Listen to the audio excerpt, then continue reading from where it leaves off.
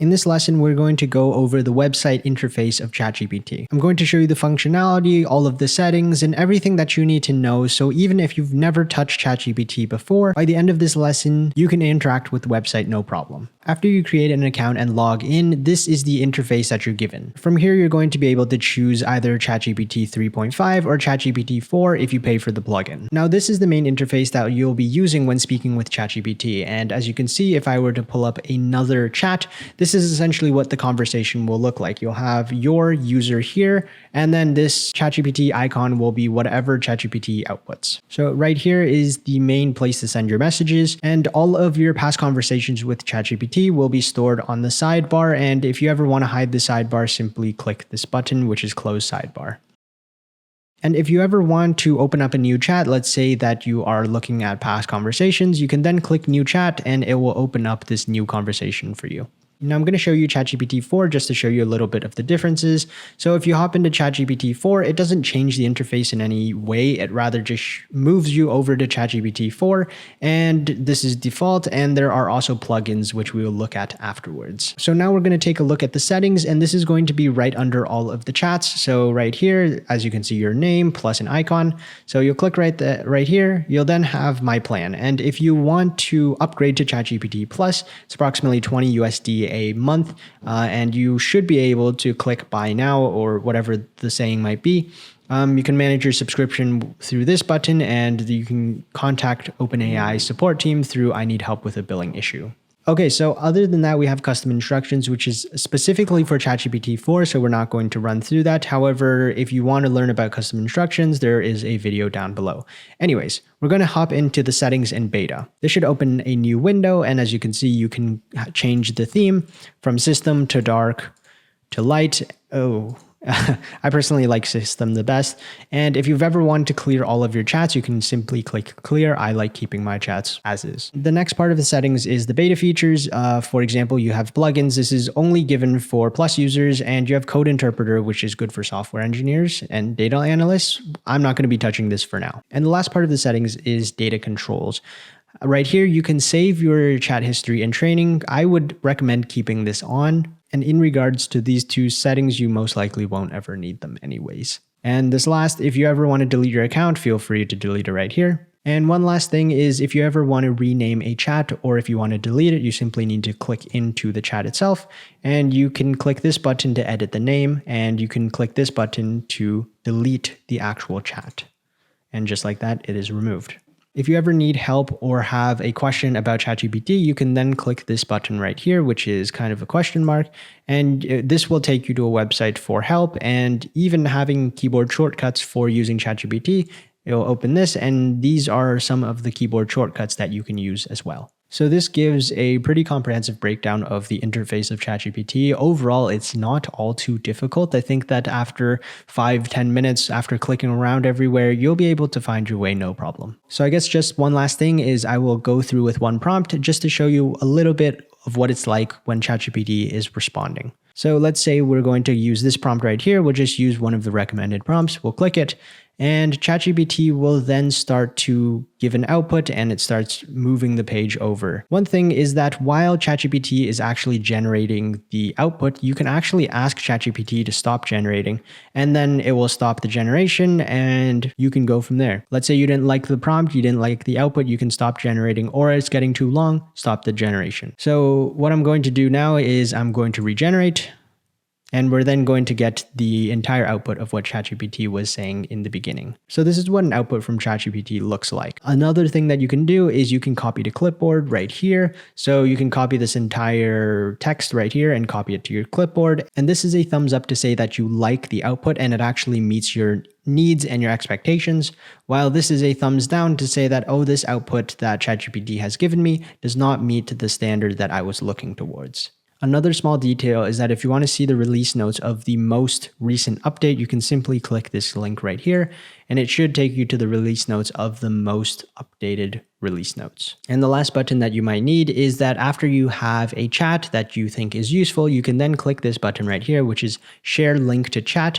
And to anyone who clicks the link to this chat will be then given essentially and shown the entire conversation that you've had with ChatGPT. And this button is just share your name if you want this to be anonymous or not. You can even change the name and click more information if you need more information. And this is the copy the link. With all of that being said, I hope that this was a comprehensive breakdown to the website interface of ChatGPT. I'll see you in the next lesson. In this lesson, we're going to use ChatGPT once again to teach you exactly how ChatGPT itself works under the hood. I sincerely believe that this is better than simply giving you a presentation, because at the end of the day, illustrations and a couple of slides can really only go so far. So with this point blank, we're going to ask ChatGPT, how do you work? So the prompt here is going to be, can you explain how ChatGPT works? Okay, so ChatGPT has now given us a 6-step breakdown to exactly how ChatGPT itself works. However, there are a lot of words and vocabulary that I am not quite familiar with. They are a little too high level, a little too technical for me. For example, we look at system behavior, controlled and focused, aligned with the intended use of the model. There's just a lot of words that I personally am not comfortable with explaining. So what we're going to do is simply ask ChatGPT to be able to take this answer and simplify it as if I were a high school student. From there, we'll be able to take a look and read through it to see how ChatGPT works, but with a lower reading grade. So the prompt that we're going to be using is, can you explain how ChatGPT works to a high school student? So ChatGPT has rewritten exactly this main paragraph, but has rewritten it for the target audience of a high school student. So let's just read through this. Absolutely. Imagine ChatGPT as a super advanced version of autocomplete on your phone, but instead of just suggesting the next word in advance, it can help write whole paragraphs, answer questions, create stories, and more. Here's how it works broken down into simpler terms. So section 1 is learning the basics pre-training. Think of this the way you learn languages and facts about the world you grow up. ChatGPT starts by reading lots, and I mean lots of sentences and text from the internet. During this stage, it learns grammar, vocabulary, and some general information about the world, much like you learn in school. It practices by guessing what word should come next in a sentence. Okay? This makes sense so far. Step 2, special training, fine-tuning. After learning the basics, ChatGPT goes through a special training phase, like a focus study session. In this stage, expert teachers called reviewers help train the model using a more specific set of examples and rules. These teachers regularly check how ChatGPT is doing and help it improve. This stage makes ChatGPT more reliable and ensures that it generates useful and safe content.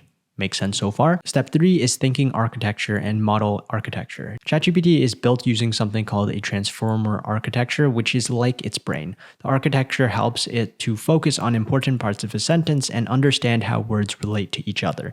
Imagine reading a book and underlining the important parts to help you understand the story. That's what ChatGPT's brain does with the words in a sentence. Good so far. Step number 4, crafting a response, generating responses. When you ask ChatGPT a question, it uses what it's learned to craft a response. It thinks step by step, choosing one word at a time based on the words it has already picked until it has built a complete sentence or paragraph as a reply. Step 5, a clean slate, interaction with users. Every time you talk to ChatGPT is like a new conversation. It doesn't remember past conversations, so it doesn't know who you are or any of your personal details from previous talks. And step number 6, not perfect, limitations and biases. ChatGPT is a helpful tool, but it is not perfect. Sometimes you might write something that doesn't make sense, or it might not understand your question perfectly. And because it learned from the internet, which isn't always the nicest place, it might sometimes say things that are not biased or not totally fair.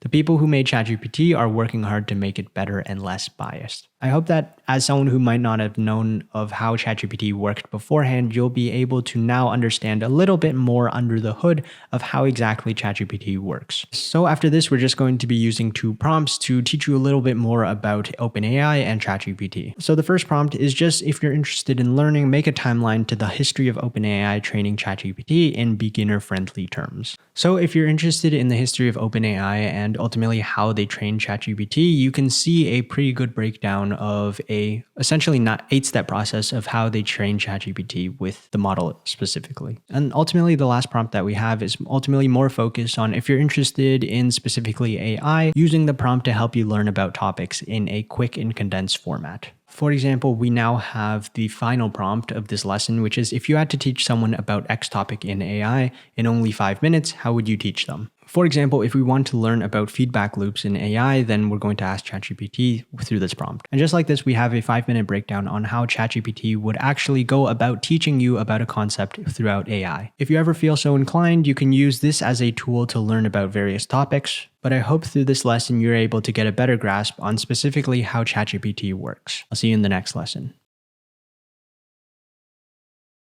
In this lesson, we're going to pair ChatGPT versus other large language models. Now, instead of simply giving you a presentation on ChatGPT versus other large language models, I decided to actually just choose 3 prompts, and I'm going to input them to ChatGPT, Bard, and Cloud. If you don't know, ChatGPT is run by OpenAI, Bard is run by Google, and Cloud is run by Anthropic. Now, I realize that there's a lot of nuance when it comes to having specific prompts and which specific large language model is better at which, but just in general, I think this is way more fun. I'm not going to have any bias towards any of the large language models. I'm simply going to give the 3 prompts. I'm going to give it all the time it needs to give a response, and then let you be the judge of all of the prompts.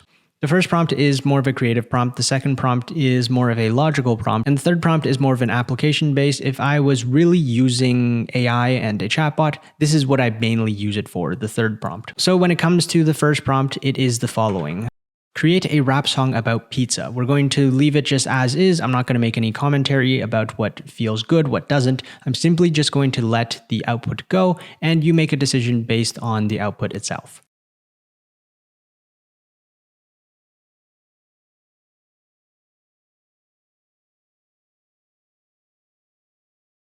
Okay, so ChatGPT has now created a rap song about cheese pizza. I'll slowly run through it. You can pause the video, take a look at it. Okay, so this is Google Bard. We're going to ask the exact same prompt and let's go through with it.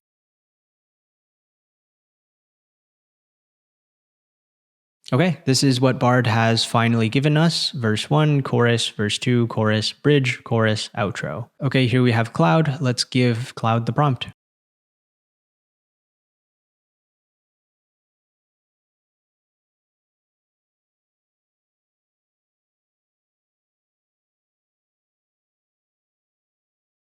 All right, so this is what Cloud has given us. Let's move on to the next prompt. So this next prompt is actually more of a brain teaser. I've run it with ChatGPT and you're going to see this prompt later in the course, but I already know ChatGPT is able to answer this, but we'll go through all of them anyways. The prompt here is, when I was 6, my sister was half my age. Now I'm 70. How old is my sister? The right answer for this riddle is 67 years old.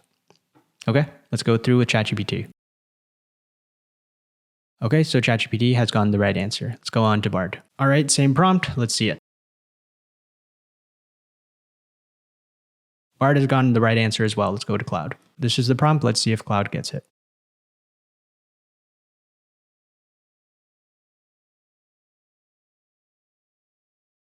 Okay, Cloud has gotten the question right as well. Let's move on to the last prompt. Okay, for this last prompt, we have the following. Create an itinerary for a 2-week trip to Japan. Be sure to remember, I have a $5,000 budget. I'm traveling with one other person, and I'd like to eat out as much as possible. Please be as detailed as possible. Now, this is the type of prompt I would typically ask ChatGPT, Bard, Cloud. This is a normal prompt that I would typically use because it's practical. It's what I feel I would actually use. Let's see it.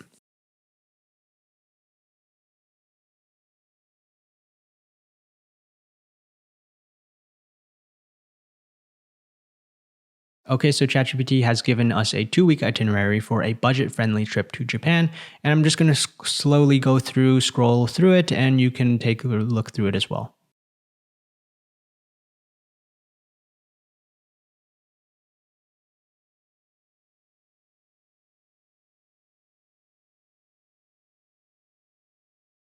All right, let's give this prompt to Bard.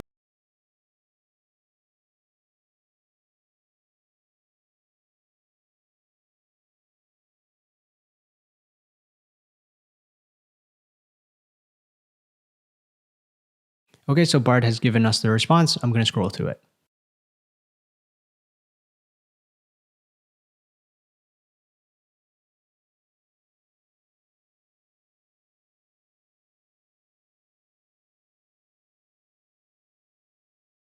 All right, that was Bard's output. Let's go to Cloud.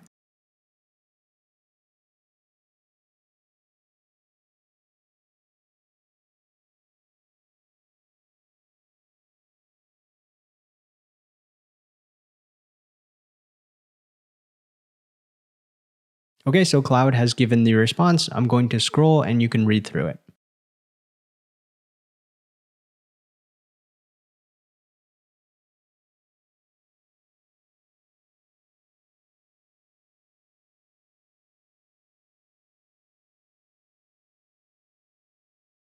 That's going to conclude this comparison. So this lesson has tested 3 large language models with 3 various different prompts, and I really want to just showcase the output quality of each and every single large language model. I most likely will put a write-up down below in the description talking about what ChatGPT is good for, what Bard is good for, what Cloud is good for. So if you're interested in that, you can click down below. With all that being said, I'll see you in the next lesson.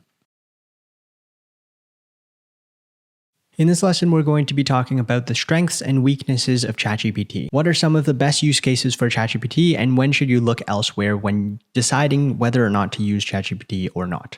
Now, I thought of doing a presentation for this lesson, but rather I think that the best way to be able to continue to learn about ChatGPT is to actually ask ChatGPT itself, what are the strengths and weaknesses of ChatGPT? So we're going to be using ChatGPT plus ChatGPT-4 for this because it has more up-to-date information. But without further ado, let's get started with the prompt. So the prompt that we're going to be using right now is the following. What are some strengths and weaknesses of ChatGPT? What is it good for and what is it not good for? Please present the data in tabular format. Let's see what ChatGPT gives us. Okay, so as you can see, ChatGPT has now given us a table format of in the category strengths, weaknesses, what it's good for, and ultimately what ChatGPT is not good for. It then has a description of all of these things, breaking down each of these categories. And just taking a look at some of the strengths, we have language skills, excellent at generating human-like text based on output, information, can provide information, creative writing, multilingual, and customization. Some of the weaknesses compared to that is that there's a knowledge cutoff. The information is only up to date until 2021, and it cannot browse the internet. There is a context limit, so being able to have a lot of context and even having a long conversation, it begins to lose the context that is held within this conversation. It may misunderstand nuance or ambiguous queries. Ethical boundaries can inadvertently generate inappropriate content. And lastly, it's speculation. If ChatGPT has something that it knows nothing about, it may generate plausible sounding but incorrect or speculative information. So taking a look at these categories, these are the strengths and some of the weaknesses of ChatGPT. Moving on to what ChatGPT is good for, it's good for drafting text, it's good for Q&A, it's good for language learning, and ultimately it's good for brainstorming as well. However, some of the things that it's not good for, this is really just an extension of some of the weaknesses, is that it does not have real-time information. Although it typically will offer personal, medical, and legal advice, it's probably not the best for it. You then have very complex tasks, and lastly, emotional support. Now you see this table is good, but there are a couple words and a couple phrases that I don't really understand or pretend to understand. So what we're going to do is ask ChatGPT to actually simplify this table a little bit. Okay, so I've asked ChatGPT to simplify this table for the average person, so it's really dumbed down the vocabulary when it presents this information in the table. And ultimately, I wanted to put it in a table format so it's ultimately as easy to read as possible. At the end of the day, I don't think that it should necessarily restrict you to the things that you should ask ChatGPT for versus not. I think that pairing ChatGPT with other large language models will be extremely helpful. So where one large language model falters, you have another one to pair it up with its strengths. Personally, for me, I tend to ignore what ChatGPT is not good for and I ask it anyways, because by being able to get just about anything, I'll be able to start off with a foundation to know what I don't know. So with all of that being said, using ChatGPT to find the strengths, weaknesses, what it's good for, and what it's not good for has been extremely helpful. I'll see you in the next lesson. Now, the best way that you want to conduct your conversations with ChatGPT is to treat it like a conversation. If you don't get what you want at first, then slowly continue to prompt, continue to iterate until you get the desired output from ChatGPT. So with that being said, let's get started with crafting this perfect prompt. So we're going to use an example of being someone who wants to work out and get a workout plan from ChatGPT.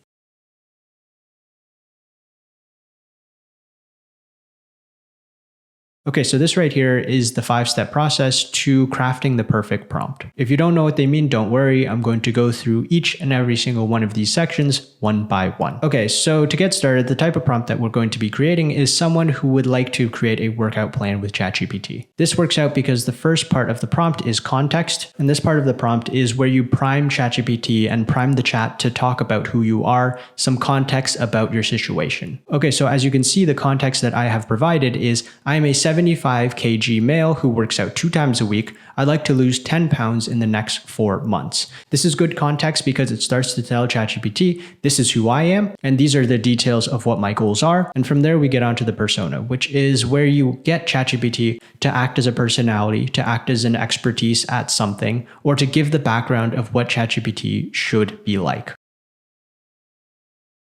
In this case, we're going to tell ChatGPT to act as a world-class personal trainer because we want them to take on some of the responsibility of what it's like to act out this given scenario. Now, you no longer need this plus sign. You could just continue it as normal punctuation.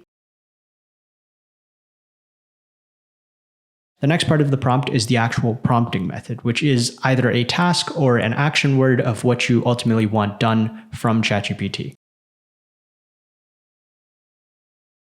For example, for us, we're going to say generate a 3-month workout plan and nutrition plan, and this is what we're telling ChatGPT that ultimately we would like to have done. This is what we want ChatGPT to help generate for us. The next part of the prompt is the format, and ultimately this is how you wish your output to be formatted. If you wanted it in table form, if you wanted it in a bullet form, if you wanted it in notes, in whatever format that you like, ChatGPT has the capabilities to help you do that.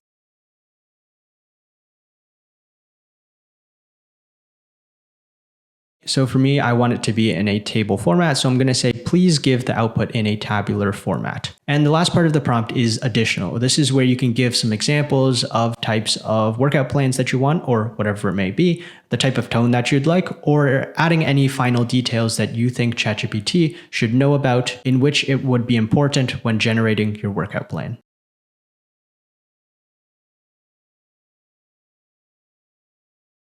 Okay, so we filled out the final part of the prompt, which is I'd like to mention that I like to mix it up with weightlifting and running. These are the final details of the prompt. And as you can see, that is the 5-step process to helping you craft the perfect prompt. Context, persona, prompt, format, and additional. Now, of course, you can add more details to this prompt. This prompt itself is a little bit bare, but for the sake of demonstration, we're keeping it simple as possible. So with all that being said, you can now click enter and ChatGPT will give you your output.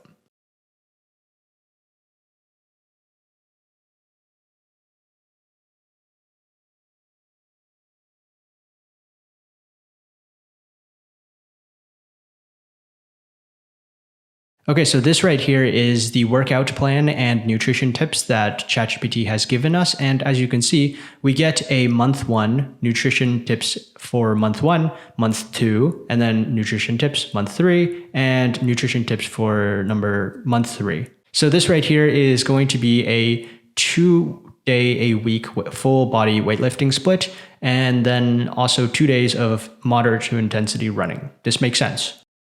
And for example, nutrition tips would be similar to aim for a slight caloric deficit, consume a balanced diet, stay hydrated, and limit sugary drinks, and avoid processed foods and excess snacking. And as you can see, this is exactly what we're looking for. We wanted something detailed. We wanted something that could last us the entire 3 months, something that we can not only stick to, but also find ways to improve on a month-by-month basis. Now, of course, if you want more details, you can ask ChatGPT for more details. But with all that being said, this is the formula for crafting prompts in ChatGPT. In this section, we're going to be talking about practical prompting. Because I know that a lot of the lessons I talk about are very theory-based, are very heavy on learning about how ChatGPT works. But before we move on to the prompting fundamentals and prompting engineering, we're just going to take a look at a couple prompts that are very practical based.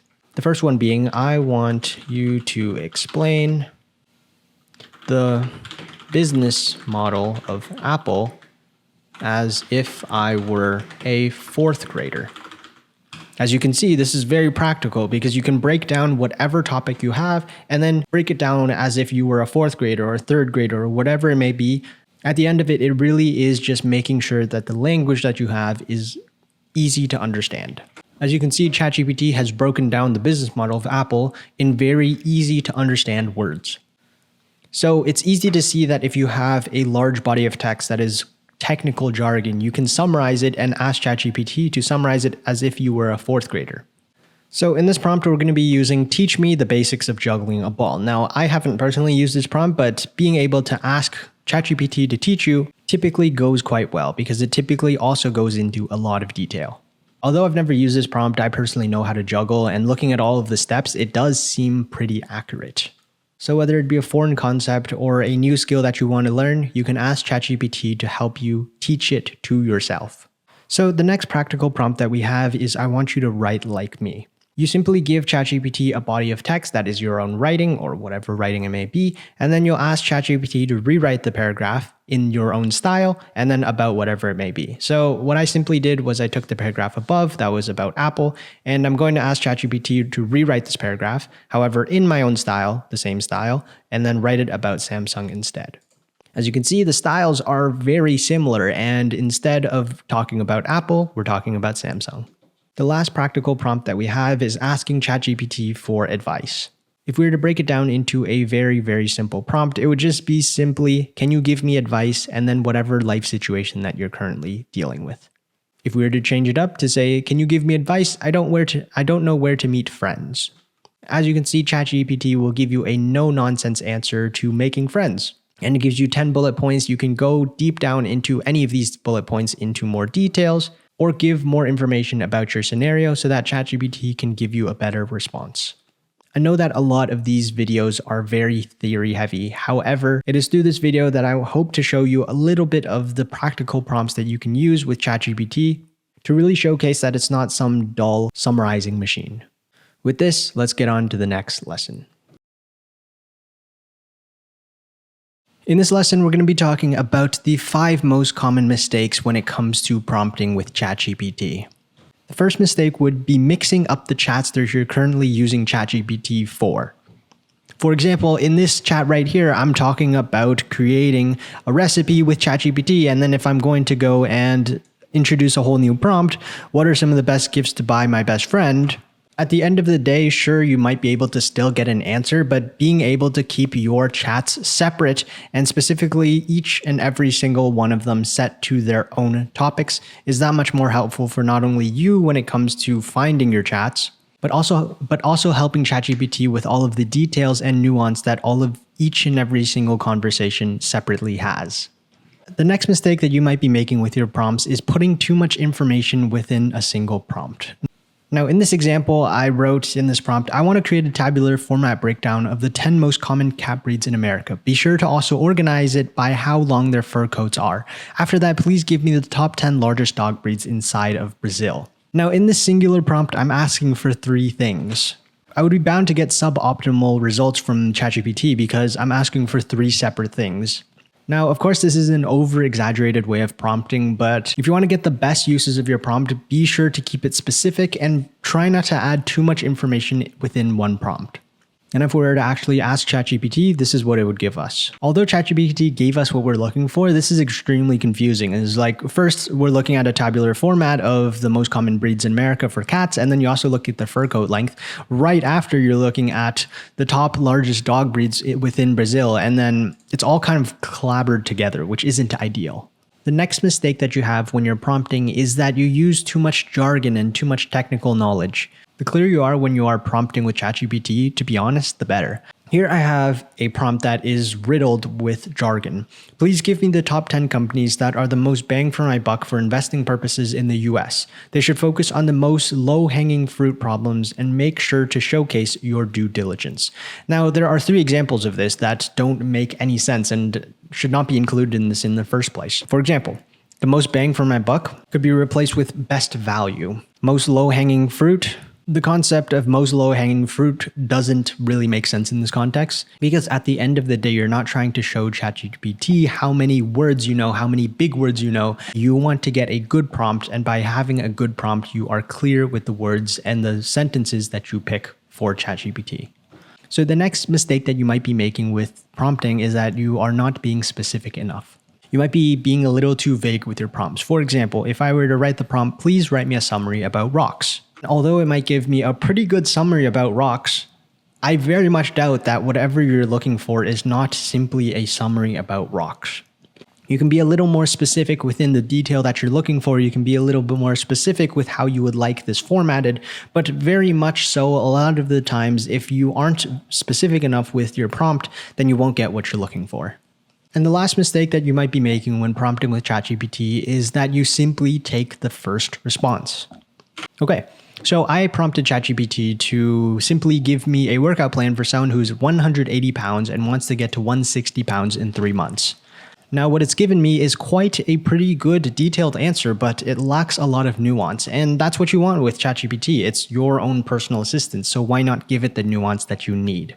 Sure, my workout, cardiovascular exercise, strength training, HIIT training, flexibility, If you simply take ChatGPT for the first output that it gives you, you're lacking so much detail, you're lacking the chance to prompt it on more things, to give it more nuance, to give it more details.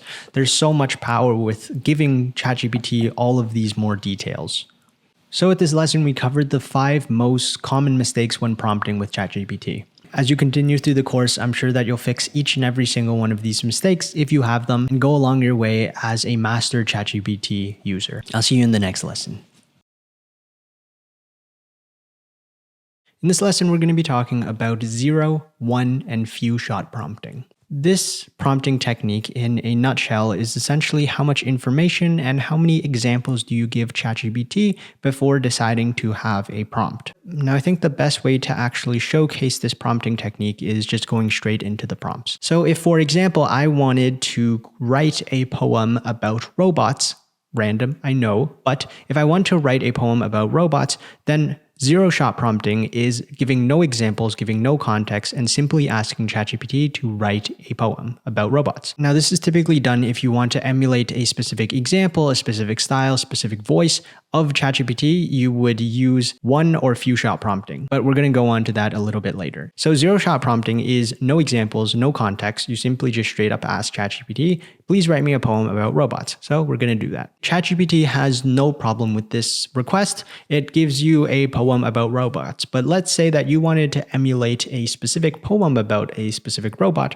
or in the style of voice of a specific output anyways. So now what we're going to do is we're going to give ChatGPT 1 example and we will call this 1 shot prompting. So here we have an entire poem about robots. Let's say that I want to emulate a little bit about the style and the voice that is written in this specific poem. I'm then going to say to ChatGPT, using the example above, can you write a poem about robots? This in itself gives 1 example, so we will call it 1 shot prompting. Now ChatGPT has given us a second poem and it should in a sense match similarly in the same style as the first poem that we have had before. Now we're going to move on to few shot prompting, which is the same as 1 shot prompting, but we give more examples. By being able to give more examples, we get closer to the output that we're trying to emulate. So in this example of few shot prompting, as you can see, we now have 1, 2, and 3 poems that we're going to give as examples to ChatGPT. ChatGPT will then try to emulate its style, voice, and all of the other characteristics as best as possible to finally, using the examples above, can you write a poem about robots? Let's see what ChatGPT gives us. And ChatGPT has now given us poem number 4, and I'm sure that the details of the poem would be quite similar, and it's taken parts from poem 1, poem 2, and lastly poem 3. I think that at the end of the day, if you're trying to output something very specific or under under a specific voice or output, you can use few-shot prompting. Because in comparison with zero-shot prompting and few-shot prompting, you are giving context, you're giving examples to ChatGPT. This is what I want, this is the example that I will give you, and ultimately, this is the output that I would like to get. You're going to see this prompting technique a lot throughout this course, so please get used to it now. With all of that being said, I'll see you in the next lesson. In this lesson, we're going to be talking about chain of thought prompting. If I were to give a quick summary of it, it is simply just asking ChatGPT at the end of the prompt to think through its answers step by step. So here we have the chain of thought prompt essentially, in a nutshell. It is your question at the beginning, and then at the end of it is, let's think through this step by step. Now I have 3 examples to run this through to show you how it works. So here I have a riddle. This is a question that I'll ask ChatGPT, and it's just a simple riddle of which way is the faster way to work, option 1 or option 2. As you can see in the beginning of the output, it actually says option 1 would be the faster way to get to work. However, without going into the calculations, option 2 is actually faster. But then in the end, it says, as you can see, option 2 has a total travel time of 890 minutes, which is less than option 1's total travel time of 1040. Therefore, option 2 is the faster way to get to work. Now with previous models of ChatGPT, typically, and from what I've seen before, it would typically give you option 1, and in various different riddles and various different questions, if it gave you the wrong answer, you could use the chain of thought prompting method to get to the right answer. So in this scenario, we see that ChatGPT actually got it right, but now let's actually see what it would say if I added, let's think through this step by step. Okay, so ChatGPT actually says, oh, apologies for the confusion in my previous response. Let's analyze the travel time step by step for both options to determine which is the faster way to get to work. So then it lists through step by step: bus, train, bike ride, total time 1040. Option 2, bus, train, bike ride. As you can see from the front, it says ChatGPT apologizes for the confusion in the previous, and it now states that option 2 is actually the faster way to get to work. Therefore, option 2 is the faster option. Moving on to the next prompt, we can just ask ChatGPT a question and then try to figure out the chain of thoughts that ChatGPT is going through step by step to see how it reaches its conclusion. So in this next section, we have how fast does the Earth move? Let's think through this step by step. So as you can see, ChatGPT had then broken it down into the single steps that it takes to think through this problem. The first step, rotation on its axis. It takes into consideration a couple factors, then revolution around the sun, galactic motion, and then it takes all of these factors into account, and then you get a final answer right here. Now, I think that at the end of the day, it is just extremely helpful to see exactly how the thought process goes. If you had a problem that you not only wanted the answer to, but the thought process to how you got to that answer, I think this prompting method is extremely helpful. And the last prompt that we have is another riddle. As you can see, this is a quite basic riddle. A family has 5 sons, each of them has a sister. How many kids does a family have in total? Now, if you know this riddle, the correct answer would be 6, because the 5 sons, each of them has a sister, there's 1 sister, so 5 plus 1 equals 6. Let's see what ChatGPT gives us. Okay, so ChatGPT had actually given us the correct answer. Now, I remember a couple weeks ago trying this riddle as well, but ChatGPT said, oh, there were only 5. Now, after taking a look at all this, we're going to then add the last section to this prompt. So we've added the last section to this prompt. Let's think through this step by step, and let's see what ChatGPT gives us. And once again, ChatGPT is correct. Like most things, if you have a question that you'd like to ask ChatGPT, instead of simply asking for the answer, a lot of the times, if it simply gets stuck on an answer or doesn't know the answer or even gets it wrong, chain of thought prompting can be extremely helpful for helping you not only find the steps to getting there, but getting the right answer at the end of it. With all that being said, let's get on to the next lesson. In this lesson, we're going to be talking about ladder prompting. As explained in the most common mistakes of prompting, automatically taking the first output that ChatGPT gives you is typically a mistake that you might make because there's so much nuance that you might want to give ChatGPT. So with that, we get the result of ladder prompting, which is getting ChatGPT to build upon itself and to build upon the details of what has previously been said. Instead of simply taking the answer at face value, you continuously ask ChatGPT for more details, you give ChatGPT more details, and from there you continuously build more and more rungs of the ladder until you finally get the output that you're looking for.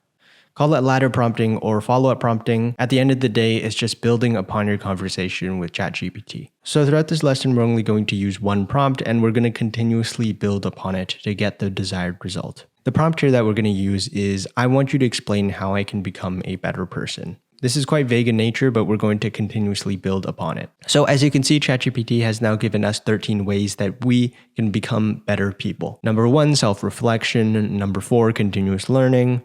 Number 8, healthy habits. Number 12, embrace change. Number 13, give back to the community. And as you can see, although it gives us 13 key points, they don't go into all that much detail. So I'm going to ask ChatGPT, as building it as a ladder, I'm going to ask ChatGPT specifically for number 11, what are some details about this? So now that I've asked ChatGPT to give me more points about effective communication, ChatGPT has now given me 11 more points on how specifically we can be better communicators. Now, at this point, it feels a lot like theory because you can't simply just tell someone to practice patience because you don't really know what that means. Same as saying number 7, conflict resolution. You can't simply tell someone, oh, you need to work on your conflict resolution. Sure, that may be a starting point, but you don't really know what all of that entails. So as we add one more rung to the ladder, let's add the following. I wanted ChatGPT to give me something application-based. So I've asked ChatGPT, I want you to give me some activities that I can work on my conflict resolution. So now I have some activities that I can actually focus on when wanting to build my conflict resolution. Number 1, role-playing scenarios. Number 2, meditation exercises. And it goes on and on about things that I can work on to become better at conflict resolution. At this point, we're 3 to 4 rungs up on the ladder. We've started from just simply wanting to become a better person, and then we've gone deeper and deeper, and suddenly we're now at an application phase of how we can become better people. I think for the last part of this prompt, we're going to simply ask ChatGPT for a 1-week reflective journaling for number 3, a 1-week reflective journaling section. So as you can see, we're now 3 to 4 rungs up the ladder, and we're now going to ask ChatGPT for the final part of this prompt. We're going to be very specific and ask ChatGPT for a 2-week reflective journaling activity. As you can see now, ChatGPT has given us a 2-week reflective journaling activity that is very much focused on conflict resolution. At the beginning of the video, we started with how can we become better people, and then we've slowly merged and we've slowly climbed up the ladder until we've got more and more detailed, and now we have a very specific topic and a very specific activity to help us with the issue. If at first you don't get the results that you want from ChatGPT, continue to follow up, continue to build that ladder one rung at a time. I'll see you in the next lesson. In this lesson, we're going to be talking about clarification prompting. In this method, ChatGPT will ask you clarifying questions before giving you an answer to the prompt that you're looking for. This will be pretty hard to explain, so I'll just start off with an example.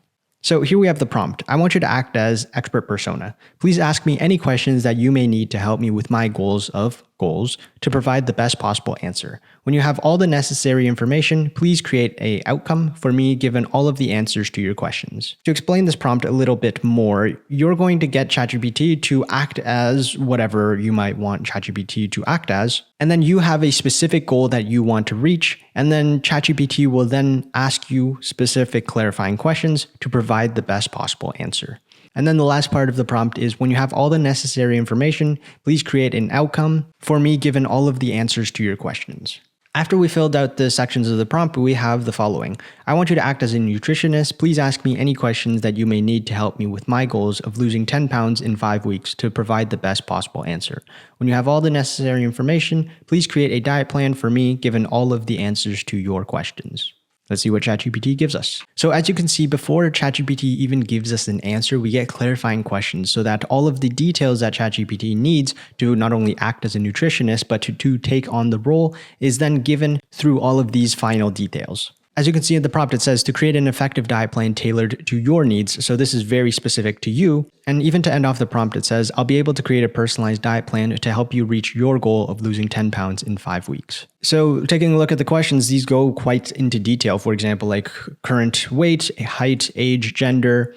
Do you have any medical conditions, any particular foods or food groups that you dislike or cannot consume? What are your typical beverage choices throughout the day? And as you can see, ChatGPT is going very in depth before being able to even give you an answer. Let's answer this. So as you can see, I have filled out all of the questions that ChatGPT had given us. And for you, I'm sure if you're using this prompt, you can go into a lot more detail. For me, I simply want to see what ChatGPT will give me. So after answering all the questions, let's see what plan that ChatGPT gives personalized to me.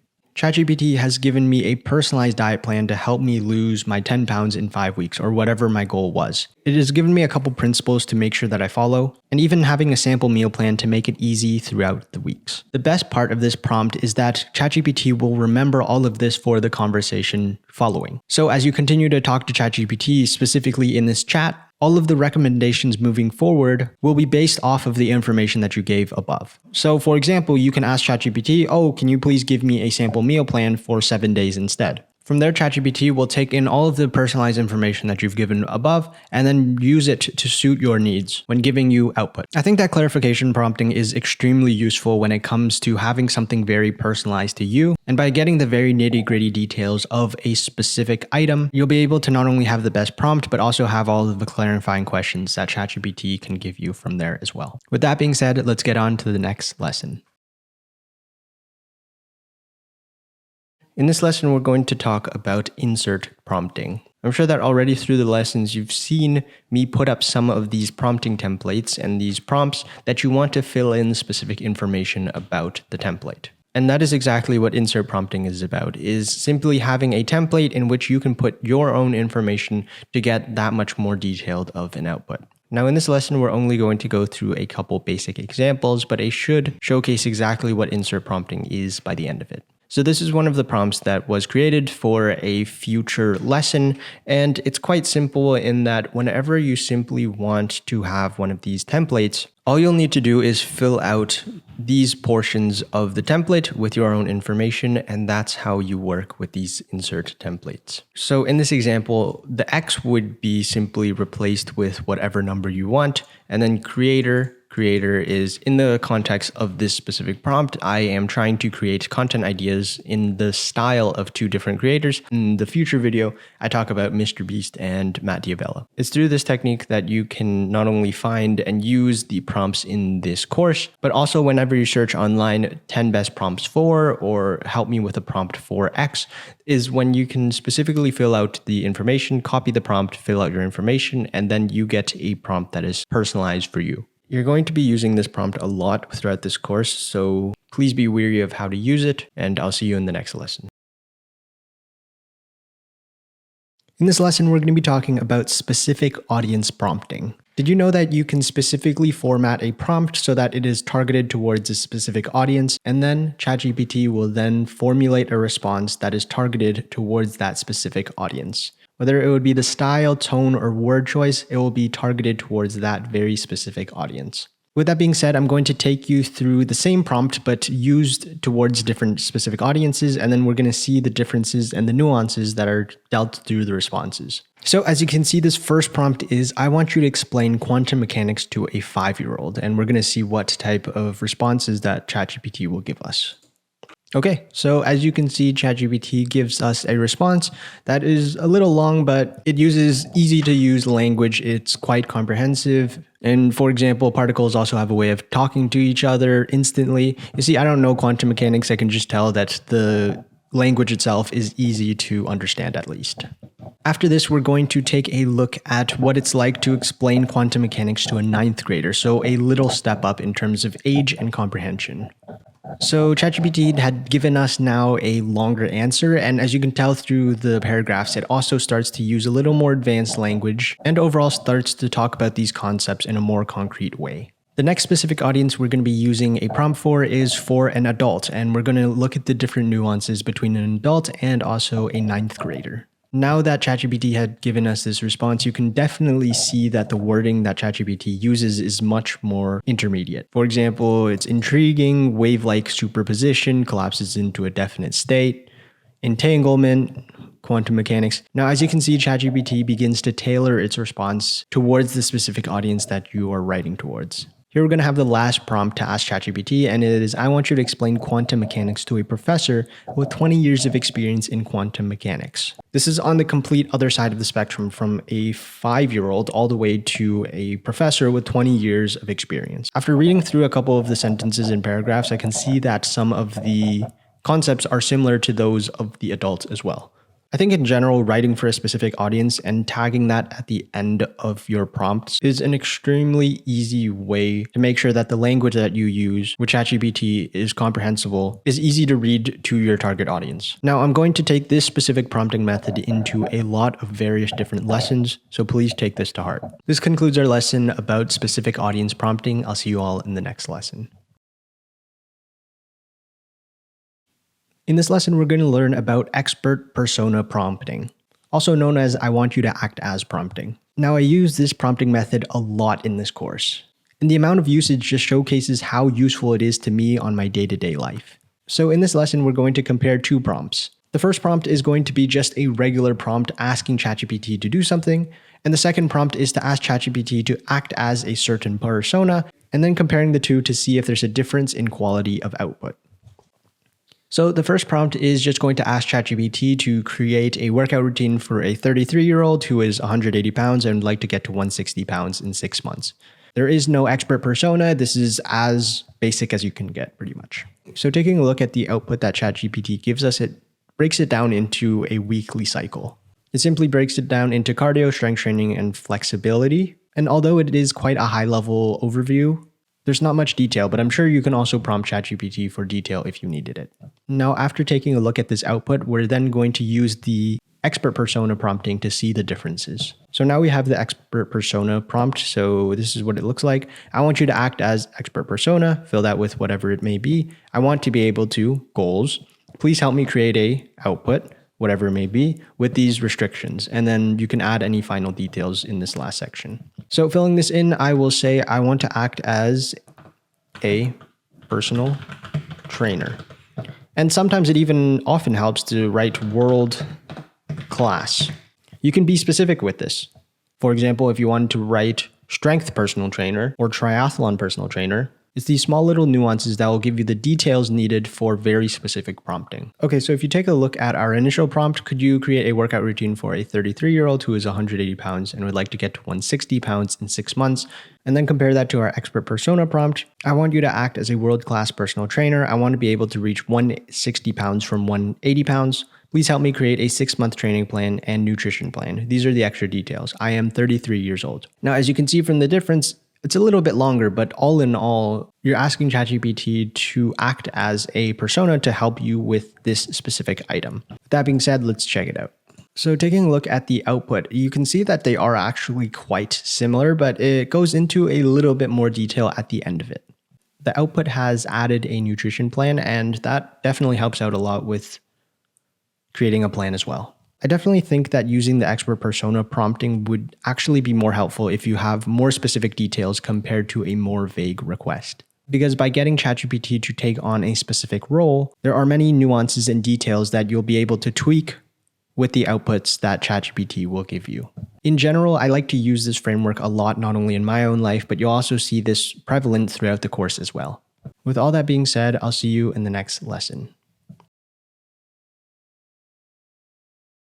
In this lesson, we're going to be talking about comparison prompting. This is simply when you have two or more options and you want to compare the most important characteristics between them. In this lesson, I'll have two prompts that you can use to help you find the best comparisons between two or more objects. To initially prompt ChatGPT for the most important characteristics, qualitative or quantitative, we would pigeonhole ourselves a little bit too much. So we would rather ask ChatGPT for the most important characteristics and then take all of those characteristics to then compare the two objects. Okay, so our first prompt is going to be, what are the most important characteristics when comparing option 1 to option 2? So I filled this out as, what are the most important characteristics when comparing shoes and sandals? And one thing you can actually even include is as a target audience. For example, if I were a nomad traveler who travels the world 200 days a year, this would be different. So let's see what ChatGPT gives us. Okay, so we see some of the most important characteristics when it comes to comparing shoes versus sandals, and especially as a nomad traveler. For example, we see comfort, versatility, breathability, weight. All of these factors are quite important when it comes to these two options. So now we get to the second prompt, which is actually comparing the two. And the prompt itself is, please compare the two following options, option 1 and option 2. Please factor in X factors, so this would be these factors, and showcase the output in a tabular format. So I type in shoes and sandals here, and then from here I can write, please factor in the most important characteristics above. Okay, so as you can see, ChatGPT gives us the most important characteristics we've looked for above, and then it gives us shoes versus sandals, and then it talks about some of the most important key parts for each of these characteristics. And I typically like to ask it in a tabular format because it's easier on the eyes. And another thing that you can do is you can continue to prompt ChatGPT, for example, if you wanted to add either a new characteristic or even a new option. Can you add flip-flops to the table? And just like that, we've added flip-flops to the table. It's also as easy to add an important characteristic. Through the summary, it also gives a breakdown of each and every single one of your options, which is pretty good at encapsulating everything. The last thing that I personally find helpful is looking through this table. You can then ask ChatGPT to give each of these characteristics a ranking out of 10 or whatever ranking you might care about. And just like that, ChatGPT had given you a quantitative look at how all of these options compare when it comes to the characteristics and a numerical ranking. Comparison prompting isn't only for comparing two options. For me, I actually like to use it for decision making as well. I take all of my emotions and I let ChatGPT's logical side list all of the options and all of the characteristics of these options and to help me make a decision. All in all, comparison prompting is extremely helpful and extremely versatile. I'll see you in the next lesson. In this lesson, we're going to be covering self-consistency prompting. Now, I'm mainly just going to be explaining the concept and showing you how it might have worked, because the updates to ChatGPT and upgrading ChatGPT from 3 to 3.5 up to 4 has made it so that a lot of the initial prompts that were used to demonstrate this given prompting style in a way no longer work. Here's what I mean. Self-consistency prompting is simply asking ChatGPT or any AI model the same prompt a couple of times, and before, usually what would happen is ChatGPT would give you different answers every single time. And after, you'll give ChatGPT a couple of examples or a few shot prompting, and then slowly it'll come to a more decisive output. And once you have an output that is repeated multiple times, it becomes consistent, and that's why it's called self-consistency prompting. So here's what I mean. For example, if you were to have this prompt, when I was 6, my sister was half my age. Now I'm 70, then how old is my sister? Previously, ChatGPT would answer with 35, which is obviously not the right answer. The sister would be 67. So if we were to ask ChatGPT this question right now, it most likely would give us 67. Let's see. Okay, so ChatGPT has given us 67. However, we would be able to showcase self-consistency prompting if, for example, the answer right here was 35 years old. We can then enter in this next prompt. We then show ChatGPT this prompt, which is few shot prompting. We show a couple of examples of this exact same scenario, but just given in different situations. You have the question, which is similar to this question, and then you give the answer as well. Similar to question, answer, question, answer, question, answer, question, answer, question, answer, and pretty much all the way throughout this prompt. You're pretty much showing ChatGPT, here's how you answer this given question. Now, previously, when this answer would be 35, you can then have the final question. When I was 6 years old, my sister's half my age. Now I'm 70. How old is my sister? Then after all of this few shot prompting and giving all of these examples, you then should be able to get the answer of 67 years old. So as you can see, it is now 67 years old. Now we're not able to really showcase self-consistency prompting because ChatGPT has just really gotten that good. But what you would do is you would continuously repeat this prompt right here, with all of the few shot prompting examples, and you would continue to ask this to ChatGPT until you get some consistent answer. For example, sometimes you'd get 35 years old, sometimes you'd get 67, but a majority of the time you'll get 67 years old, and after 5, 6, or however many times you prompt ChatGPT, you'll then have a consistent answer of 67. When you have that majority, you can take that as the answer. Now, I'm going to be honest, for most individuals and for most people, self-consistency prompting isn't all that useful, especially since ChatGPT is getting so much better at logic-based questions. So with all of that being said, I'll see you in the next lesson. In this lesson, we're going to talk about generated knowledge prompting. This prompting framework is done through 2 steps. The first step is getting ChatGPT to give some facts or some information about a specific item. The next step is to then take all of the facts and the information that ChatGPT had initially gone and generated to then create a result out of it. For example, if I want to get a summary about the Empire State Building, there are pretty much two ways that I can do this. The first off is just asking ChatGPT for a summary about the Empire State Building. So let's do that. Please write me a summary about the Empire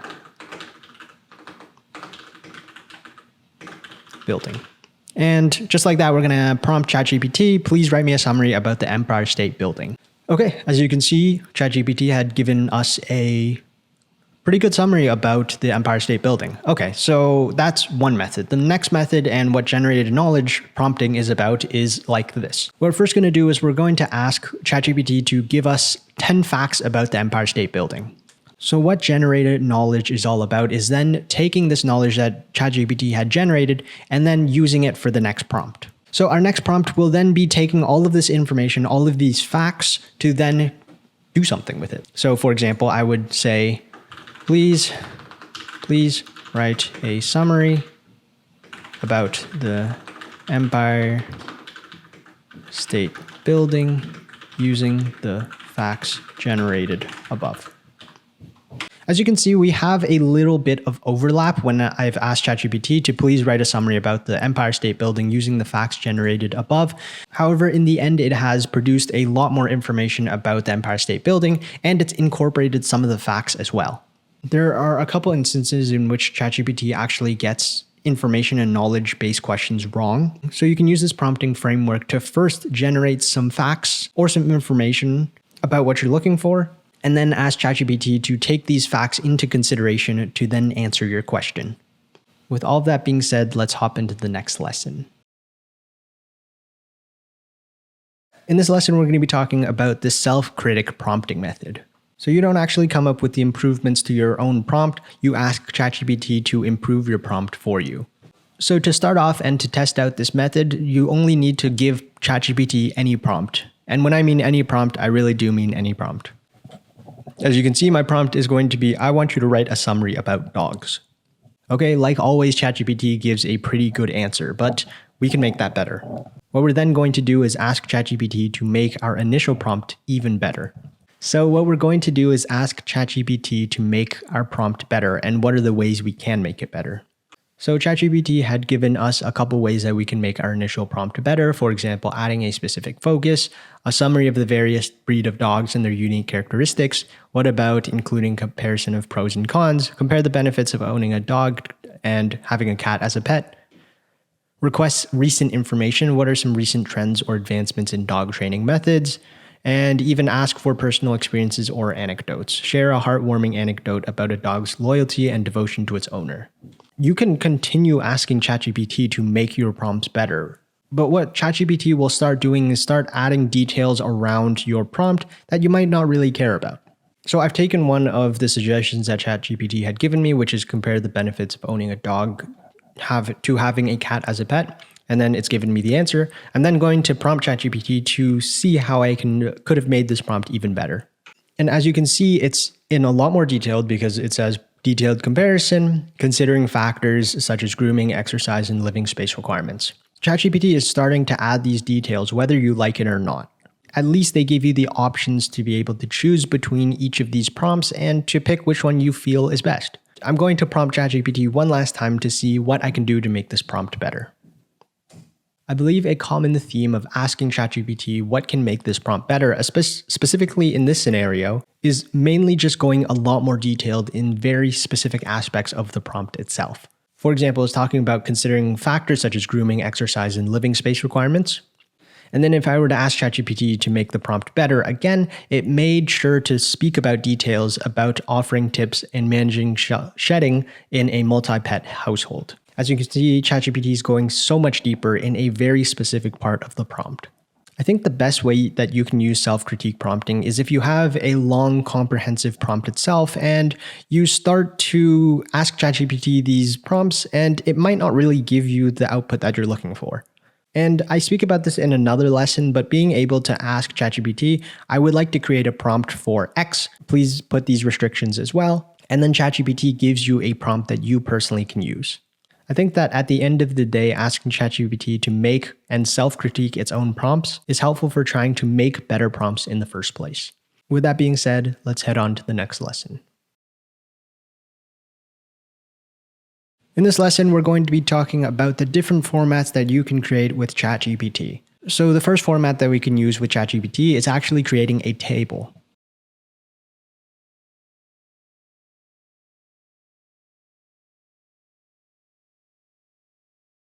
As you can see, ChatGPT gives you a format of a table, and as you can see, it goes flavor, description, and you can easily add to this table either through the flavor, or you can even add another column. If you want to make this easy to copy and paste, just ask ChatGPT to make it easy to copy and paste, or click this right here. The next format that you can use is actually making ChatGPT help you create a checklist.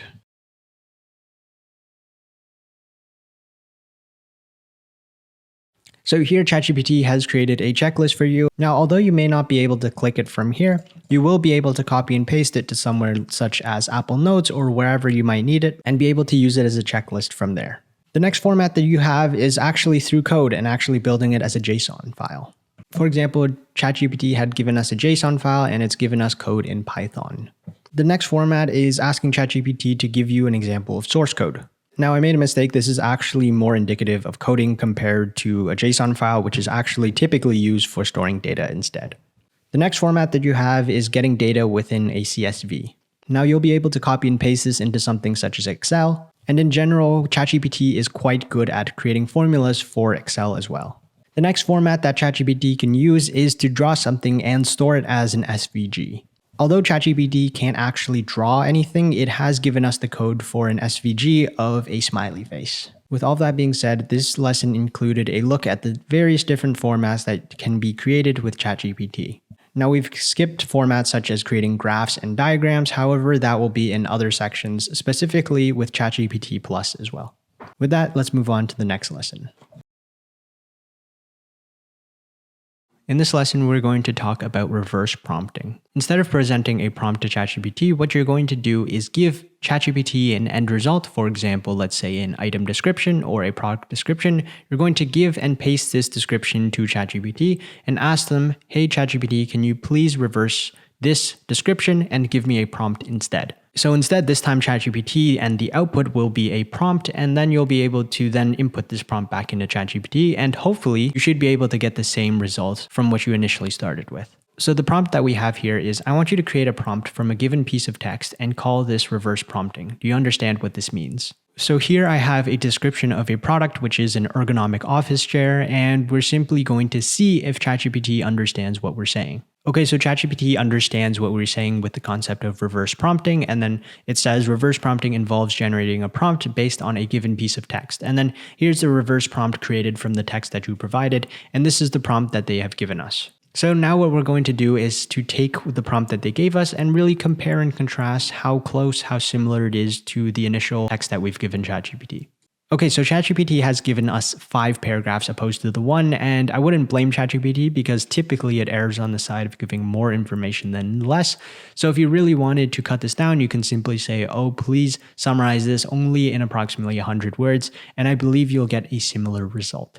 So the last part of this section is that we're going to ask ChatGPT, can you create a template for reverse prompting? We're going to see what ChatGPT interprets from all of this and see ultimately what is the end result. And just like this, ChatGPT has now given us a template for reverse prompting. So feel free to ask ChatGPT on your own end for this template, and you'll be able to use it for reverse prompting whenever the situation arises. I personally can't think of many instances I would need to use reverse prompting. However, it's a tool in the toolbox that whenever I might need it, I have it in my back pocket. So with all of that being said, I'll see you in the next lesson.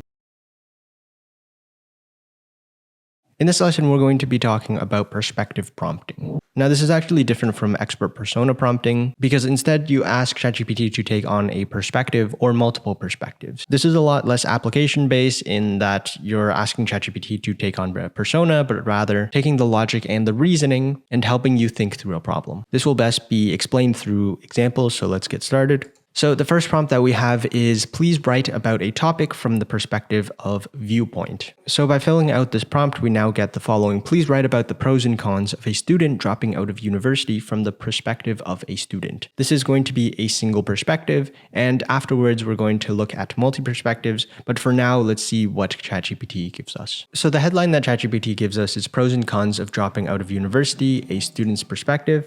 And it continues to start with a couple pros that, in a student's perspective, would be good for why you should drop out of university. Number one, immediate career opportunities, cost savings, entrepreneurial pursuits, personal growth and learning. And then it lists 6 out of compared to 4 cons of dropping out of university, which is limited job opportunities, lower earning potential, skill and knowledge gap, social and networking impact, stigma and perception, and career progression barriers. It then ends the output by saying that there are, of course, potential benefits and drawbacks, but this is simply just one perspective. So now we're going to take a look at the same topic, but through multiple perspectives. Filling out the prompt, we now get the following. Please write about the pros and cons of a student dropping out from the following perspectives: teacher, student, and parent.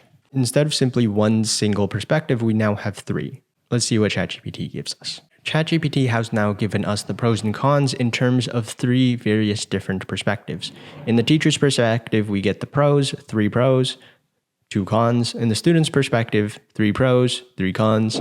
And through the parent's perspective, 2 pros and 3 cons. Although the number of pros and cons probably don't matter all too much, I think it really just depends on the arguments that they actually provide. So we're not actually going to go through all of the pros and the cons of each and every single argument. That would take too long. And it's also kind of difficult to see what are pros versus cons while it's all in this format. So the last prompt of this section is the following. Please put all of their arguments in a for and against table format.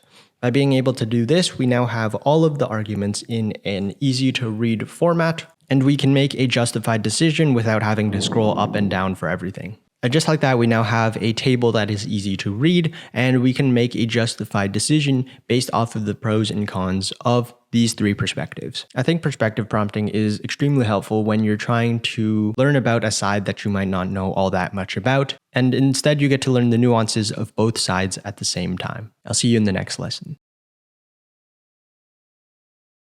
In this lesson, we're going to cover summarizing information. Now, to me, this is one of the most important and personally one of the most useful prompting methods that I use with ChatGPT. Whenever I have a large block of text or I need something summarized in a easier format, I use these prompts. So the first prompt is simple as this. We're just going to be using the prompt summarize the following passage into X words. Now, I'm going to simply say 100 words. The paragraph that we're going to be summarizing is going to be a paragraph from Wikipedia about Japanese swords. And you could probably tell that this is over, I would guess, over 100 words.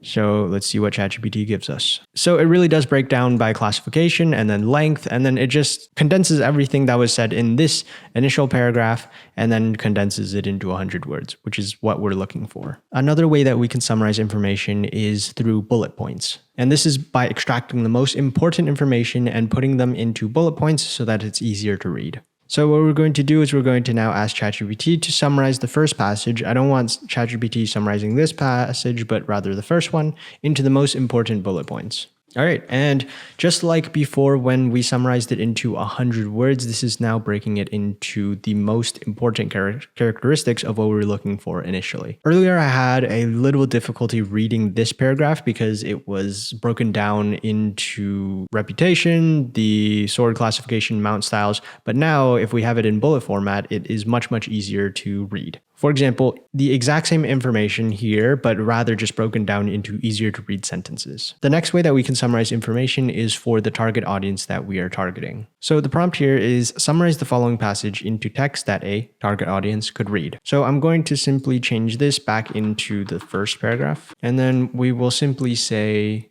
a high school student. And this is the prompt that we'll be using. ChatGPT has given us what we're looking for. It has reduced the reading level of the paragraph so that it uses not so difficult, not so high level words that could be misinterpreted or words that are just difficult, plain out difficult to read as a high school student. For example, it says the most well-known type of Japanese sword is this. It is a long curved sword with one edge that samurai used from the 15th century onwards. This is easy to read. Another way that we'll be able to summarize text is by being able to draw out information. Instead of simply taking the context that ChatGPT has written in the passage and leaving it as that, we can ask ChatGPT to provide some context, provide some extra information to things that might be confusing within each passage. So with this prompt, it is summarize the first passage and offer additional information that might make the text easier to understand. So what we're doing is we're going to first summarize the first passage, and then we're drawing out more information that might be useful to the reader so that anything that might be too confusing gets understood. So after looking at the text for a while, I'm sure that you realize the first 3 texts are mainly just a summarization of the first passage. And then there is an additional explanation on the 4th paragraph that talks a little bit more about information that we might not have known.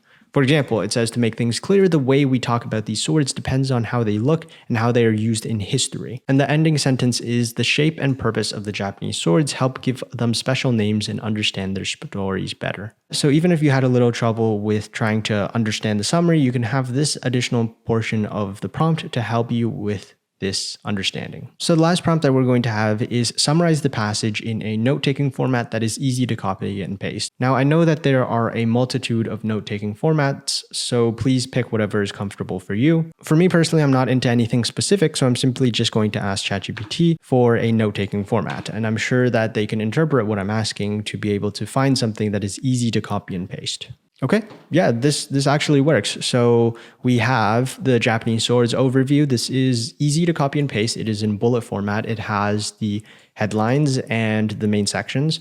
For example, the swords overview, this is katana, description, use, strength, and then we have other types. There's confusion with other pole arms and the naming and the history. And just like this, you can use the prompt to say, summarize the passage in a Cornell format that is easy to copy and paste. And no matter the note-taking system, you'll be able to summarize it effectively. Throughout this lesson, we've talked about the different ways to summarize information. And this is a method that I use quite often, so I hope that you found some benefit from it.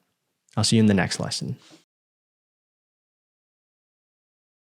In this lesson, we're going to talk about reviewing and improving information. Now, this lesson is actually going to be different from proofreading information, where we have a lesson a couple lessons down below. This is mainly about critiquing the ideas in a paragraph or a given piece of text and making the subtle improvements to make the text itself better. So let's get on to the first prompt. So the first prompt is give me 5 ways that I can improve the, and then specific issue, whatever you want to improve through this text. So here I have pasted a paragraph about creative writing, and I'm going to fix the cohesiveness throughout this text. I'm sure that these paragraphs make sense. I'm sure that these paragraphs and sentences are cohesive enough, but I'm going to test ChatGPT to find 5 ways that I can make improvements throughout this text. So ChatGPT has now figured out 5 ways that we can actually improve the cohesiveness of the text, and it gives us 5 different ways. Number 1, clear opening statement. Number 2, transition sentences. Number 3, consistent pronoun usage. Number 4, structured presentation of options. And number 5, thematic unity. And ChatGPT even goes a step above and actually revises the version of your original text with all of these improvements. And just taking a look at paragraph by paragraph, they look a lot better. ChatGPT has expanded the initial paragraph, and it has made implementations of the cohesiveness improvements in the paragraph. So the next prompt that we can use is the following. So the prompt here is, what improvements would you make to this text for a specific audience? So whoever you're writing to, where my goal is to, and then you'll include what is the goal of this writing. So for me, I'm going to say high school students, and my goal is to persuade them to write every day. Let's see what ChatGPT gives us. So ChatGPT has actually written us more of an article where it has headlines, subheadlines, and it breaks down specifically in high school student comprehension level writing why you should write on a daily basis. I think that at the end of the day, you can play around with these settings. You can play around with this prompt to make sure that whatever audience that you're writing to really gets the chance to feel heard with this prompt. With all of that in mind, I'll see you in the next lesson. In this lesson, we're going to talk about rewriting text. Now, if you pay attention, you might see a little bit of semblance when it comes to summarizing information and the prompts used in rewriting information as well. Now, I promise you they are different, but the prompts may look similar. So with that being said, let's get started with the first prompt. So the first prompt that we have is a simple prompt. It is simply rewrite this text for audience, and this is whatever audience that you have fill it in. So I've rewritten the prompt to say, rewrite this text for readers who have PhDs in creative writing. And I've simply taken a paragraph off of the internet that is just describing a way to start off your day using a daily writing routine. Something very simple, something very bland. So let's rewrite this text for readers who have a PhD in creative writing. As you can see, breaking it down, you can understand that they probably mean the same thing, but for someone who has a PhD, this probably makes a lot more sense. So this was the first way. You can rewrite it for a specific audience, but now we're going to be taking a look at this next prompt. So the prompt here is rewrite this text in a specific tone, and whatever tone you may think of, we'll say in a comedic tone. So as you can see, the text has now been rewritten in a comedic tone. It's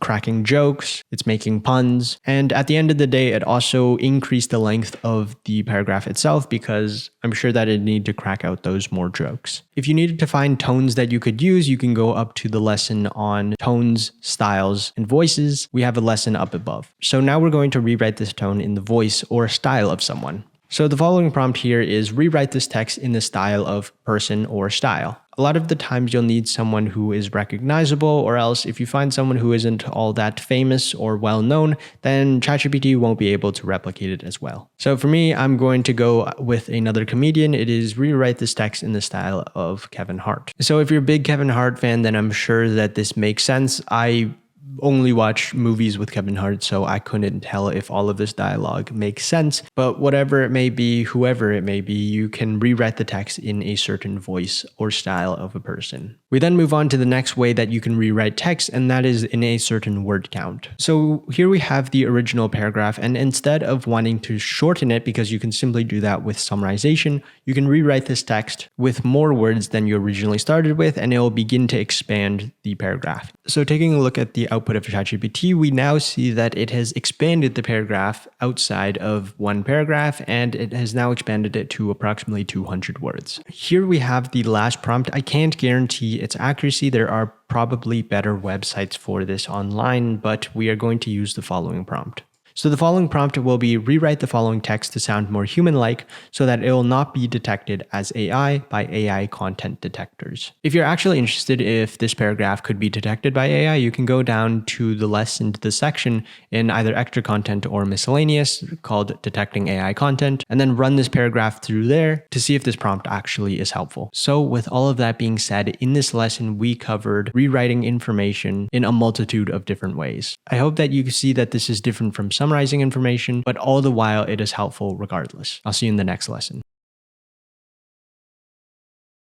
In this lesson, we're going to be using ChatGPT to help us translate information. If you didn't know, ChatGPT is actually capable of creating output in other languages as well. So with this first prompt, we're going to ask ChatGPT to actually translate information to a given language. So the prompt that we have here is translate text with context, because a lot of the times if you miss the context, it may give you an inaccurate translation. So we have context into language and should be used towards this given audience. Because also one thing that I should mention is depending on the audience, it will actually change its output. For example, if you were to say for a 5-year-old compared to a university student, it will change its output. So filling out the prompt, we get translate the dog is walking quickly with context of teaching a class into Spanish and should be used towards this audience of 10-year-olds. Now, if you're just going to translate something that is easy, for example, this sentence right here, then you probably don't need this context right here, and you don't even need this audience right here. It's just translate this sentence, this block of text, into this specific language. Now, if you needed something more complicated or something towards a specific audience, then please be sure to add this part of the context and also the audience. Okay, so I learned a little bit of Spanish when I was younger. It's not perfect. I can't speak all that well, but at least I can read it. It is, the dog is walking quickly. And in this next sentence, it is the subject verb object is different in Spanish. So it should be look how quickly the dog is walking. And just like that, we get ChatGPT to help us translate some text. In this next prompt, we get the following. Translate text to text in layman's terms, whether it be English to language or language to English. Now, the reason I say layman's terms is, for example, if you have a big body of text that is extremely difficult to read or very much specifically technical jargon and things of that nature, then you can use this specific prompt to ask ChatGPT to translate it. And you don't need to do it in 2 prompts. For example, first translating it and then summarizing it in layman's terms.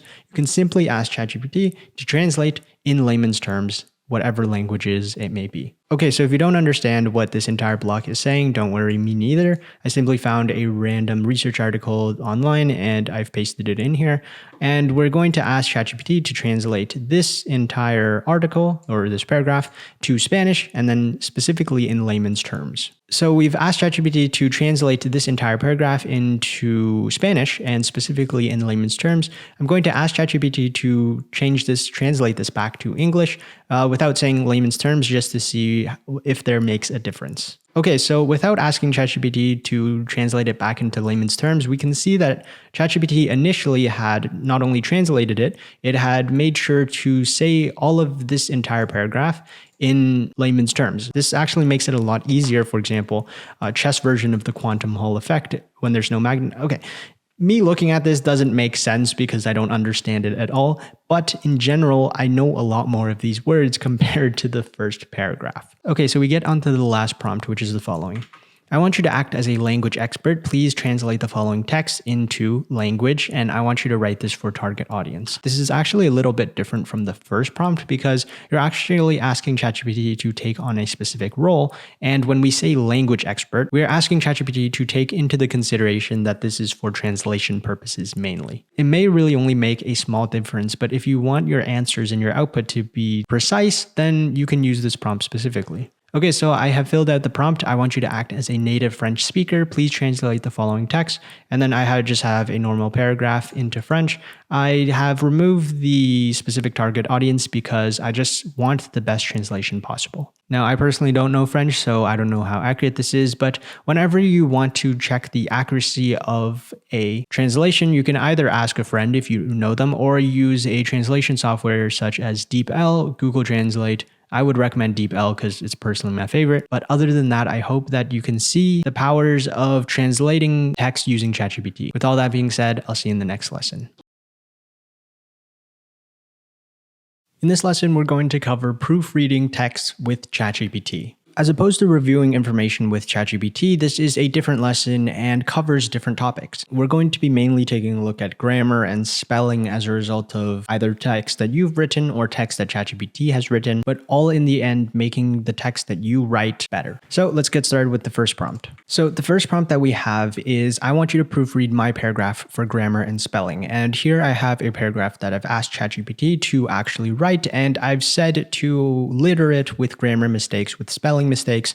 So let's see the type of changes that ChatGPT will give us. So ChatGPT has helped proofread this paragraph for grammar and spelling mistakes, and they have bolded some of the letters and the words that they have added to make it better. For example, me and my friend, we were going, they didn't had their umbrella, didn't have their umbrella. And just going throughout the paragraph is just some of the mistakes that they've changed for mainly verb tenses, subject, verb, agreement, and other grammar mistakes in the paragraph. So for the most part, this should be what you're looking for, but we can take it up a notch as well with this next prompt. So the next prompt that we have is, what are 10 ways you would recommend making my paragraph better? Implement the improvements. So ChatGPT has outlined a couple of the things that they would actually make improvements to the paragraph. For example, we have 10 items and it is subject, verb, agreement, proper tense usage, word choice, sentence structure, word choice. Oh, I see that they're the same, but they talk about different things. For example, correct word form versus choose precise words for better clarity. I would guess, once again, says word choice. It is a short paragraph, so I probably should have only written 5 ways to improve this paragraph. But all in all, ChatGPT has now improved the paragraph, and as you can see, it has made all of the changes, it's implemented the changes, and now we have a paragraph that has been proofread and made with the implemented changes. I said that we're continuing to make it better and better. We're going to do the same next with this.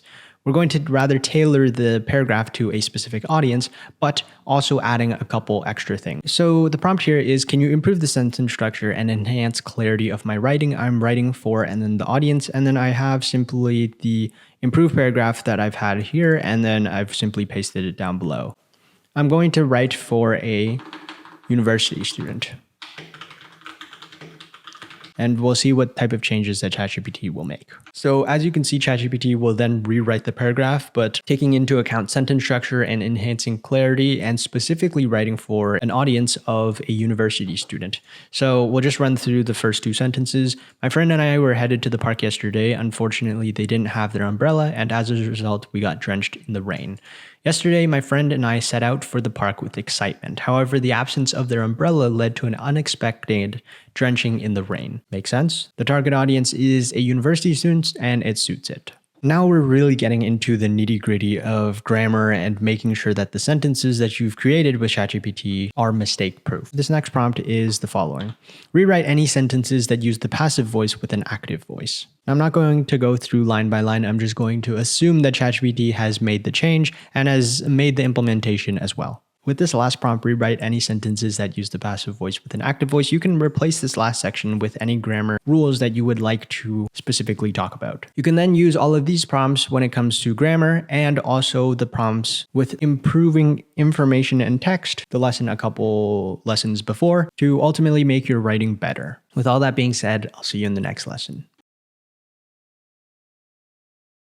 In this lesson, we're going to be talking about how you can reorganize information using ChatGPT. Now, it doesn't matter what type of information that you are using. I'm going to give you a couple of examples throughout this lesson to showcase how versatile ChatGPT is when it comes to reorganizing information. Okay, so we're going to ask ChatGPT, could you please give me a list of the 10 fastest dog breeds in the world in bullet form? Okay, so we have all of the dog breeds in a bullet format. We're then going to ask ChatGPT to start reorganizing this information. So the first prompt we're going to use is, can you reorganize these bullets alphabetically? Okay, so now it is reorganized alphabetically. We're then going to ask ChatGPT to reorganize them by fastest to slowest and then add their speeds as well. Okay, this is perfect. So we now have the fastest all the way to the slowest, and we add their speed as well. But this is a little harder in the eyes. Let's ask ChatGPT to reorganize this in a table format. ChatGPT has now given us all of this information, not only in rank, but breed, approximate speed, and in miles per hour and kilometers per hour. This is perfect. We're then going to ask ChatGPT to turn this information, this entire table, into paragraphs instead. I don't really like it this way. We'll change it into paragraphs, make it easier, make it an article, for example. ChatGPT has now given us information into paragraphs, with each of these paragraphs being its own rank. And if ultimately you want to complete the cycle, you can simply ask ChatGPT to take the most important bullet points out of these paragraphs and list them for you. And just like that, in this lesson, we've started from bullet point to reorganizing bullet points to then going to table, then going to paragraph, and all the way back to bullet points. This really just showcases how versatile ChatGPT is when it comes to reorganizing information. There's a lot that I haven't covered in this video, and that is for all of you to go and figure it out with whatever applications you need with this information. With all that being said, I'll see you in the next lesson. In this lesson, we're going to be talking about making calculations with ChatGPT. Now, please bear in mind, we're going to be using the Wolfram Alpha plugin for this. And if you want to use Wolfram Alpha, you're going to need ChatGPT Plus. So if you don't have ChatGPT Plus, please skip this video. So this is actually just one of the plugins that we'll be talking about throughout the course. There is a complete other separate video called ChatGPT plugins, where I explain 5 to 10 plugins that I think that are extremely helpful. This is just going to be one of them. So if you don't have Wolfram Alpha like I do right here, all you need to do is go to ChatGPT 4, go to plugin store, and then click OK. And then you'll simply search up Wolfram Alpha, and then there should be an install button. Mine's already installed, so let's go check it out. If Wolfram Alpha is not checked, please check it, and you should see the icon pop up right here, and you should be ready to go. The first thing that we're going to do is simply just ask, what can Wolfram Alpha plugin do? So as you can see, ChatGPT has now given us a multitude of ways that Wolfram Alpha, the plugin, is specifically used. For example, you can do mathematical calculations. This is actually helpful because ChatGPT itself cannot really do mathematical calculations, so this is extremely helpful. Statistical analysis, scientific computations, unit and currency conversions, date and time calculations, geographical information, historical data, language and text analysis, health and medicine, engineering calculations, financial calculations, and custom Wolfram language code evaluation. I would say that because of this plugin, one side of ChatGPT, which was the mathematical side and making calculations, that was really lacking, is now patched up because of Wolfram Alpha. So throughout this lesson, I'm mainly going to go through a couple of the prompts that you can use with Wolfram Alpha. They're not going to be difficult by any means, just starting to showcase a little bit more of what ChatGPT is now capable of with this plugin. The first prompt is going to be, please plot a graph of the quadratic function. So ChatGPT has now asked us if we want to provide values or use a specific example, I'll say. And just like that, as you can see, ChatGPT and Wolfram Alpha has now given us a graph of the quadratic function x squared minus 4x plus 3. And with ChatGPT regularly, even with ChatGPT Plus, you would not have been able to do something like this. It even talks about the x-axis, y-axis, and just a little bit more information about the function. Now, the next prompt that we can do is actually ask ChatGPT to solve a following equation. Now, this is going to be very, very simple, but this is just to showcase a little bit more of the functionality. So here we have a very basic equation, and ChatGPT actually shows us a plot of the equation to show us what the answer is. So the answer here is 2, and there's even a plot of the equation, a number line. Never would I have thought to be able to see ChatGPT do something, but with plugins, it makes all of this possible. Another prompt that you'll be able to do is ask ChatGPT for the factors of any given number. So here we're going to give the number 7,650. Let's see what ChatGPT gives us. And just like that, we get the factors of 7,650. Throughout this lesson, I've only given 3 very basic examples of what the powers of Wolfram Alpha plus ChatGPT are actually able to do. If you were to go to the original message, the original prompt asking what Wolfram Alpha is actually able to do, then you'll get a much more comprehensive look at how powerful both of not only the plugin is, but ChatGPT paired together really is. If I could recommend any plugin, Wolfram Alpha would be on the list, no matter if it's top 3, top 5, top 10, it would always be on this list. So with all of that being said, I'll see you in the next lesson. In this lesson, we're going to cover writing articles using ChatGPT. Now, instead of asking ChatGPT to go straight into writing an article, we're going to dance around the subject a little to be able to get our feet together, and then eventually get all of the details we need, and then ChatGPT will be able to write us this article. So the first prompt that we're going to be using is, can you list 10 article ideas that I could use for my business? This doesn't need to be business. This could be blog, personal blog, anything of the nature. So for me, I'm going to go, so filling out the business, I use John's lawn mowing. It's made up, of course, but we'll see what ChatGPT gives us. And just like this, ChatGPT has given us 10 article ideas with not only the name, but also a description of what these articles should talk about. Now we have 10 of them. I think that the names are also quite good. Efficient mowing techniques for a healthier lawn. These are good. Now let's say that you take a look through them and you decide to pick one of them. Let's say we will pick number 6, benefits of professional lawn mowing services beyond aesthetics. What you're then going to do is take the second prompt, which is please make an article outline for, and then the idea you can say for number 6.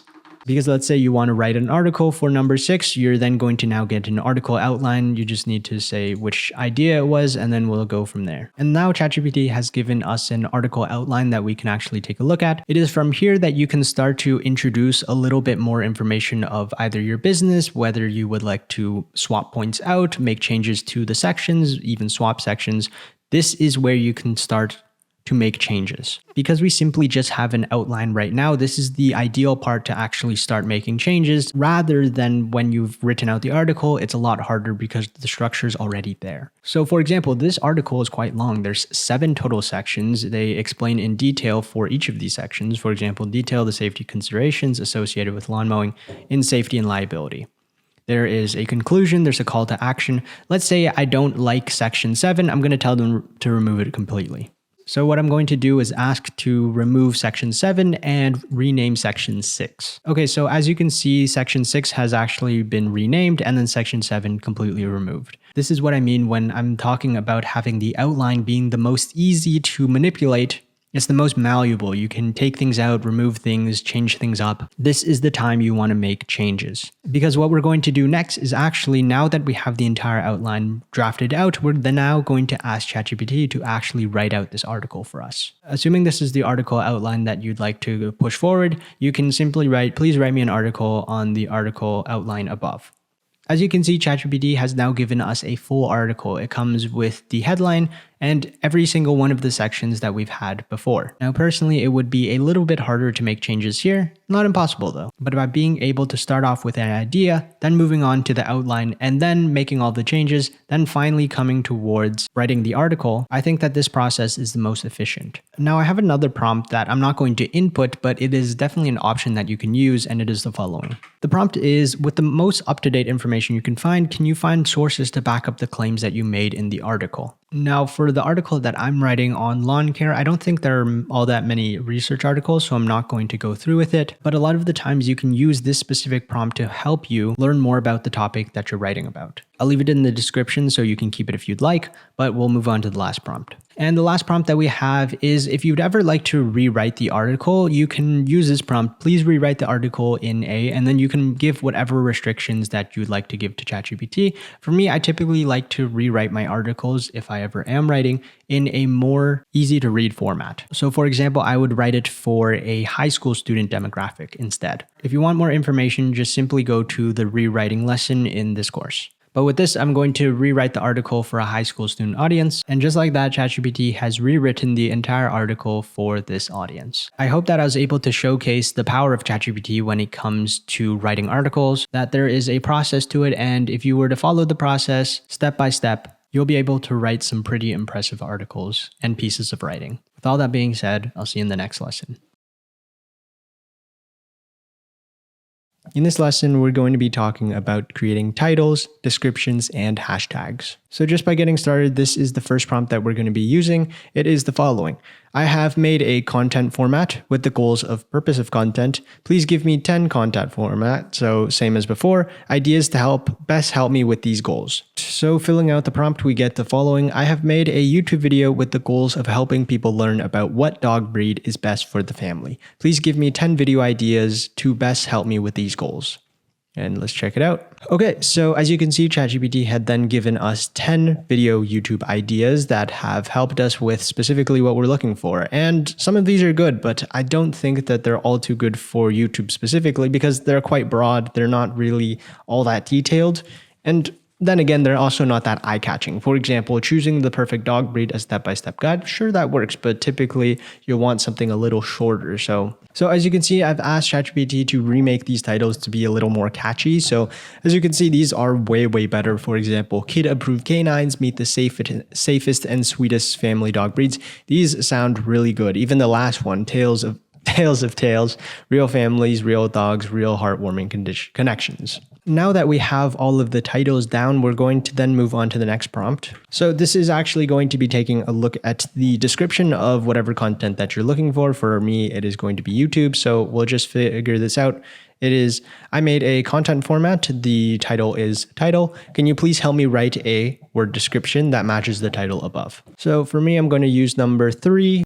And for me, I would like a 100-word description for this video. Okay, so as you can see, ChatGPT had then given us a very nice 100-word description for the specific video title that we're looking for. And I'm actually going to ask ChatGPT to increase it to 200 words. So now that we have the full description given to us in 200 words instead, this looks very good. We have the title, we have the word description. So now we're going to then take a look at the hashtags. And this is taking in all the information above. Can you please generate 5 to 20 hashtags for content platform that are related to my piece of content? So what this prompt is asking is, after everything we've talked about earlier, we then want to create those hashtags that are relevant to the types of content that we're making. As you can see, these hashtags are a lot more niche compared to very broad hashtags. For example, it's not simply just hashtag dog, hashtag pet. This is really a lot more targeted. So this will be a lot more helpful when helping YouTube decipher what type of video you have and to place it in the correct category. So in this video, no matter the type of content, we're able to make a title, a description, and finally also find relevant hashtags. I'll see you in the next lesson. In this video, we're going to talk about how you can brainstorm content ideas for any social media platform. So this is going to be the first prompt. It is the following. I want you to brainstorm X content ideas in the style of creator and creator. Come up with ideas that are unique and creative. So instead of asking ChatGPT to give me and brainstorm content ideas, I wanted to give a little spin to it.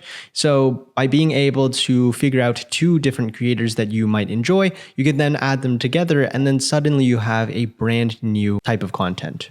Because a lot of the time when you're making content, it can seem a little bland if you simply take the first results of going on Google or going on ChatGPT, best ideas for productivity. You're going to get the same ideas that everyone else is doing, so why not take it up a notch? Why not spin it up a little? So for me, I want to mix up Mr. Beast, who is known for creating very over-the-top, very highly produced videos, and then Matt D'Avella is more of a single filmmaker who creates self-improvement videos, but decidedly takes on challenges as well. So it would be pretty exciting to see what the mashup is between them. So taking a look at some of the video ideas that we were given between the style of Mr. Beast and Matt D'Avella, I can see a lot of these actually being videos, and I see some of them have actually been videos that have done pretty well on YouTube. For example, for the first video, the Extreme Minimalist Challenge, it might not have been called the Extreme Minimalist Challenge, but we have seen videos such as surviving on $1 a day, things like this. Mr. Beast actually got famous after his giving 10,000s to a random stranger, so this makes sense. 24-hour city transformation. Wow, that's actually crazy. That's a good video. Reverse cooking challenge. Oh, okay. 24-hour tech detox. Yeah, this is pretty common. Dollar store DIY mansion. This is interesting. Random job generator challenge. As you can see, sure, we get 10 ideas. Not all of them are perfect. Some of them have been done before, but this is just data before 2021.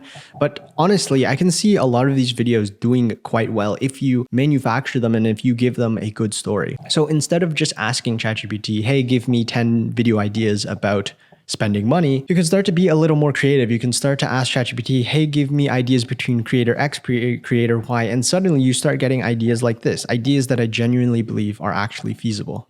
So the next prompt that we have is taking a little better look at actually focusing more on your social media page and taking a look at asking ChatGPT how they can specifically make it better. So the prompt here is, the following is a breakdown of the social media page that I run. Please come up with 10 ideas that will help me continue to build the brand of the page on X platform. So when it comes to asking the following breakdown of the social media page that you run, you can simply give ChatGPT a little bit more information about what type of page you run, how many followers, subscribers you have, and ultimately a little bit more about the goals that you're trying to run with this specific channel. So for me, I'm just going to simply break it down. I want to know about the Nike YouTube channel. I want to know what else and what better things I can do to help continue this, build the brand of this page. As you can see, this is taking it a step further. Instead of simply asking ChatGPT for actual ideas, you'll start to take a look behind the brand and behind the goals of what you're looking for, and then actually start implementing these things. For example, number 1, behind the swoosh series, designing and producing Nike products. I would want to watch that. Nike Athlete Spotlight. This isn't really all that unique, but it's still there. Sneaker history and evolution. I've seen videos like this from Nike. Nike challenges. Number 8, Nike event recaps. Number 9, design your dream Nike. As you can see here, ChatGPT is taking a look behind the brand and looking at what the goals of the brand are and actually tailoring the ideas toward it. So for this last prompt, we're going to ask ChatGPT a little bit more similar to the first prompt, which is adding together 2 industries and being able to find new content ideas from it. So as you can see, the prompt here is, what are some industries or niches I can combine for a piece of content that has not been done before? So I know that these 2 industries have kind of commingled together, but I'm going to put them together to see what type of content ideas that ChatGPT will give me. So ChatGPT had given us a couple of industries and niches that may pair together. For example, for number 1, culinary and technology. Blend the world of cooking with cutting-edge technology by exploring how AI-powered kitchen tools or apps can enhance culinary skills, automate recipes, and create unique dining experiences. Okay, so this is very niche down from like the tech YouTuber, but specifically very niche down on culinary skills. Number 5, fitness and interior design. Explore how to create a home environment that promotes fitness, activity, and wellness, incorporating function and design elements and workout-friendly spaces. So a lot of these ideas actually make a lot of sense. And instead of simply asking ChatGPT, hey, please come up with some ideas, I think that a lot of the time, the best YouTubers, the best content creators take and steal from a lot of different inspirations and they finally amalgamate to become their own person. They become their own brand. With all of that being said, I've hoped that you brainstorm a couple more ideas, out of the box ideas on how to generate new and brainstorm new content ideas. I'll see you in the next lesson. In this lesson, we're going to be copywriting with ChatGPT. So throughout this first prompt, we're going to do the following. In a tabular format, please break down my target audience of X audience by their wants, pain points, motivations, and any additional information that may be useful when marketing to them. It is through this and other prompts throughout this video that you can use the buyer personas video lesson to be able to find your audience. But for now, we're just going to go with a basic audience. So for me, we're going to simply target freshly graduated university students who are looking for jobs, and then it's going to break it down in a table by their wants, pain points, motivations, and the rest of it. So as you can see, ChatGPT has now given us a breakdown of a tabular format in regards to their wants, pain points, motivations, and additional information. Now, the reason why we didn't simply start with, oh, please write me some copy for my website is because at the end of the day, when you're writing copy, you need to be able to know a lot of this information in regards to who you're selling to. So by being able to not only have the demographics of who you're looking for, but also the pain points, lack of job experience, rejections and lack of response, student has loans and financial pressures, and then you build off of the motivations that they have, and even having some nuance with the additional information. By being able to have all of this ready for before you even start writing your copy, you'll know exactly how to target each and every single one of these audiences. So the second prompt that we'll be using is, can you come up with copywriting ideas for content type? I'm looking for a headline and subheadline. And let's see what ChatGPT gives us. So as you can see, ChatGPT has given us headline, subheadline, introduction, section 1, section 2, section 3, all the way to section 5 and a conclusion. Although this isn't really what we're looking for mainly copywriting ideas when it comes to articles and maybe even sales pages. So instead, what we're going to do is we're going to take the same prompt, but we're going to give a tangible number to ChatGPT. We're going to change it up and say, can you come up with 10 copywriting ideas for sales pages based on the information above? I'm looking for a headline and a subheadline. Now, this is a little bit more to what we're looking for. We now have a headline and a subheadline for 10 copywriting ideas for selling towards freshly graduated university students who are looking towards a job. These headlines do make sense. Launch your career with confidence, and subheadline, empower your job search journey with expert guidance and strategies. Although I see that this isn't all that detailed, I'm sure that if you were to prompt ChatGPT for a little bit more detail, you'd be able to find better copy. But for us, we're going to be moving on to another example. So the next prompt that we're going to use is, can you recommend copywriting from example companies? Please outline why they're good pieces of copywriting and takeaways that I can use for my own copy. So for me, we're going to simply change this to, let's say, Nike, and let's see what is given to us. So following through this, we get 7 instances in which Nike has had success with their copywriting and 7 examples and takeaways in which we are able to find good copywriting at a company. So if we were to break down number 4, for example, it is Nike's You Can't Stop Us campaign. Effectiveness. This campaign creatively interweaves visuals to show how athletes' movements synchronize, illustrating the concept that greatness knows no boundaries. Takeaways. Employ visual storytelling techniques that convey your message effectively. Use imagery to emphasize your brand's core messages and values. And it is through this that you can find examples from any large company and be able to employ tactics within your copy that can ultimately boost sales. So in this next prompt, we can actually put up an example of some of the copy that we have, and we want ChatGPT to rewrite the copy to focus on benefits and not features. So as you can see, this prompt is rewrite my copy to focus on benefits and not features. I want the text to sound more compelling. And here I got ChatGPT to give me an example of bad copy. So let's see the changes that ChatGPT will make. So as you can see, ChatGPT has broken it down into 4 subheadlines: unlock your limitless potential, enhance your efficiency, discover seamless integration, ignite your imagination. This in itself sounds way better, and it appeals to emotion and not just listing off features. And lastly, we get onto the final prompt, which is actually asking ChatGPT to write the copy. So here we have the final prompt, which is I need you to write a X word sales page selling to buyer persona. You should focus on the following sales points and then any examples of sales points. I want you to act as a master copywriter and I need you to generate and then X words of copy for the sales page that I'm creating. Please take in our conversation above and all of the details above when writing this copy.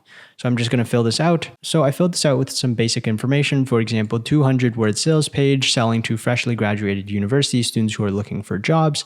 And then the sales points that I wanted to specifically emphasize was we charge the price only once you get the job. And lastly, generate 200 words of copy for the sales page. Let's see what ChatGPT gives us. Okay, through this last prompt, ChatGPT has now given us copy that we can use. It's 200 words. It applies everything that has been said in the conversation above and very much focuses on benefits and not features throughout all of this copy. I think that at the end of the day, ChatGPT is extremely good at writing copy, and it really only comes down to your imagination when figuring out the limitations of ChatGPT. So with all that being said, I'll see you in the next lesson. In this lesson, we're going to cover search engine optimization. Now, this lesson is not only about SEO, but it can also be extrapolated into keywords for specific videos as well. Now, I've done a video earlier about hashtags, but if you want a little more in-depth specifically on finding relevant keywords, then this is the video for you. So with this first prompt, instead of going straight into asking ChatGPT, oh, can you give me the best SEO terms, we're rather going to deconstruct it a little bit. So the first prompt is, what are some of the most popular subtopics related to X?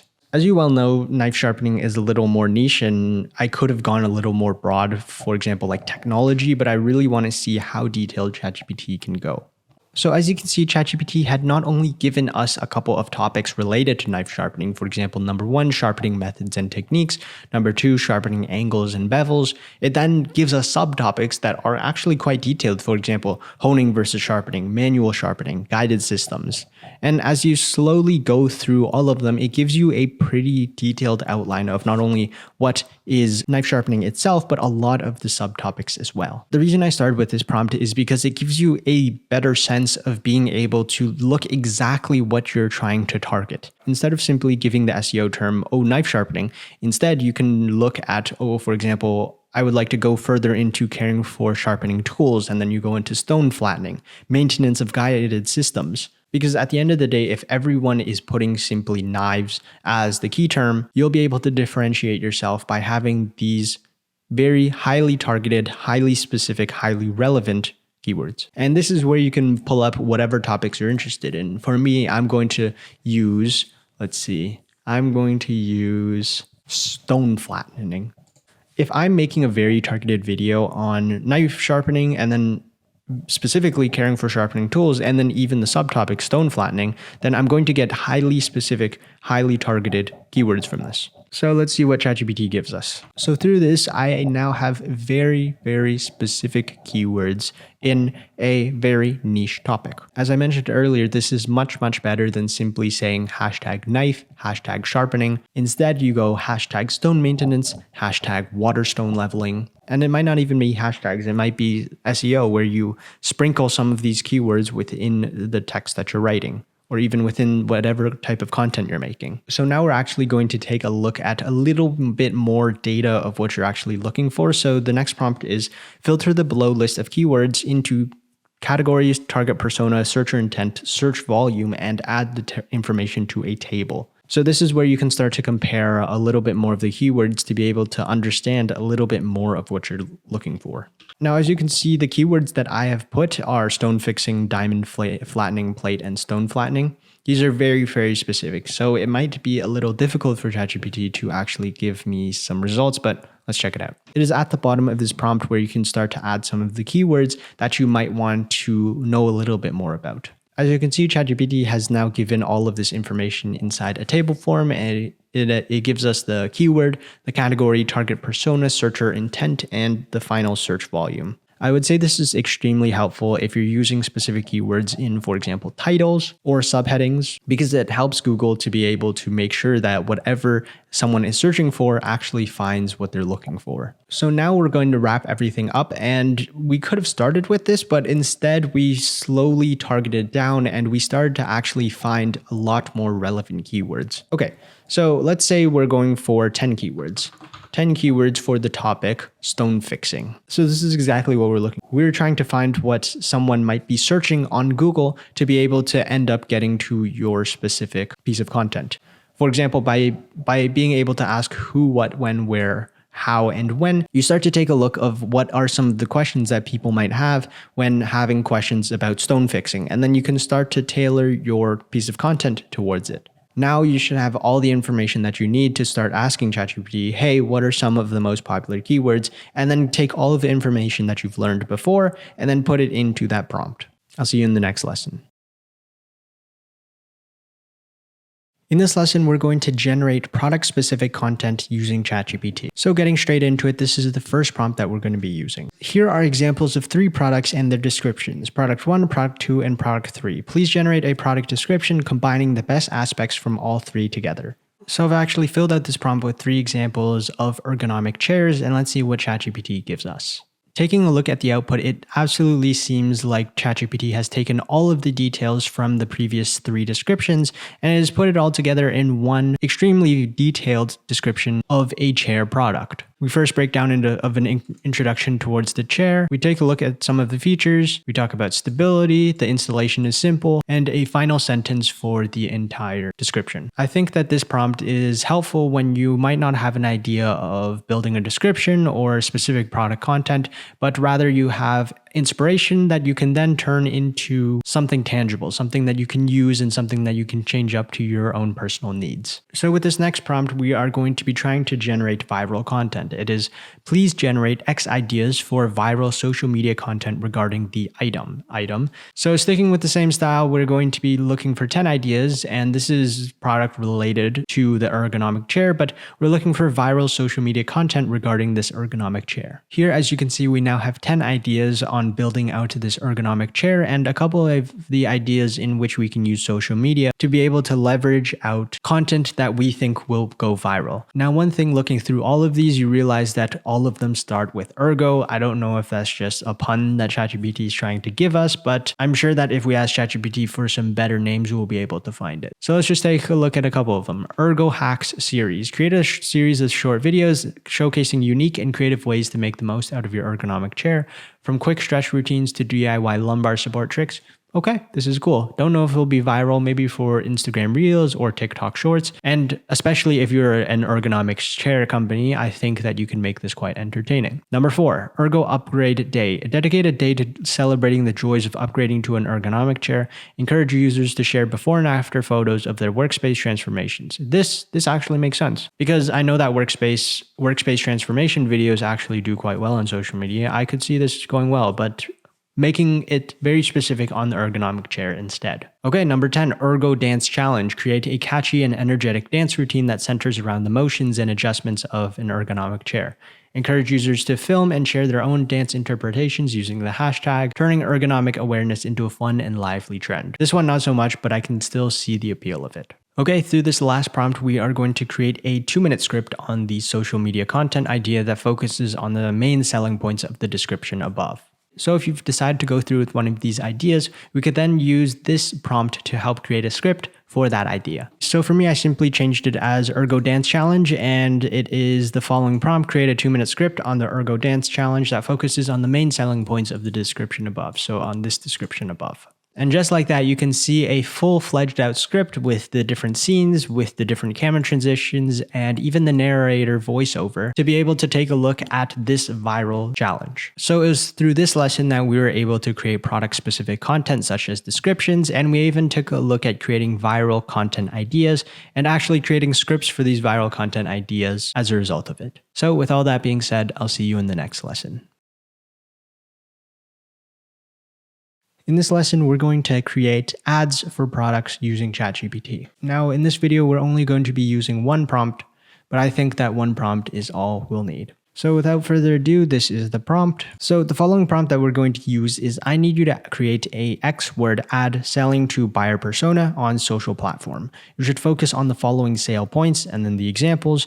I want you to act as an expert at ad generation and getting a high ROI on ad spend. So the first thing that you'll do is just fill out the template to whatever information that you have. So now that we have finally filled out the entire prompt, this is what it reads. I need you to create a 200-word ad selling to freshly graduated students from university that are interested in consulting on Facebook, which is the platform. You should focus on the following sale points. This is where you can start to talk about your company or yourself or whatever you're selling. We are an agency helping individuals get placed in top consulting groups throughout the world. We place you in internships and then get you slowly up to the position that you want. I want you to act as an expert at ad generation and getting a high ROI on ad spend. Through all of this, we can now ask ChatGPT. So this is the output that ChatGPT has given us with the headline, Launch Your Consulting Career with Expert Guidance. Are you a recent university graduate with a passion for consulting? Unlock your potential with our specialized agency designed to fast-track your career success. We cater exclusively to freshly graduated students like you who aspire to join the top ranks of top consulting groups worldwide. Okay, so with the first paragraph already, we are talking about who exactly we are targeting and who we specifically take in. We then talk about why choose us. You have a global network, career progression, and ad mastery. Okay, so taking a look at the 3 points of why choose us, I think ChatGPT had actually mistaken a part of our entire prompt on exactly what we're specifically looking for. So what I'm actually going to do is then, because of that, we're then going to work through this and we'll see exactly what we can change to make sure that this ad itself actually focuses on what we're trying to write. However, with the rest of the output, everything else looks normal. For example, benefits for you, you have the journey starts, and then you just have a couple more sentences about being taken into this specific program. Now, one thing I'm going to do is I see that point number three for why choose us is actually a mistake. We don't actually want this within our copy. So what I've done is I've written down, could you replace point number 3 as we are targeting university students and ad mastery was the role that you were supposed to take up. Please make a revision. Let's see what ChatGPT gives us. So as you can see, ChatGPT has now replaced that section about ad mastery. And now we're going to be taking a look at the third point, which is personalized support. Our dedicated consultants understand your unique strengths and career goals. We provide individualized guidance, helping you make informed decisions and presenting opportunities that align with your aspirations. So this was what we were originally looking for. This is the ad that we want to be able to help target freshly graduated university students, specifically targeting towards consulting. In terms of creating the ad, this is the one prompt that you can use, and by being able to do so, you get a highly specific, highly targeted ad for a social platform. And of course, you can change it up in any way that you feel necessary. With all that, I'll see you in the next lesson. In this lesson, we're going to be using ChatGPT to create original songs, poems, and speeches. Now, in all honesty, you can use the same prompt for all 3 of these pieces of content. You just need to switch a couple words. Now, for me personally, I'm not all too big a fan of music, but the prompt itself is quite easy. I want you to write a song about topic. It should be written in the style of genre or any specific artist that you want to write under. So for me, I wanted to have a little fun with it. So it's going to be, I want you to write a song about fruits. It should be written in the style of country.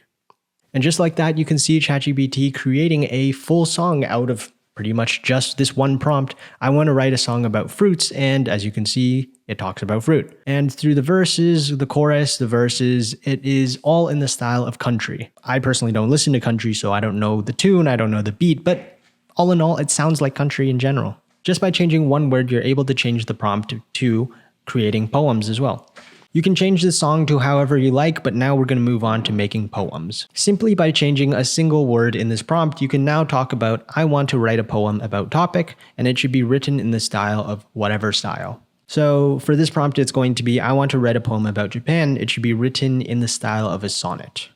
Just like that, we have a poem all about Japan in the written style of a sonnet. If you wanted to change it to a haiku, you could do that as well. If you want to write it in the style of cat in the hat type of rhyming, you could do that as well. The point of this lesson isn't to showcase that ChatGPT is some only serious logical LLM, but it can showcase creative things, it can output creative things, and that's what I wanted to show you as a result of all this. And in the last prompt, we simply change poem to speech, and then you get the same prompt as well. So I want you to write a speech about topic. It should be written in the style of whatever.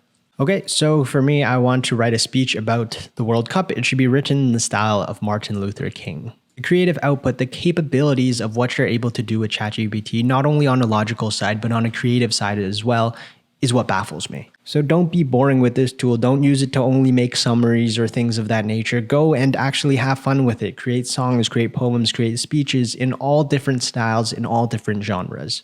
At the end of the day, personally for me, this is where I have some of the most fun with ChatGPT, and I hope that you can as well. With all that being said, I'll see you in the next lesson. In this lesson, we're going to talk about writing marketing emails using ChatGPT. Now, throughout the course, I'm also going to show you how to write professional emails, but in this course specifically, we're going to be taking our skills with copywriting and using it to write marketing emails. So the first prompt that we're actually going to do is not simply going straight into it, asking ChatGPT to write an email, but we're going to write, help me create an email sequence for, and then however many emails that, and then goals of the emails specifically. So this is ultimately what the goals of the email are. I would like to mainly talk about free content first, and the business is about marketing on TikTok, and then I'd like to transition more into an offer to purchase. Okay, so as you can see, ChatGPT has now given us a 7-day breakdown, essentially 7-day email sequence for how we can start off with mainly free content, and then we slowly transition more and more into more of an offer. For example, with this day 1, it's an introduction and mainly give off value, today's tip. Then day 2 is engagement and authenticity. We continue with daily tips. Day 3 is we give a success story with inspiration. Day 4, leveraging trends and challenges. We're continuously trying our best to give value. Day 5 is exclusive offer. We're nearing the end of the week, so this is when we introduce the offer. Day 6 is the unveiled exclusive offer, and day 7 is a last chance reminder. So taking a look at this email, this is essentially what we're looking for. However, I feel that a little bit in regards to the email length, it is a little bit short.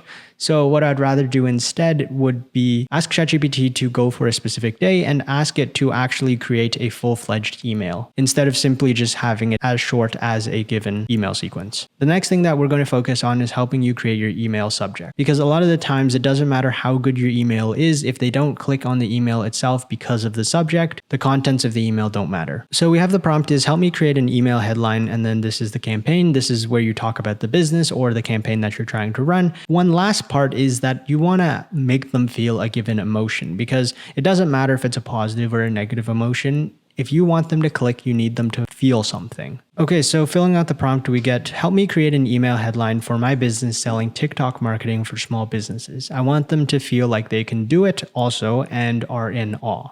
So we get something very short and sweet. Unleash your small business's TikTok potential, transforming possibilities into viral realities. This is good. Now we're going to start to build off of this. So what we're going to do is take this subject line and we're going to put it into this prompt, which is write the body copy for, and then this is where you talk about the type of email you're writing with the subject line, and this is where you can put this subject line here. Filling it out, we see that this is a sales email, and we've simply taken the subject line and we've put it right here. ChatGPT has taken the subject headline, and we now have a full sales email that we can use for our very specific topic of TikTok advertising. And the last thing that you can experiment with is this last prompt, which is rewrite my email to a 3rd grade reading level. A lot of the times you can actually increase how many people read through the email because you actually lower the comprehension level. And just like that, we've asked ChatGPT to actually rewrite the email to a 3rd grade reading level. Typically, if this is a mass email, you'll see a higher conversion through your emails. So in this lesson, we covered marketing emails and how to write them. With all that being said, I'll see you in the next lesson.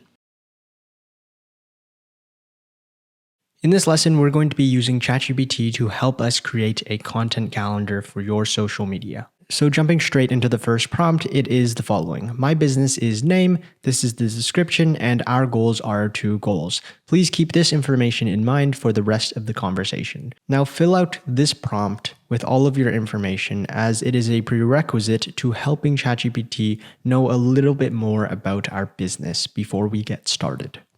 So filling out the prompt, I said that my business is James Lawn Mowing Services. We travel and take care of your lawn care needs anywhere in the Texas region. And then filling out, our goals are to increase revenue and build a brand for the lawn care business. I'm simply asking ChatGPT to keep this information in mind for the rest of the conversation. They don't need to do anything with this information yet. Just keep it in store so that it can be easily referenced for later. Now, ChatGPT is going to say that they'll acknowledge this information. However, they're going to ask a couple of questions. You can choose to answer these questions or not. Whether really depends on however much information and however much detail you'd like to give about your business. However, if not, we can continue with the next prompt. So the next prompt that we have is the audience we would like to target towards is, and then this is where you would start to give either your buyer persona or ultimately just a target audience, whatever that may be, demographics, psychographics, things of that nature. So filling out the prompt to a very basic level, we get the audience we would like to target towards is wealthy families who care about their lawn and are currently on social media keeping up with the trends, and then continuously saying,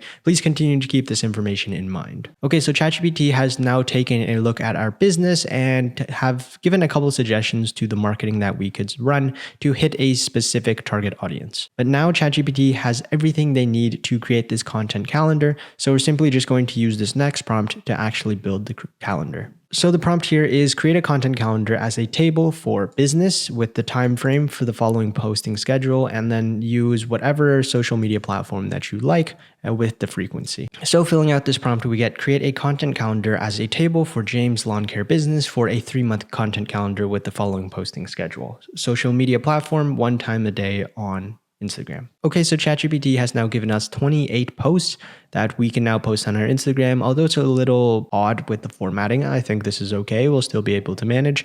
So as you can see, month 1 right here, week 1, and it actually goes down vertically as opposed to left to right, but that's okay.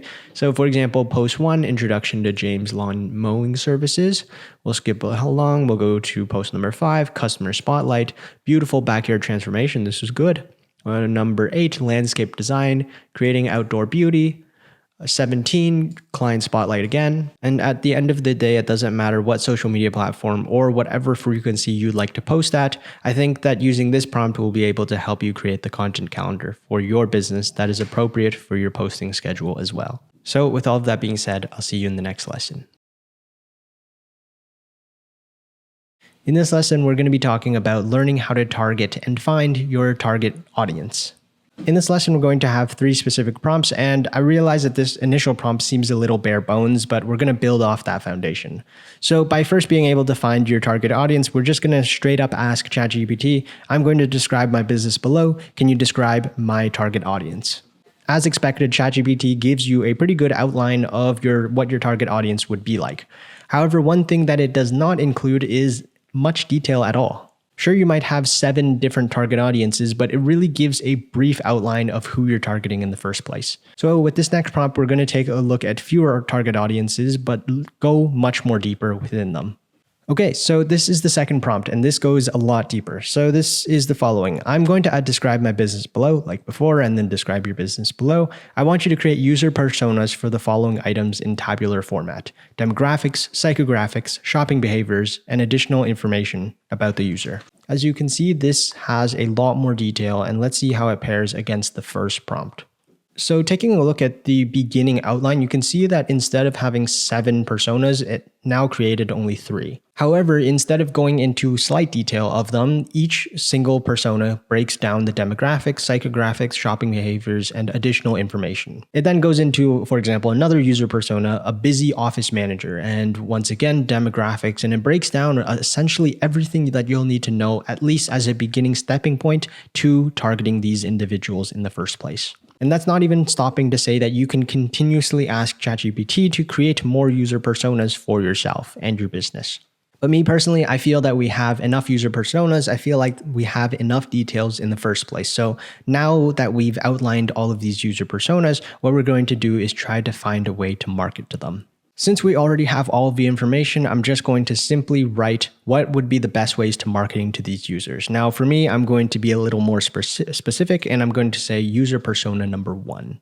Just like that, ChatGPT gives us 10 ways specific to user persona number 1. It has taken all of the information in terms of demographics, psychographics, shopping behavior, and merged it all into a marketing plan that you specifically can use to user persona number 1. I find that taking this 3-prompt process makes it extremely easy to not only find your target user, but also figure out the ways that you can best market to them as well. With all that being said, let's jump into the next lesson. In this video, we're going to learn about using ChatGPT to create script content.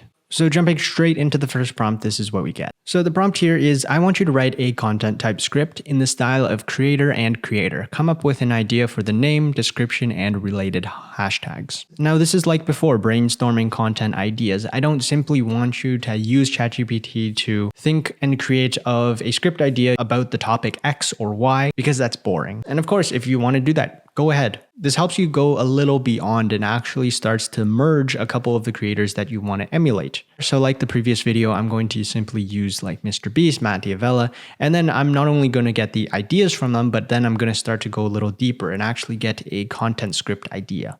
Okay, so the prompt here is, I want you to write a YouTube script in the style of Mr. Beast and Matt D'Avella. Come up with an idea for the name, description, and related hashtags. So this is the output that we get. Title, 24 Hours of Minimalist Survival Challenge, Life with Less. Description, hey there, amazing viewers. Welcome to another incredible video on our channel. Today, we're diving headfirst into a challenge that's a blend of Mr. Beast's epic generosity and Matt D'Avella's minimalist wisdom. We've got something truly unique in store for you, a 24-hour minimalist survival challenge. Then it's taken in some hashtags. So the premise of this video is, here's the deal. We just have 24 hours to survive with only the bare essentials. We're leaving behind the cluttered life. So it actually mixes quite well between the two creators. For example, in this, it's Mr. Beast with the challenges and then Matt D'Avella with the minimalist vibes and things of that nature. So it might not be able to give you a perfect script, but I think that this gives you a pretty good idea of mixing two creators and going a little further than simply asking ChatGPT, hey, create a script about this topic. So the next prompt that we have is draft a video outline for the topic of topic. And I want the style of the video to be style and the overall tone to be tone. Please be sure to add the following details as well. So this is actually taking a step earlier. Instead of simply asking for two creators, we're now actually going to take a look more of asking ChatGPT to create a video script or a content script for a very specific topic. So the following prompt that we have filled out is draft a video outline for the topic of giving money away. I want the style of the video to be fast-paced and the overall tone to be exciting. Please be sure to add the following details as well. We have $1,000 to give away.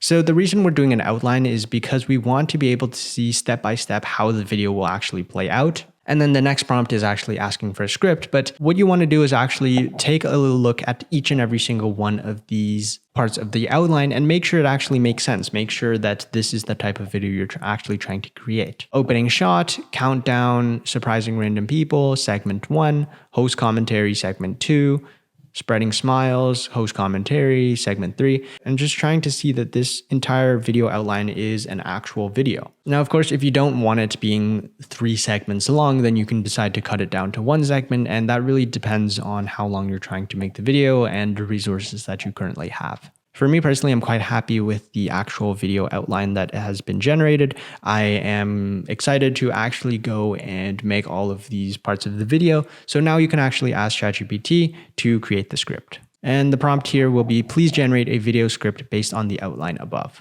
And just like that, we now have a video script based on the outline above. It gives us not only what needs to be said, but also a lot of the camera angles and how you can make this video the best video possible. There's narrator voiceovers. It then talks about having the subtitles as well. And although this probably isn't a full-fledged video, it is a little short, you can then ask ChatGPT to extend it, add certain sections, take away certain sections, and really customize it to however you'd like. So this was creating script content with ChatGPT. I'll see you in the next lesson. In this section, we're going to ask ChatGPT to be our very own marketing manager. So the prompt that we'll be using is, I want you to act as a marketing manager. You can feel free to ask me questions about my business and I will answer them.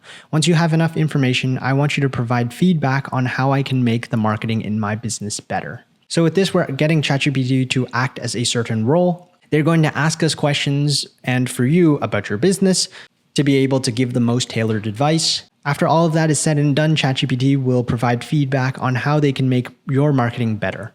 So let's see what ChatGPT says. Now, this is what ChatGPT said, and it came up with a list of questions that as a marketing manager, they would ask us. So for me, I had gone and just pretended that we are Stripe, and we've answered all of the questions successfully. Now, we didn't really go all that much in detail. I really just want to showcase what it's like, but these are our answers to the questions that ChatGPT has given us. After we give these answers, let's see what ChatGPT gives us. So this is the response that ChatGPT had given us, and it gives us 8 bullet points specifically on how we can make our marketing better. Now, the more in depth that you go through with your answers, the better answers that ChatGPT will give you. But you can also say at the bottom of your answer that these are the problems that I'm currently struggling with. What would you recommend that I do to help me get out of this rut? Although ChatGPT may not be all that good for trend setting or keeping up with the current trends, it has a pretty large expanse of knowledge when it comes to marketing, and it can definitely act as your marketing manager going forward. With all that in mind, let's hop to the next lesson. In this lesson, we're going to be talking about how you can use ChatGPT to write any single email imaginable. Now, throughout this video, I'm going to give you just one prompt and then show you 3 examples filling out this prompt to showing you how you can write emails to any recipient. So here's the prompt. Please send an email to intended recipient with the purpose of reason for email. Here's some context, and then you add some context.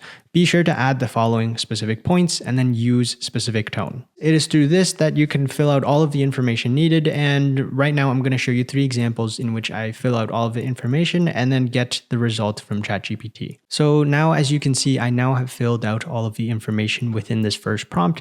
And then this is what it looks like. Please send an email to the head of HR, who is my boss, with the purpose of providing an update from the hiring of the new team members. We ended up interviewing 25 individuals and ended up hiring a total of 3 HR associates. Be sure to include the following points about the online job postings and being the most efficient and use a professional tone. Now that we filled out the prompt, we can then send this to ChatGPT and we'll see what answer they give us. So ChatGPT has given us a subject, hiring updates, success onboarding of new HR associates, and then it then breaks down this email in a professional tone, dear HR head's name, and then I trust this email finds you well. Not going to read the whole thing, but it starts to incorporate some of these details throughout the email. We carefully evaluated a total of 25 candidates. I'd like to highlight the efficiency of our online job postings. Even add some details that weren't mentioned earlier, but is starting to add this together as well. The new HR associates are scheduled to commence their onboarding process on start date. I personally think this is really, really well done. If it doesn't fit what you need, then of course you can continuously make changes. That's the best part of all of this. But with that, we're going to move on to the second email with the same prompt. Okay, so this prompt is going to be a little bit different. It is, please send an email to the CEO of my company with the purpose of giving an update to my progress of work over the past 2 years in hopes of a promotion. So instead of an progress update, this is going to be a promotion email. Over the past 2 years, I've helped reduce marketing spend by 13%, increase revenue by 5%, and personally built out systems that have saved the company hundreds of hours every month. Be sure to include the following point of wanting a promotion to head of the department and use a confident tone. Let's see what ChatGPT gives us. Once again, I think that the output that ChatGPT has given us is extremely well done. Subject, update on achievements and request for consideration of promotion. Taking a look at this email, we see that the beginning is just kind of a greeting and talking about what the email is about. And then we then go on to 3 points of why I believe I should be upgraded and promoted to a certain role. And then we just continue to talk about having this track record and everything like that, and then ending it off in a grateful tone. And I personally think this might be a little long, but overall everything seems to be there. I think if I were to make improvements to this, what I would do is I would ask ChatGPT, oh, please shorten this a little bit, cut out a little bit of the fluff. But all in all, it is quite a good email. So the last prompt that we're going to be using is, instead of trying to get a promotion or an update, this is going to be a little more sad. This is going to be talking about having to let go a couple of engineers. So we'll see what type of tone that ChatGPT will help us create. The following prompt is as follows. Please send an email to my team of 5 engineers with the purpose of letting them know that I will need to let them go. The company has been expanding too quickly, and due to the current recession, we're looking at cash restraints. Be sure that my email is HR compliant, and we will help each and every single engineer find jobs with a generous severance package as well, and use an apologetic tone. Now, personally, email is probably not the best way to fire someone, but just for the sake of this example, this is what we're doing. Subject, important team update. Dear team's name, so this is addressed to the entire team. And then it begins off by stating essentially what the situation is and what is happening. You have an apology. We then talk about having to help during the transition. We're talking about long-term here. And then these are kind of like next steps with an apology as well. I personally think, yes, this is quite an apologetic tone. I think this is professional. I made the mention of being HR compliant. I don't know if that fully meets that.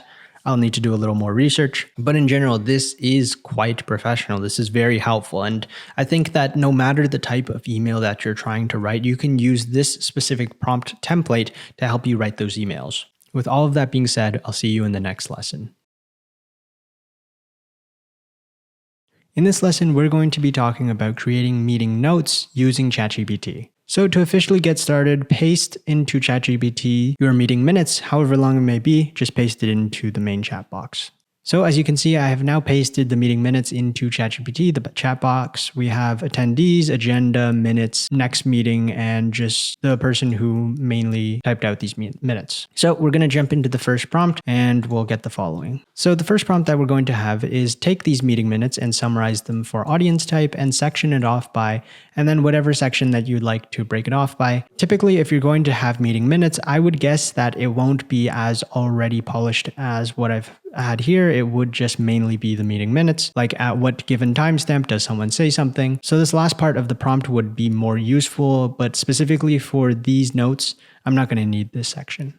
Okay, so the prompt that I have finally edited is take these meeting minutes and summarize them for the whole operations team. So what I'm going to do is I'm going to take this entire prompt, take these meeting minutes and summarize them for the whole operations team. Let's see what we get. Okay, so as you can see, as opposed to simply just having meeting minutes, we now have 5 different key actions and specific things that were mentioned within this meeting. It has been broken down into 4 main aspects that have been spoken about, and then there are also action items and next steps, which is perfect because it has not only the names, but also what they need to do for the next meeting. And it even made up a team meeting for the future as well. And the next prompt that you can use is the following. So you can actually ask ChatGPT to reformat the meeting minutes. So instead of having timestamps and what was said, you can actually just break it down into following sections. So this right here is highly customizable. If either your company or your business likes to specify it in a certain way, then this is where you can add to mainly section it off. So for me, I'm actually just going to make it to attendance, summary, takeaways, action items, and agenda for the next time. This is ultimately the way that I like to section off meetings, so we'll keep it that way. Just like that, we're then going to ask ChatGPT to help us reformat these notes. So ChatGPT has sectioned it off in all of the ways that I've mentioned: attendance,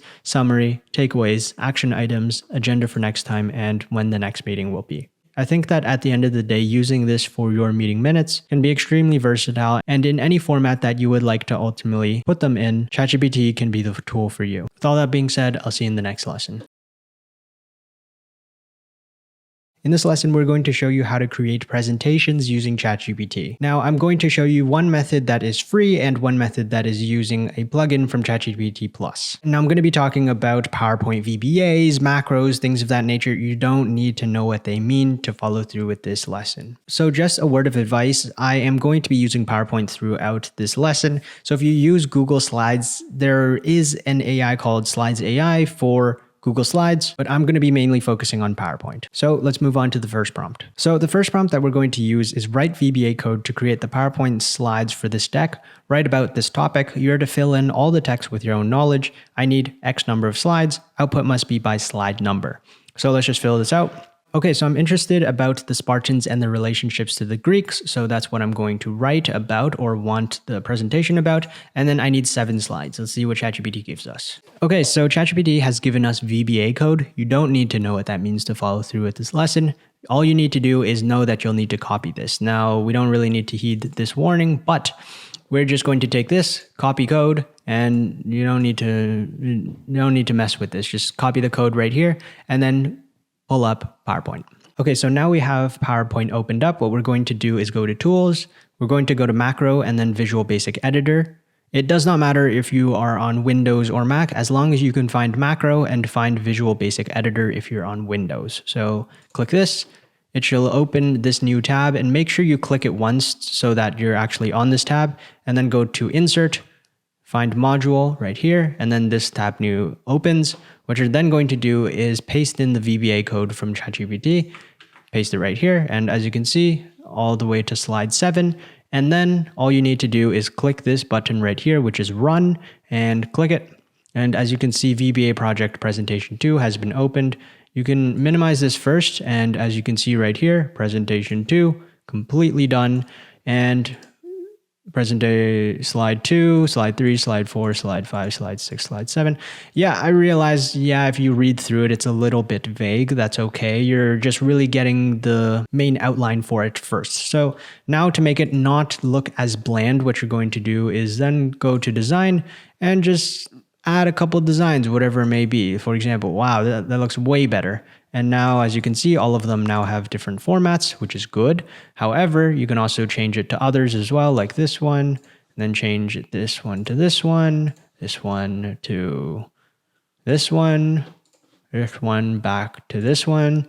And you can just have fun with it, because at the end of the day, you're really just building the outline to this presentation. But all in all, this was the free method of building presentations using ChatGPT. So let's move on to the actual paid using plugins. Okay, so if you have ChatGPT Plus, what you're going to do is go to ChatGPT 4, going to go to plugins, and you're going to install a specific plugin. It's called Smart Slides, but let's go to the plugin store, search up slides, and you should have Smart Slides right here.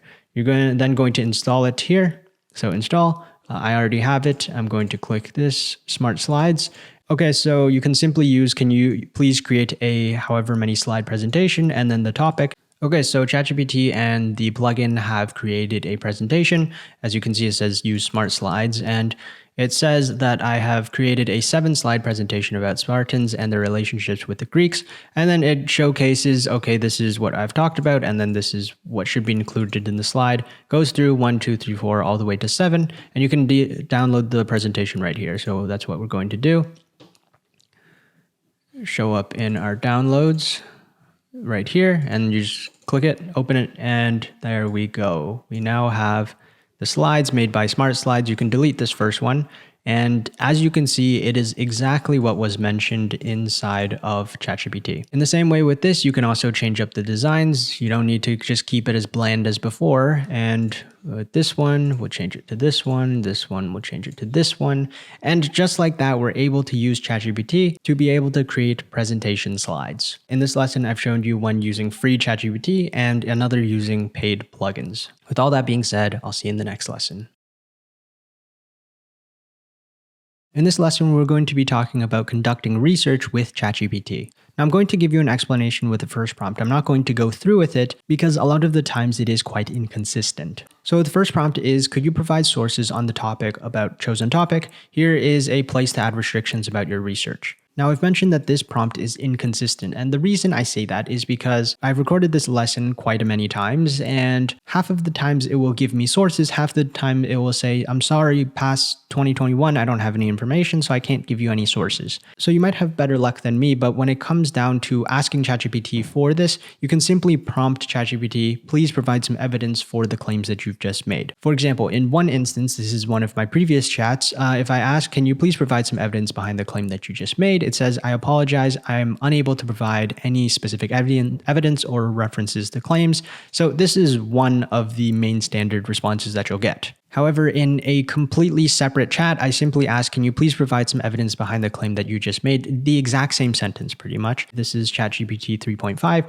and here we get actual studies given by ChatGPT talking about sources and research that has been done on a given piece of evidence. So coming back to this prompt, you might have better luck than I do. For me, it's really a 50-50 coin flip. So I've decided to just let you know beforehand. I think that it is extremely helpful if you are able to get it to work correctly, to get ChatGPT to actually give you sources, but if not, it can typically just be a pain. And explaining the rest of the prompt, you can simply say, here's a place to add restrictions. And for example, if you wanted to add restrictions based off of time period, this is the specific time period between this year and this year that I'd like the research to be done, or if it was done to a specific demographic or even done in a specific location as well. But with that out of the way, we can move on to the next prompt. So the next prompt that we have is, can you summarize the following research paper into something more comprehensible for an average person? If you're using GPT 3.5, then what you'll need to do is actually paste in the following research paper in this text box.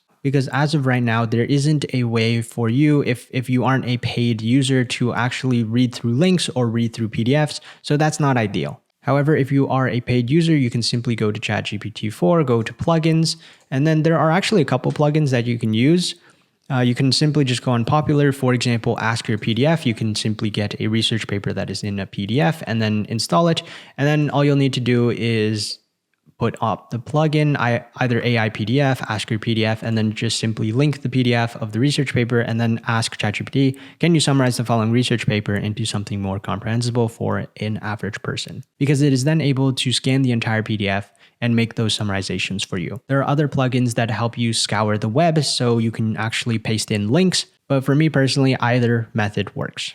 I think that if you conduct a lot of research, getting ChatGPT Plus might actually be quite helpful, just due to the fact that there are a lot of plugins that will be very beneficial on your end. If you're reading lots of PDFs, if you're doing lots of research, you might want to consider upgrading as well. So the next prompt that we're going to use is, what are some issues with the research method outlined in this paper? What improvements would you make to the paper? Once again, if you're a free user of ChatGPT, you're going to have to paste it into text box of ChatGPT and slowly but surely continue to go through research method by research method through simply the chat box, copy and paste. However, if you use ChatGPT Plus, you'll be able to simply go through and link an article, link a PDF, and then simply go through with this prompt. And the last prompt that we get specifically for conducting research and specifically looking at research itself is, take the opposite stance from the author of the following paper. What arguments can you come up with to refute the claims made by the author? I think that ultimately using the plugin is the easiest. However, if you want to stay free, that's completely okay. This will work just fine. So now we've taken a look at research and how you can use ChatGPT to help you in summarizing, learning about, and understanding the research done through various resources. But the last prompt in this lesson, we're actually going to ask ChatGPT for their opinion on something, and it is the following. I want you to act as a researcher. I am a role who wants to research about topic, and I need some help. Could you provide some interesting current trends in the academic landscape on the topics that I could write about? Now, right here, we're not asking for specific sources. We're mainly looking for interesting current trends, which is actually different. Most of the time from this prompt, you'll actually get a concrete answer, but let's fill it out. So filling out the prompt, I am an AI researcher who wants to research about artificial intelligence and I need some help. I'm just going to ask ChatGPT about some interesting current trends in the academic landscape. Now, one thing to realize, and I'm sure you've heard it a million times from me throughout this course, ChatGPT doesn't know information past 2021. So whatever interesting current trends that ChatGPT will give me probably will be interesting, but will not be current. Okay, so here we have 10 different interesting trends from the academic landscape when it comes to specifically AI research.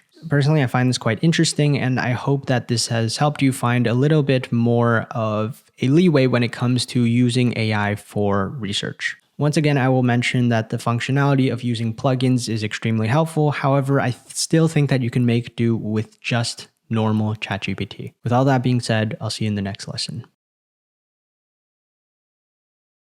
In this lesson, we're going to cover generating ideas specifically at work. Now, these prompts are going to focus very heavily on seeing how you can do better work and using ChatGPT to help you become a better employee. So the first prompt that we have is the following. This one is going to stay a little bit broad to begin with, but it is the following prompt. What are some ways that I could stand out at work as a role? Because a lot of the times when it comes to being an employee, it is the small things, it's the small details that make just such a large difference. If you want to stand out, then it's these small differences that build and compound so that you eventually get that promotion. And a lot of the times we can forget these small details, so we'll get ChatGPT to help us find some ways to start to stand out as well. So let's say that we take on the role as an operations manager. Now, this probably isn't applicable to most people, but we'll see if some of the principles still apply. So ChatGPT has given us a lot, and we're looking at approximately 18 points of how we can be a better operations manager. However, I look at a couple of them and they feel a little bit too vague. For example, strong leadership skills. Number 2, problem solving abilities. Yes, this makes sense, but we want to be able to get a little bit deeper than that. So we're now going to prompt ChatGPT for the first 5 points. Please focus on detail and application. So instead, we're not looking at all of the other prompts. We're just looking at the top 5, and we want to go a lot more in detail and application based. So this is way, way better. We see that in each and every single one of these points, we are going a lot deeper. For example, strong application skills, we then look at application, lead by example, clear communication, empower your team, and conflict resolution. Now, if you want to go even deeper in details, then you can go specifically, hey, in point 1, application. Point number 3, what are some examples of this and how can I implement this in my life? It is exactly through asking ChatGPT through your role, you might be able to discover a small nuance or a small detail that you'll then be able to apply to your job that'll make all the difference. So the next prompt that we have is very much focused on the same thing, wanting to become a better worker, wanting to become more productive at work, and it's the following prompt.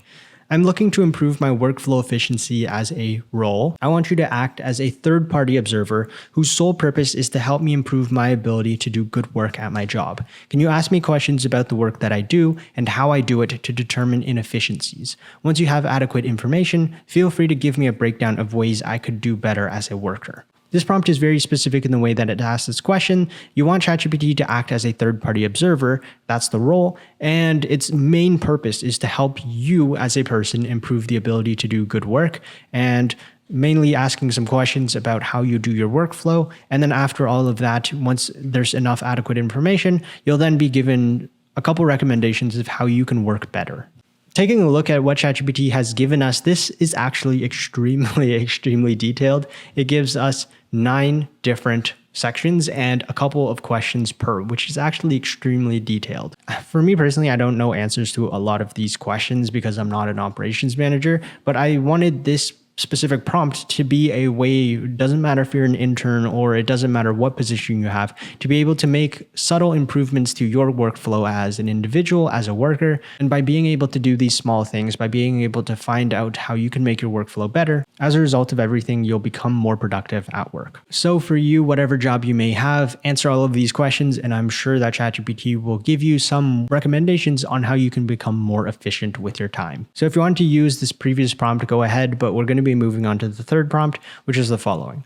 How can I reach the outcome of goal using more efficient means? What are some actions that I could exclude, and describe some common pitfalls that I might fall into while working on this? Instead of taking a look at the entire workflow at once, we're going to hone into one specific outcome and see how we can best be as productive as possible. So you can fill out to this goal whatever you wish it to be. For most people, it would probably just be the main thing that you have to do at work, but this, of course, can be small tasks that you have as well. I'm going to go quite broad here. I'm sure that if you go a little more niche, if you go more specific, you'll get better results. But now is just really getting what ChatGPT should give us. So as you can see, ChatGPT has given us 3 main sections to the point, which is number 1, actions to take if I want to have the outcome of communicating well to my team. Here are some actions that I could take. Here are some actions to specifically exclude, so over-communication, micromanagement, these make sense. And lastly are some common pitfalls to avoid. Number 1, ignoring feedback. Number 4, lack of empathy. And really just taking a look at these 3 sections should get you a pretty good outlook at a very specific outcome. So with that, I hope that you are able to find some ways in which you can generate ideas at work to becoming a better employee. With all that being said, I'll see you in the next lesson. In this lesson, we are going to be doing basic data analysis using ChatGPT. It doesn't matter what level of data analysis that you know, whether beginner or advanced, I think that there's something here for everyone. If not, at least to save up your workflow just a little bit better. Okay, so the first prompt that we have is I have context of data. I'm trying to make sense of the information given. I want you to act as a data analyst and to help me make sense of the data and potential recommendations to help me moving forward. Please present this data in bullet form and do not use technical jargon. Now right here, you are able to specifically paste into ChatGPT raw data that you would like to be able to get a sense of. And for me, I'm simply just going to say I will paste data below and then paste my information below. Okay, so I've pasted some information and some data down below, and I will say I'll paste data below, and we'll see what type of recommendations ChatGPT will give me. Okay, so this was the information that I asked ChatGPT to actually make some recommendations off of. We now have some insights about the data. We have some recommendations with the given store itself, which is actually impressive. And taking a look at each and every single one of these stores, we now have information and recommendations to help everything move smoother. If you want to get the best recommendations possible, add as much data as possible and also add the context necessary. The next prompt you can use is helping you find data sets. So the prompt here is going to be, could you find data sets on the following topic? And then you just simply give a topic, and I would say, okay, so I'm going to get the data set off of the following topic, weather around the world. Okay, so as you can see, ChatGPT has told us that we cannot directly browse the internet or access external data sources. That is not true because they did it just in a previous chat, which I'm going to show you. But the thing is that I've mentioned with this is if at first you don't get it, simply ask again or ask in another chat, or simply reword the way that you're asking for the data. So if we were to go to a previous conversation right here, as you can see, I had asked ChatGPT, can you please give me some following examples on this given topic? And then this was the prompt. It was about air quality in major cities. And ChatGPT actually gives us the sources through all of these 5 different data sets. So once again, if at first you don't get the source, keep asking. And if you still don't get it, reword it, and hopefully you'll eventually get those sources. Okay, so the next prompt that we have is, can you create a data dictionary for the following in tabular form? So this is where you can put raw data. I'm going to do so as well. So I now have put all of the raw data inside of ChatGPT, and then I'm asking ChatGPT to create a data dictionary for the following in tabular format. Let's see it. Okay, this is perfect. This is exactly what I'm looking for. Nothing much else to say. Let's move on to the next prompt. Okay, moving on to the last prompt. I know that this itself and the data that I have analyzed above and created a data dictionary for doesn't actually make sense, but I'm going to still use this prompt. It is, can you please make a prediction / explain the relationship regarding the data above? Okay, I know that ChatGPT probably will say that there is no relationship, but I'm just showcasing the prompt itself. It looks like I was wrong. There's actually 5 predictions that ChatGPT has been able to make, and this is based off of the relationships between a couple of the variables, and it even gives the prediction and a couple of details regarding that prediction as well. Other things that you can do with ChatGPT is, for example, create MySQL code, optimize MySQL code, and ultimately things of that nature. So with all that being said, I'll see you in the next lesson. In this lesson, we're going to cover creating documentation and templates for whatever employee that you might have. Now, although this might seem like it's supposedly targeted towards those who are in tech and software, since documentation is typically associated with that, this can be for anyone. A lot of the times companies, startups have Notion pages or specific documents in which you can look at things that you need to do as a worker or as an employee. And if you're ever stuck on anything, you can refer to these documents to be able to get help. So in this lesson, we're going to have 3 specific prompts to helping you create that documentation and templates. So the first prompt that we have is the following. So the prompt here is, think of a list of responsibilities for position and then use wording that will be helpful for creating documentation.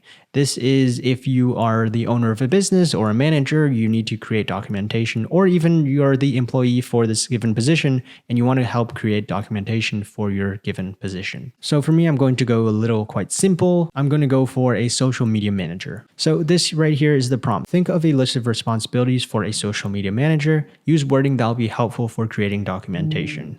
Just like that, we now have a breakdown of social media manager responsibilities. We have the role overview, which is just a quick breakdown of what the role of being a social media manager includes. And then here are some of the key responsibilities. We have approximately 13 of them, and then they're all broken down into a couple of sentences in which they explain what each section is about. Now, this is good. This is a very good start when it comes to starting to create that documentation. It's not perfect, it's not documentation, but it gives you an outline, which is what we're looking for. So it is through this prompt that we have create documentation for the task of insert task.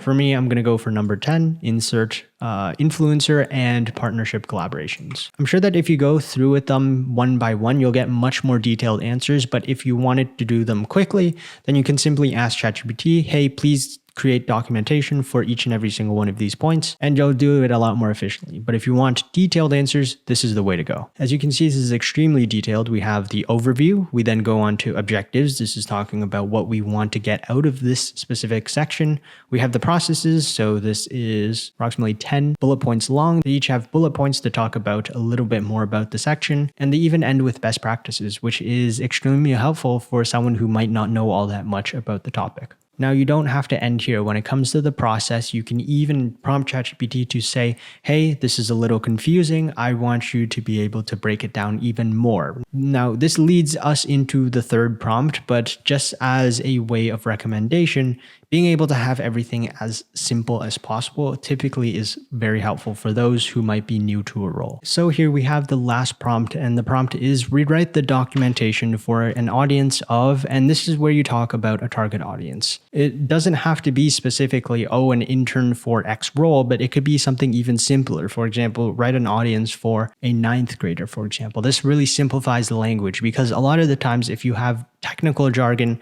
and you have words that people don't understand, it can be hard to use these documentation in the first place.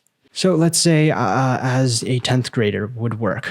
This documentation rewritten looks pretty good. Now, if I were to go and say, write this for a 5-year-old, I'm sure that it would be different. But as a 10th grader and at that specific reading level, a lot of this actually makes sense and a lot of it is relevant. For example, in the how does it work, finding cool people. That's interesting. Number 2, picking the best ones. And it has substituted everything in the documentation above and then made it so that it's easier for a 10th grader to actually understand. Instead of be authentic, it's be real and true.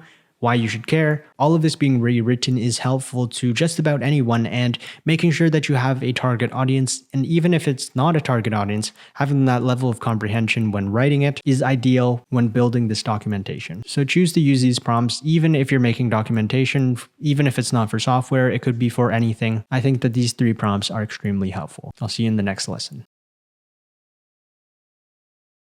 In this lesson, we're going to show you how you can use ChatGPT to help you with Excel. Now, one thing before we begin this lesson, this is not going to be an in-depth Excel tutorial. I'm simply giving you the fundamental prompts when it comes to Excel and ChatGPT. And I have the base assumption that you are a complete beginner when it comes to Excel. In this lesson, we're only going to cover 4 prompts. It doesn't matter if you are an absolute beginner because as long as you have that mentality to learn, using these 4 prompts, you should be able to get to an intermediate stage, building all the Excel models that you need. So let's get started with that first prompt. So the first prompt is, when using Excel, what is term? Can you explain the concept in a more beginner-friendly manner? So when you're initially starting with learning Excel, you'll be able to actually use this for just about anything when it comes to Excel. You can learn about the ribbon, you can learn about the cells, anything that is contained within the Excel template itself can be applicable to this prompt. And that's why I say that these are pretty much the foundational building blocks. As long as you have some curiosity and you have some intensity to want to learn Excel using ChatGPT, you can pretty much do it all with just these 4 prompts. And for example, for this one section, you can put anything in Excel. For me, I'm going to simply say conditional formatting. And just like that, ChatGPT has explained to us the concept of conditional formatting in a very beginner way. Imagine your magic spell of your Excel spreadsheet that can make certain cells change color automatically based on certain rules you set. This spell is called conditional formatting, and it simply goes through everything regards to conditional formatting in a more beginner-friendly way. It does not matter if you've never used Excel. If you want to learn how to use Excel and a lot of the functionality, you can use this prompt. But now we're actually going to start building functions using a specific prompt. So the next prompt that we're going to use is, I want to write a formula that does X in Excel. Let's say that you've used this first prompt to understand how the Excel landscape works. You know the basic functionality of most things. Well, now as you start to build out formulas, you can then use ChatGPT to write formulas that do specific things. And it is in this section that you can prompt ChatGPT for just about anything that you'd like to build in Excel. For example, if you wanted a formula that counts the number of X marks in a certain cell range in Excel, we're then going to get a formula. Perfect. ChatGPT is now able to give us this that we can copy into Excel, and it even gives us a step-by-step formula to how to use it. And you'll be able to use this prompt for whatever formula you would like to create, as long as you know how to describe it. So now you've been able to learn the functionality of Excel and you've been able to create a couple formulas. Well, what about some things that you do repeatedly? You have a task that you do repeatedly that you'd like to ultimately automate. That is where macros come in. And you're going to use this prompt for essentially any task that you would like to do over and over again. For whatever macro that you would like to create, you can simply fill it out right here. And similar to the previous prompt, as long as you know how to describe it, you'll be able to ask ChatGPT. For example, if I wanted to get a macro that prints only a particular range of cells in Excel, we'll see what ChatGPT gives us. And just like that, ChatGPT has given us a 5-step format on how to start macros. We start with the developer tab, record the macro, perform the actions, edit the macro, and then run the macro to do it over and over again. And the last prompt that I think that will be foundational when it comes to helping you learn Excel is the simple way of saying, how can I do X in Excel? Because when you have a high-level idea of what you want to complete in Excel, but you don't know where to start, you don't know what formulas you need, you may be using macros, you might not be using macros, you can then use this prompt to tie everything together. And if you have an idea of what you'd like to create with Excel, you can use this prompt. So for example, if I wanted to ask ChatGPT, how do I build a discounted cash flow model in Excel? We can ask ChatGPT. They're going to then break down each and every single step. And then we can use the previous 3 prompts to research and learn if we are ever confused. ChatGPT has now given us approximately 11 steps to being able to build this discounted cash flow model. However, for example, there are a couple of the points like number 2, where list the time periods and years in which you'll be estimating cash flows. Okay, this makes sense. I'll be able to do that so far. However, we then get on to step 3, estimate the future revenue and expenses for each year. These are usually based on your projections for the business or investment.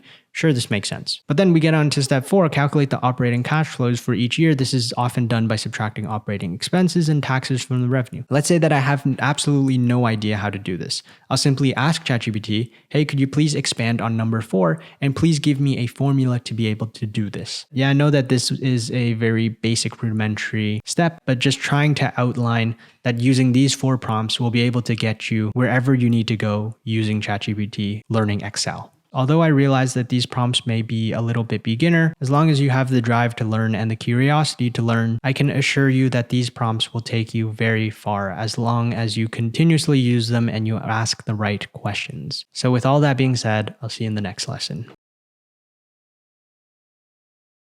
In this lesson, we're going to cover legal writing with ChatGPT. Now, one thing I have to preface before going through with this video is that ChatGPT is not a registered lawyer. You should really not be using ChatGPT for legal advice. However, the prompts that I'm going to show you are really just a suggestion to how you might take a next step in a legal situation. The first prompt is, can you simplify the following agreement? You can even write letter or whatever piece of text in terms of legal writing for the average person and extract the most important information. You can change this word to agreement, policy, contract, whatever it may be. But for us, we're just going to go with agreement for this video. So this right here is an agreement that I've copied from the internet and I haven't read through it. I just know the basic key points. We're going to simply ask ChatGPT to simplify the following agreement and then extract some of the most important information. So let's see what ChatGPT gives us. So the agreement has been simplified. We see a couple of the main key points, and then it has simply broken it down into making sure that the paragraphs really talk about only one main thing. And we also lastly have the important information at the bottom. It highlights a couple of the main sections: partnership, what is the role, project timeline, what are the tasks, what's the payment, and the agreement confirmation. In the same way, you can ask ChatGPT to make the agreement into bullet points and mainly just summarize the agreement to a certain amount of words as well. But for us, this makes sense and this helps a lot. So this next prompt, we're actually going to be asking ChatGPT to help us create a contract. So the following prompt is, generate a type of contract between party 1 and party 2 for whatever purpose it may be. Please include the following details and then include any information that you'd like to add. So filling out the prompt, we get the following. Generate a job contract between a business and a plumber for hiring the plumber for a contract job. Please include the following details. The pay will be $2,000. There will be 2 weeks to complete it, and they will just need to install 4 toilets in the building. Let's see what ChatGPT gives us. For a simple suggestion and for the next step forward, this is overall pretty good. As you can see, we have the contract type, the parties between the two parties. This is the business, this is the plumber, all of the contact information. And then we outline the contract details. What is the scope of work? They need to install 4 toilets at this business address. The contract period is a period of 2 weeks. Compensation of $2,000. Payment will be made in full upon successful completion of the installation. Materials and tools, insurance, completion and inspection, termination, confidentiality, entire agreement, governing law. So all in all, it's actually added a lot more than I initially thought it would, which is actually good. I would have never thought to add some of these things. And it ends off with signatures, and please keep a copy of this signed agreement for your records. All in all, I think that this is extremely helpful. If you don't know your first step forward when creating a contract, you can use this to really get a foundational knowledge of where you can go next. In the same vein, we're going to be working with generating a letter this time with pretty much the same prompt. Generate a type of letter between party 1 and party 2 for purpose.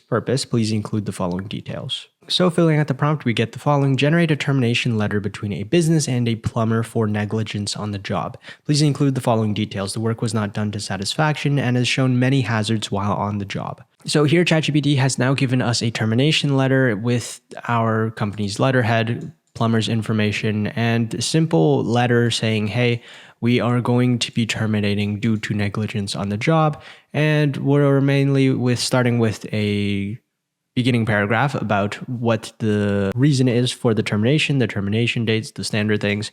We had now bullet 4 points in which we talk about why the plumber is getting terminated. And ultimately, I think that the last 4 or 5 paragraphs is simply just standard lawyer talk, and it ends off with his signature. But overall, I think creating a letter is extremely versatile and you can use it for many instances. In this next prompt, we're going to be using ChatGPT to help us create formal policies throughout our company. So the prompt that we have here is, can you create a formal document for the type of policy at our company? I'm going to keep it very broad here. I'm just going to say, can you create a formal document for the human resources policy at our company? Although I know at a standard company, this would be much longer, I think that this is a very good first step if you really wanted to get a base understanding of how you could create a specific policy at a company. For example, you have the name, you have the effective date, last revised version, and then the table of contents of all of the things that should be introduced in an HR policy.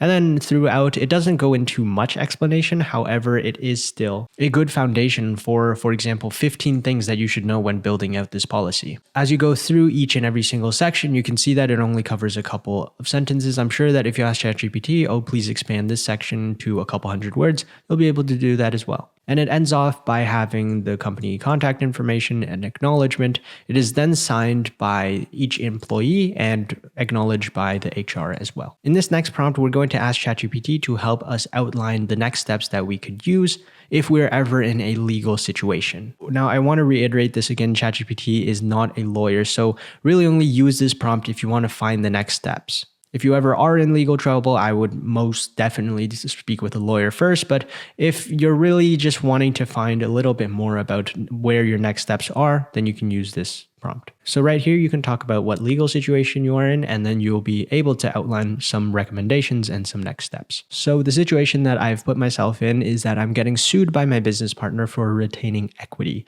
And then I'm simply asking ChatGPT for some legal recommendations or resources. Once again, ChatGPT says I am not a lawyer, but can offer some general suggestions, which is exactly what we can take. Number 1, consult an attorney. Number 2, review partnership agreement. 3, other evidence. And it just goes on and on about a couple of the things that you could do as that next step. I think that all in all, using ChatGPT specifically for legal writing and legal matters might not be the best option. However, it does really give you that first step and a set of resources that you might not have had earlier. So with all that being said, please consult a lawyer if you really are in legal trouble. This is really just giving you resources. But with all that being said, I'll see you in the next lesson. In this lesson, we're going to cover verifying information and factual evidence brought up by ChatGPT. Although I'm sure that you already know ChatGPT does not know information past September 2021. However, what we're going to do in this video is showcase asking ChatGPT to make an argument, and then after it provides the argument, we're then going to ask ChatGPT to actually provide some evidence for the arguments made. We're going to do this with ChatGPT 3.5 and also ChatGPT 4. So the following prompt will be the following. Can you give me some reasons why training 3 times a week might be as efficient as training 6 times a week? Okay, so ChatGPT has now given us 9 reasons on why it might believe that training 3 times a week is as efficient as 6 times a week. So what we're going to do now is ask ChatGPT to provide some evidence for the claims that were just made. Now, if you're seeing that some of these paragraphs are a little bit different, sometimes you need to ask ChatGPT a couple of times, specifically to get the sources. So ChatGPT has now given a couple of studies that they've combed through to essentially give us the evidence that they've made through the arguments above. They've done it for each and every single one of the sections. Now, I'd like to note one thing, is that if we go to another chat where you might have seen my original response,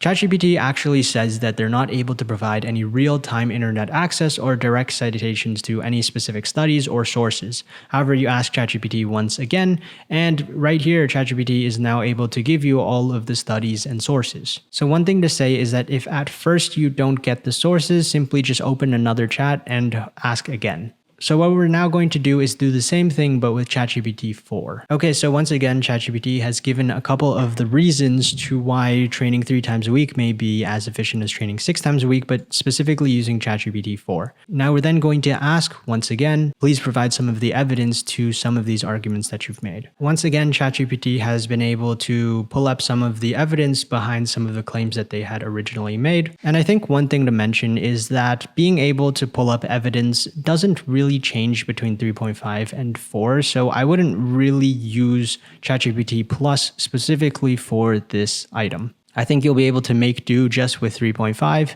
and until I guess ChatGPT 5 comes out, you can make do with just the free ChatGPT. And although I don't think that this will get you through your entire fact-checking needs, you can pair this with something like Google Scholar to work through verifying all the information that you need. With all that being said, I'll see you in the next lesson. In this lesson, we're going to be talking about creating questions using ChatGPT. So it doesn't matter if you're a student or if you're working, I think that this video and this lesson has an application base for just about anyone. Okay, so for this first prompt, we have the following. Create practice questions for the content below. I want to make sure that I understand the concepts well.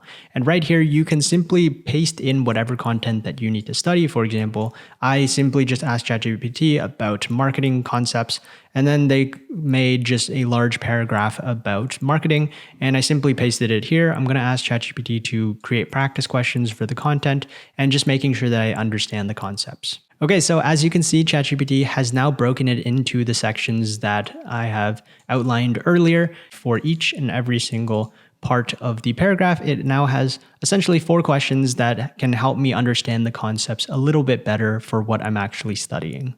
Okay, in this next prompt, we're going to go a little bit deeper into a very specific topic, and the following prompt will be this. You're an examiner on the topic of whatever. Please ask me 5 questions about a specific topic. Wait for my answer before asking each question individually. At the end of the questions, please critique my answers to each question. You not only let this be a conversation, but you actually get to have your answers critiqued by the end of the conversation. Okay, so we're going to keep this a little bit broad, but really just trying to see what type of questions that ChatGPT will ask us. The first question that I have been asked is, can you explain the concept of influencer marketing and how it is used by businesses? Okay, so I know that this is a very basic answer. That's okay, but we're just going to tell this to ChatGPT and we'll see what the next question is. Question 2, how do businesses typically choose which influencers to collaborate with their influencer marketing campaigns? So I'm just going to speed through this and I'll show you the end results. Okay, so as you can see, I have given some pretty lackluster answers to the questions that ChatGPT has asked me. For example, based on demographics, create content, connected audience. These are 2-word answers. I know that they're not good answers.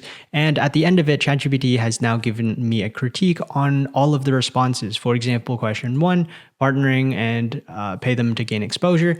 And although it talks about like my answer specifically, it also talks about things that I could do better within each question and answer as well. So we go through question 1, question 2, question 3, all the way to 5, and then it has a final kind of feedback for me regarding all of my answers as well. Now, let's say this was actually difficult for you. You can actually ask ChatGPT with this following prompt: please provide an example answer and how I could have made my answer above even better. And this will pretty much give you a model answer of what you should strive towards. And as you can see, ChatGPT has now given us some model answers, for example answer, and how you could have improved. And really, if you want to find something to not only base off your answers off of, or even just to learn a little bit more, you can use both of these prompts to do so. And the last prompt that we're going to use is: please create an example exam on the following topic. I seem to struggle with whatever specific topic. Please be sure to keep the comprehension level of an exam and then whatever experience level that you're currently at.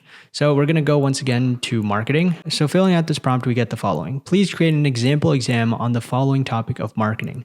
I seem to struggle with influencer marketing. Please be sure to keep the comprehension level of the exam to a university student. And as you can see, we now get a 10-question influencer marketing exam, just being able to ask questions specifically on influencer marketing, and as a result, testing our comprehension on the topic. I think that it doesn't matter whether you're in school or if you're working. This is a way to help you learn information quicker and actually test the comprehension of whatever you are currently learning. With all that being said, I'll see you in the next lesson.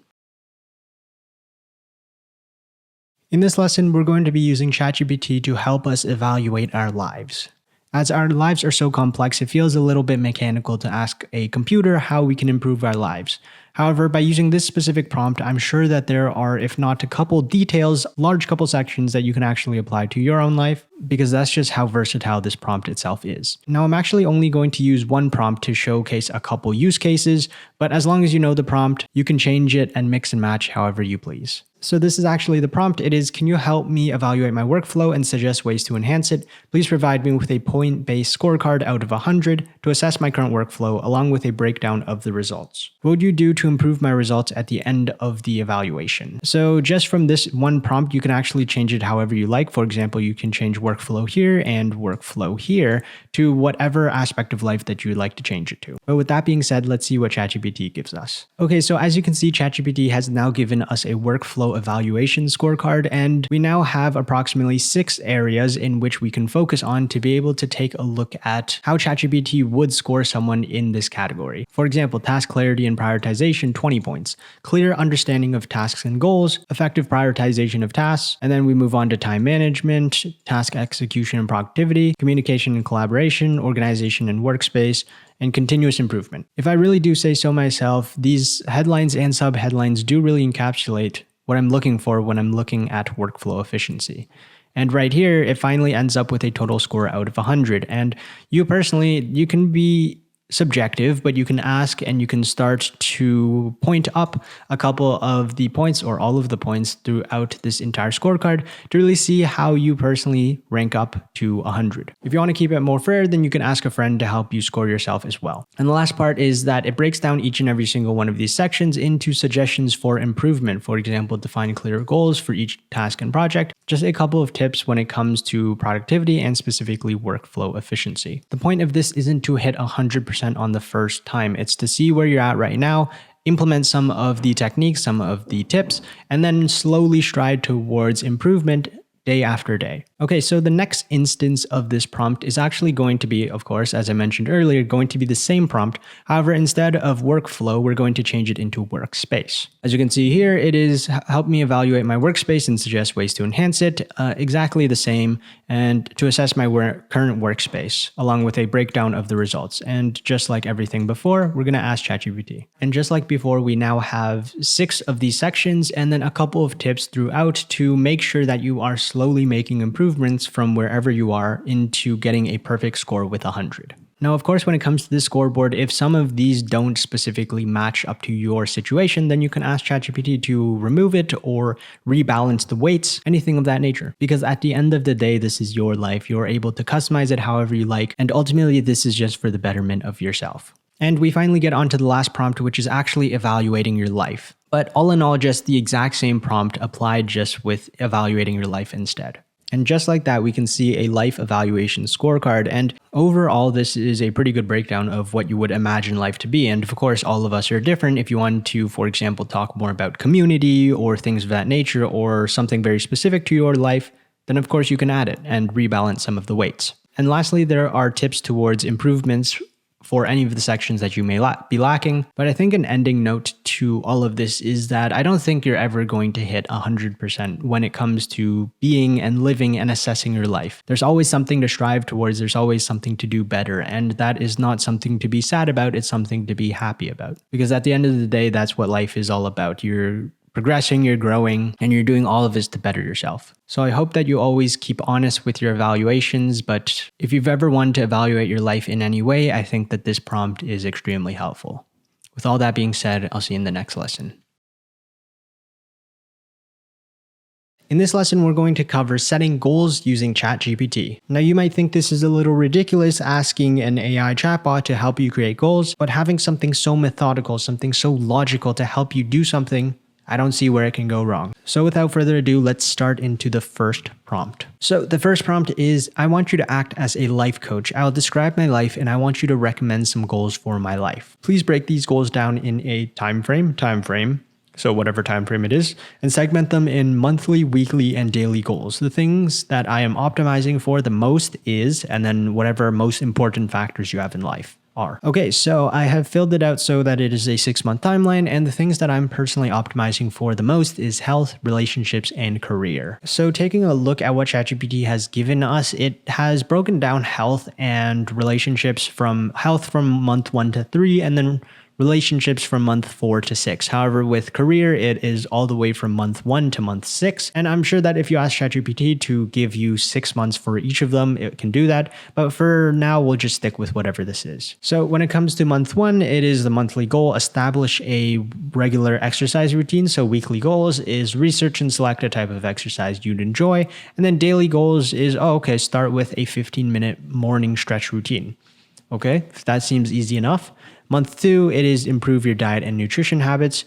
Weekly goals is plan a balanced meal and gradually reduce processed foods. And then daily goals is include a serving of vegetables in every meal. These are attainable. Month 3 is prioritize mental health, well-being, and relaxation. Weekly goals is mindfulness and creative hobby. Daily goals is 10 minutes for meditation. Okay, so these all make sense. The thing I like most is that it's not bombarding you with goals. It's not saying that, month 1, you need to start nutrition, you need to start a regular routine, you need to start and prioritize mental health. It's rather, so in month 1, you're going to focus on this. Once you have that foundation, month 2, focus on this. Month 3, focus on this. And by all means, these are not difficult to achieve by any means. For example, a 15-minute morning stretch routine, that's quite simple. Include a serving of vegetables in every meal, quite simple. Taking a look at relationships as well, is this goes from month 4 to 6, and overall monthly goal, strengthening existing relationships. Monthly goal for month 5 is expand your social circle. Month 6 is improve communication and relationships. And then daily goals is send a positive message to a friend or family member. These all make sense. Even scrolling through month 1 to month 6 when it comes to the career, all of this is quite relatively basic, but being able to do that daily goal is creating a building block for yourself day in, day out. So the next prompt that we have is, I've been struggling with my goals because of X reason. Can you give me a pep talk to help me become motivated to continue working towards my goals?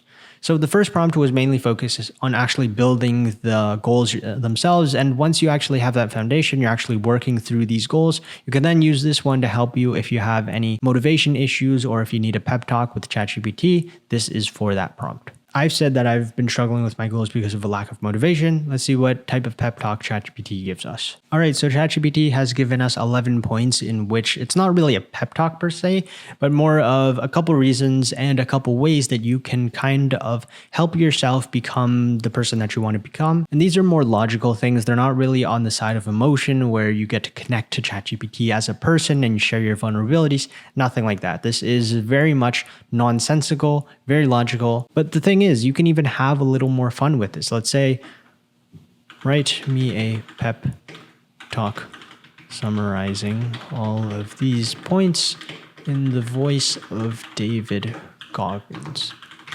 If you don't know, David Goggins has this incredible story about being overweight and then losing all of the weight in a very short time and then joined the Navy SEALs. And then now he's this motivational speaker personality. And I want to be able to emulate a lot of this pep talk, but summarized in the voice of David Goggins. Even as it was writing, I could see some mannerisms from David Goggins. Listen up, warrior. Yeah, that makes sense. I think the funniest thing for me was stick those goals in your face every damn day. Visual reminders, man. He says man a lot. And this is just funny. If you wanted to be motivated by a certain person, this is extremely helpful in using that prompt. So the last prompt that we have is more of using ChatGPT as an accountability partner, and how that might work is through the following. So the following prompt is, I want you to act as my accountability partner. I've set these goals and I want you to keep me accountable through check-ins and making sure that I'm on my way to reaching the goals. Now, what ChatGPT might say is, oh, I'm not able to keep you accountable since you can't send notifications. But what you can do is just keep this as a chat throughout ChatGPT and delete the rest of your conversations. And whenever you feel motivated or you complete a goal, you can come back to this conversation and tell ChatGPT all about your progress. So I've been quite simple with the goals that I have: reaching 150 pounds, saving $1,000, and making 5 friends. Let's see what ChatGPT gives us. So ChatGPT has actually given us an accountability schedule. So for example, goal 1 is on a check-in schedule. We'll do a weekly check-in. So every Sunday, you'll provide an update to ChatGPT. There's also the progress tracking that can be helpful is there. And then we move on to the second goal, which is the saving goal. And the check-in schedule is actually on a different check-in date, which is bi-weekly. And also the third goal of making friends, which is actually on a monthly check-in. And I'm sure that if you wanted to change these, you can. And all of them also include progress tracking as well. It's interesting how you can have ChatGPT have a check-in schedule and also include a way of how you can track your progress. It could feel sometimes as ChatGPT just being some robot on the other end of it, but really it can be someone who can act as your accountability partner as well. So throughout this lesson, we've talked about setting goals, getting pep talks from when you aren't motivated or when you're facing a roadblock, and third, asking ChatGPT to be your accountability partner for the certain goals that you've created. I'll see you in the next lesson. In this lesson, we're going to use ChatGPT to help you learn any skill that you want. We're going to take you from beginner and then use 5 different prompts to take you from that beginner stage all the way to someone who has a roadmap for a 3-month period. So let us begin with the first prompt. The prompt here is going to be explain a topic or skill in the simplest terms possible, as if teaching it to a complete beginner. Identify gaps in my understanding and please be prepared to answer any questions that I may have. What this prompt will do is set the foundation for what the skill is and to help you answer any questions that you may have, and specifically prompt it so that you are essentially a complete beginner. So what we're going to do is replace this with whatever skill you want, and please be as specific as possible. For me, it is explain how to type at 100 words per minute.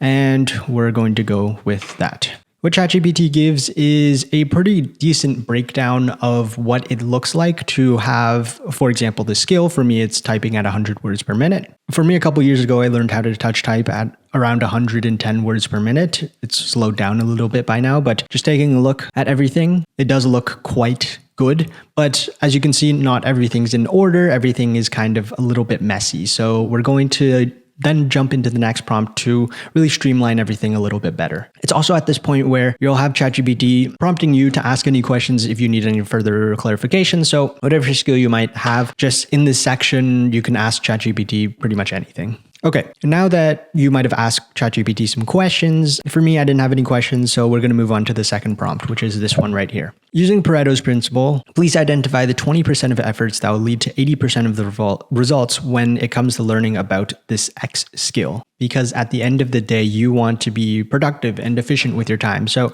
what we're going to do is we're going to then take whatever ChatGPT gave here, and we're going to break it down into the 80-20 principle. So what are some of the most impactful things that I can do when learning a specific skill that will lead to pretty much 80% of the results? So let us do that. When learning about typing at 100 words per minute. And from there, it should take this entire section and break it down into smaller chunks and those things that you should genuinely focus on. Okay, so from 12 points, we've now taken it into 7 points. And as you can see, these are the most important things. For example, proper finger placement, touch typing practice, of course, practice, regular practice, identify weak areas, use online typing tutors. So just use online websites that help you look at some of your errors to help you type better. Typing drills, I felt that this was helpful for my weaker characters. And lastly, take short breaks. Now, instead of 12 different key points, we have 7 key points that you can follow on a regular basis to make sure that you hit your 100 words per minute. Once you're happy with your results, we can move on to the next prompt. So this prompt itself is, what are some common problems that I'll encounter when learning how to do X skill, and what are some ways I can overcome them? So let us remove this. How to type at 100 words per minute.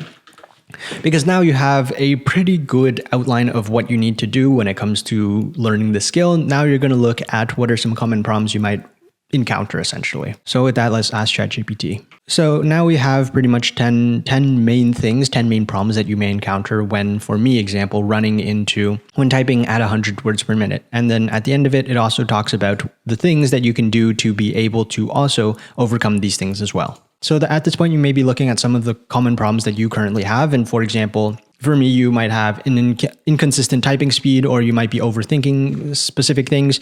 Once you have a key roadmap of the areas that you may be lacking in, you can then use the next prompt, which is, I'm currently in the stage of enter experience when learning skill X skill. Can you recommend some learning resources to help me continue making progress? And this would be after you've done some practice. For example, for me, I can be a little bit more specific. For example, enter experience. You can quantify the experience that you currently have. Maybe you can do it by hours. For me, for typing, I could say, I'm in the current stage of only typing at 60 words per minute when learning how to type at 100 words per minute. So as you can see, I talk about where I currently am in regards to progress when it comes to my final goal, 60 words per minute out of 100 words per minute. And then I ask them, because it gives them some context, can you recommend some learning resources? And then I list some examples to help me continue making progress. So I'll ask ChatGPT this. And then as you can see, I then get some resources with regards to having where I'm at with 60 words per minute out of 100 words per minute. And then it gives me just a bunch of resources that I can personally use to start making more progress with where I currently am to where I want to go. And it gives me a plethora of websites. It gives me some ebooks. It gives me YouTube tutorials, some podcasts, and just a wide array of different resources that I can use to continue my skill moving forward. Now that we have all of these sections, we can ask ChatGPT to give us a schedule to making sure that these sections and our practice is actually done in a consistent manner. So we have this last prompt, which is the following. Could you please provide a X timeline? So for me, when I wanted to learn a skill, I gave myself around 2 to 3 months. So for me, I'm going to ask ChatGPT to give me a 3-month plan and all the required steps to successfully learn the skill of X skill. So for me, it would be of typing at 100 words per minute, taking our conversation above into account. And then you can enter any restrictions to your schedule, for example, that you can only do it for 2 hours a day or 1 hour a day or only on specific days of the week. Any restrictions that you have to your schedule or whatever else you want ChatGPT to know about you learning a new skill, you can then enter it here. But for me, I don't have any, so I'm just going to take this out. And then so now we have a pretty detailed outline of all of the 3 months. For example, month 1 is foundations, month 2 is building speed and consistency, and month 3 is reaching 100 words per minute. Also, it also talks about throughout the 3 months what you should be also looking at. It's very versatile as well. You can then break it down into days. For example, could you please break down week 1 into what I would do on each day-to-day basis? And through this, you can look through a lot more detail, but this is just a grand scope of what you're looking for. So with all of that being said, we've started with you being a complete beginner wanting to learn a new skill. We've looked at the most efficient use of your time. We've then looked at some of the common problems that you may be encountering when it comes to learning these new skills, then finding new resources to take you from where you are to where you need to go. And lastly, having a full plan for you to be able to reach all of the skills that you need, whatever skill it may be. With all that being said, this was how to learn a new skill with ChatGPT. I'll see you in the next lesson. In this section, we're going to learn how to use ChatGPT to be able to create fitness goals and fitness plans for you, regardless of your fitness expertise and regardless of whatever goals you may have. We're going to get ChatGPT to act as our personal trainer with this prompt that we currently will be adding. So this will be the prompt. I want you to act as a personal trainer. Please ask me any questions that you may need to help me with my goals of fitness goals. And this is where you'll put in your fitness goals. The more clear, the better. So whatever fitness goals you may have, you can input them here. For me, let's say I want to reach of hitting 180 pounds at 15% body fat. Now, this isn't all that detailed. For you, you can be a lot more detailed, but after all of this, ChatGPT is going to ask you questions anyways, clarifying questions. So whatever goals you may have, you can just input them here. When you have all the necessary information, please create a timeline. So this is how long you want the workout to be. So for me, just based off, I would say, we'll go 6 months. Yeah, workout routine for me, given all of the answers to your questions. With all that being said, after adding both of these sections, you can then ask ChatGPT. And with that, you then get 7 questions that you will need to answer for ChatGPT. And for example, you see that they clarify, for example, current weight and height, activity level, dietary habits, fitness experience, injuries or health conditions, gym access, and fitness goals and preferences. And after you answer all of these separate questions, you'll then get a much more tailored workout routine, tailored to your own goals and your own needs. For me, I'm just going to answer all of these questions. So for example, current weight, hypothetically, I would be 160 and 20% body fat. And then section 2, activity level, I am currently, I would say I am lightly active. And just simply going through each and every single one of these questions gives ChatGPT that much information to tailor this workout routine specifically to you. Dietary habits, let's say I am a meat only diet. Question 4, fitness experience, no previous experience. 5, injuries or health conditions, no health conditions. Gym access, I have access to a gym 5 minutes away. And fitness goals, I would like to improve strength and endurance.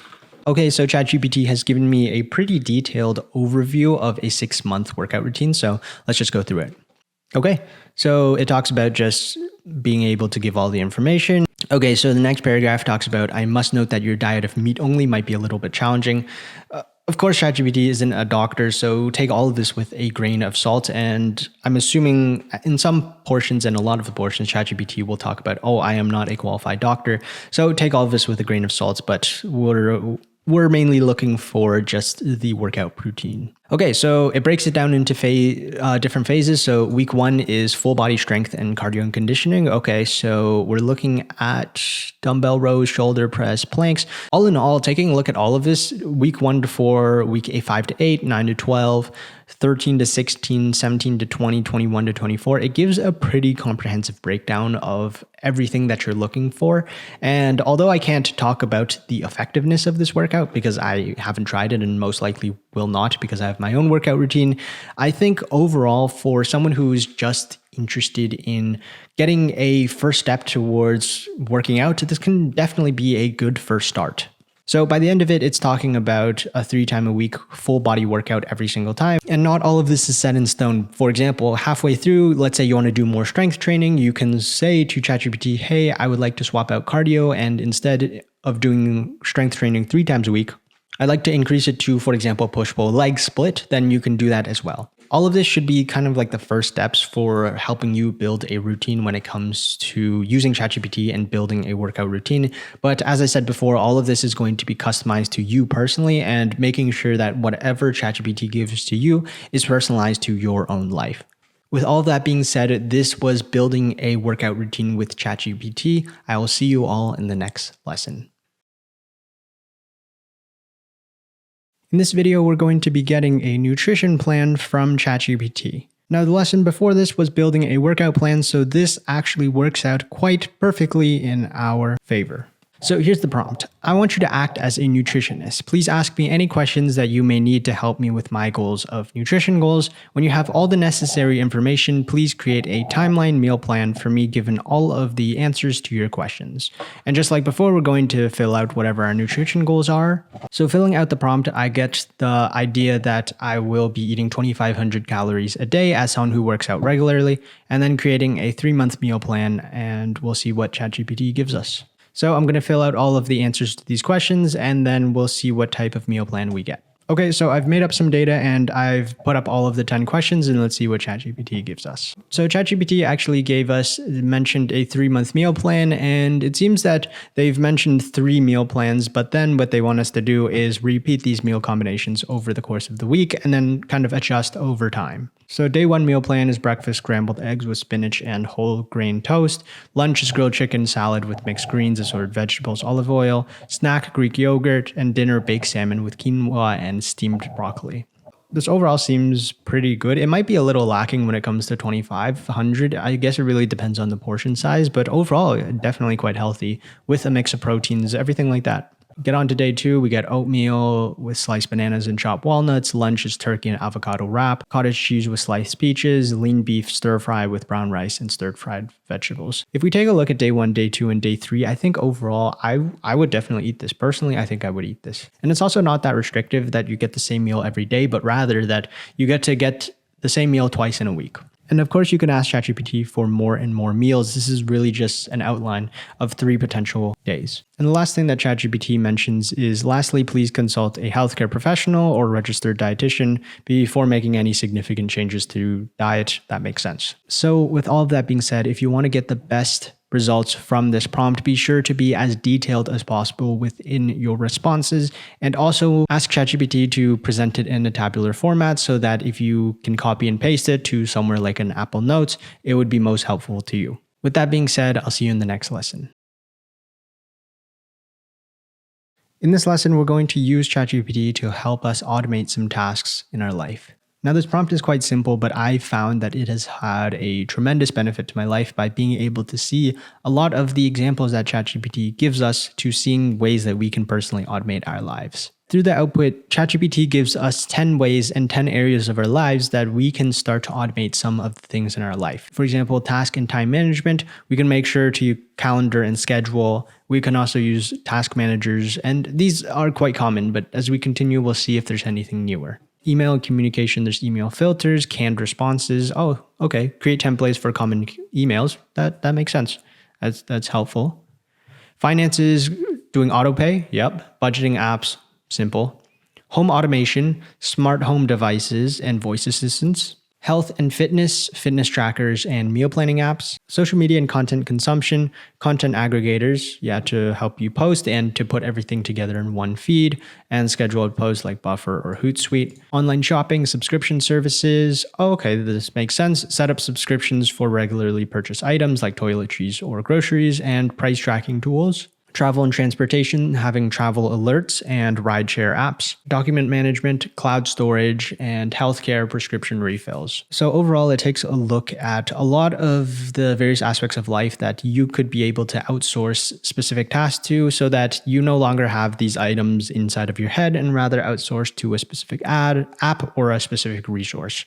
The next prompt that we're going to use is changing it up a little bit. Instead of automate, we're going to talk about delegating. So this prompt is, what are some ways I can delegate in my life? For me, if I find that I'm not skilled enough to do something, or if I have a better use of my time, I will typically delegate specific tasks in my life. And I think that a lot of people can actually find benefit from delegating tasks in their life as well. Overall, it is definitely time efficient, but the biggest thing is that most of the time it's also very cost efficient as well. Throughout this prompt, we're really just taking a look at some of the ways that you can implement delegation within your own life as well.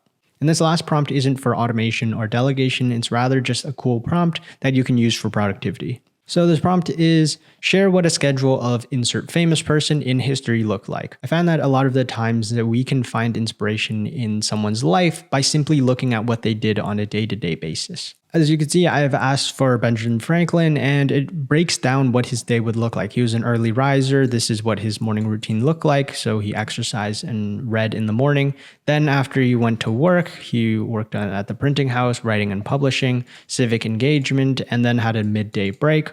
Then it also includes some of his afternoon activities. He had inventive pursuits, correspondence, so having a wide network, and then finally going to his evening routine, which is reviewing the day, and lastly, social activities as well. By being able to use this prompt, you get some sort of semblance of what a famous or very productive person in history used their schedule to be like. With that being said, let's go to the next lesson.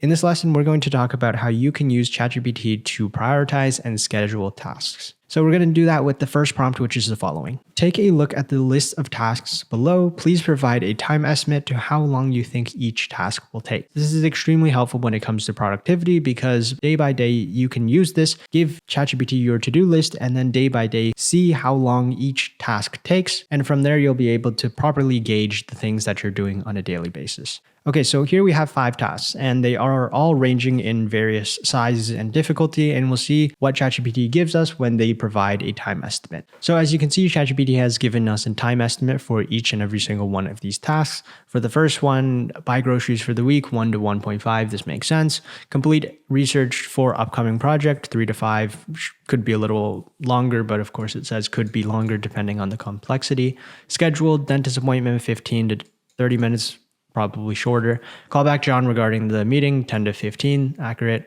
Organize closet and declutter clothes, 2 to 4 hours, makes sense. Okay, so let's say that you use this technique at the beginning of the day. You now have a breakdown of the 5 tasks and a time estimate of what you want to do. Now, for me, I would use something like Eat the Frog, where for the biggest task, I would want to finish it first, and then slowly, as I finish the biggest, most intimidating task of the day, I can then work on everything else. For example, for me, right when I wake up, I would want to complete number 2, which is completing research, and then for the rest of the day, I have the biggest thing completed. I can work on getting groceries, I can work on the small things such as scheduling dentist, I can then also call back John, and things of that nature. But let's say that you don't want to use that technique, you want to learn something new. Well, we'll use this next prompt for that specifically. So the next prompt that we're going to be using is the following. Please suggest some time management techniques to help me with this list of tasks and ensure that I complete them on time. So on here, we can actually give any time frame. For me, I'm going to say complete them for today. So ChatGPT has now given us a couple of time management techniques that to help us essentially with our list of tasks. And it's simple: prioritize tasks, create a to-do list, set specific goals, time blocking. Number 6, batch similar tasks. Number 10, practice the 2-minute rule. Number 11, delegate. Number 12, review and reflect. So you can go through the day trying some of these techniques and just really seeing which one sticks for you and which one works best for you. So the last prompt isn't really focused on prioritization and scheduling. It's more of a prompt that is focused on eliminating decisions within your life. So this is it. Okay, so the last prompt isn't really focused on prioritization or scheduling. It's more of a prompt that I wanted to showcase that is similar to productivity, but it is within the same realm, but also wanted to share the output. So the following prompt is, there's a concept called one decision that removes 100 decisions. For example, choosing to not read any new books or only choosing to wear one outfit. This mainly was popularized by Tim Ferriss, but I really want to just show you the output of what ChatGPT gives us. The rest of the prompt is, can you please give me some examples of the same concept applied to other aspects of life? So let's see what ChatGPT gives us. So ChatGPT has given us 12 different examples of similar one decision that removes 100 decisions. So you can take a look through this list and customize specific points to either examples within your life or just take a look through a couple of these examples as well. There are only 9 examples here, but I'm sure that if you prompt ChatGPT, you'll be able to get many, many more. I'll see you in the next lesson. In this lesson, we're going to be talking about task delegation. This is for if you ever have work that you need to delegate to others. This is using ChatGPT to help you make the process easier for that specific function. So here's the initial prompt. Please create a specific business aspect. So this would be customer service, business plan, progress report, finance, marketing, template for specific issue. Please also focus on using a whatever tone it may be. So in this example, we're going to be talking about doing a customer service. Just like that, you can see we created a customer service template for a customer who emails for a refund. And this can be done, as mentioned before, for pretty much any business aspect. You can then take this entire template and then have a folder of templates for anyone who works under your company to then look through all of these templates, and whatever problem comes up can use these templates for themselves. By being able to take one-off items and making it into a system that can be repeated for the future, it helps everyone become just a little bit more efficient.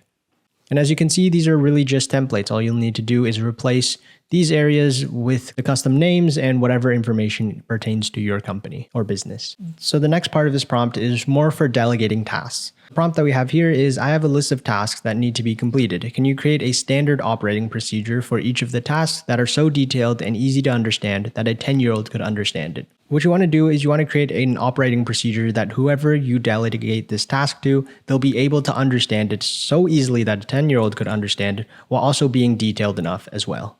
Because the last thing you want is whatever work that you delegate to someone to constantly come back to you asking how one thing is done or another thing is done. By being able to ask ChatGPT to create an SOP for all of this, you'll then be able to make sure that everything is streamlined as best as possible. So here we have the list of tasks, and then we're going to ask ChatGPT to create an SOP for us.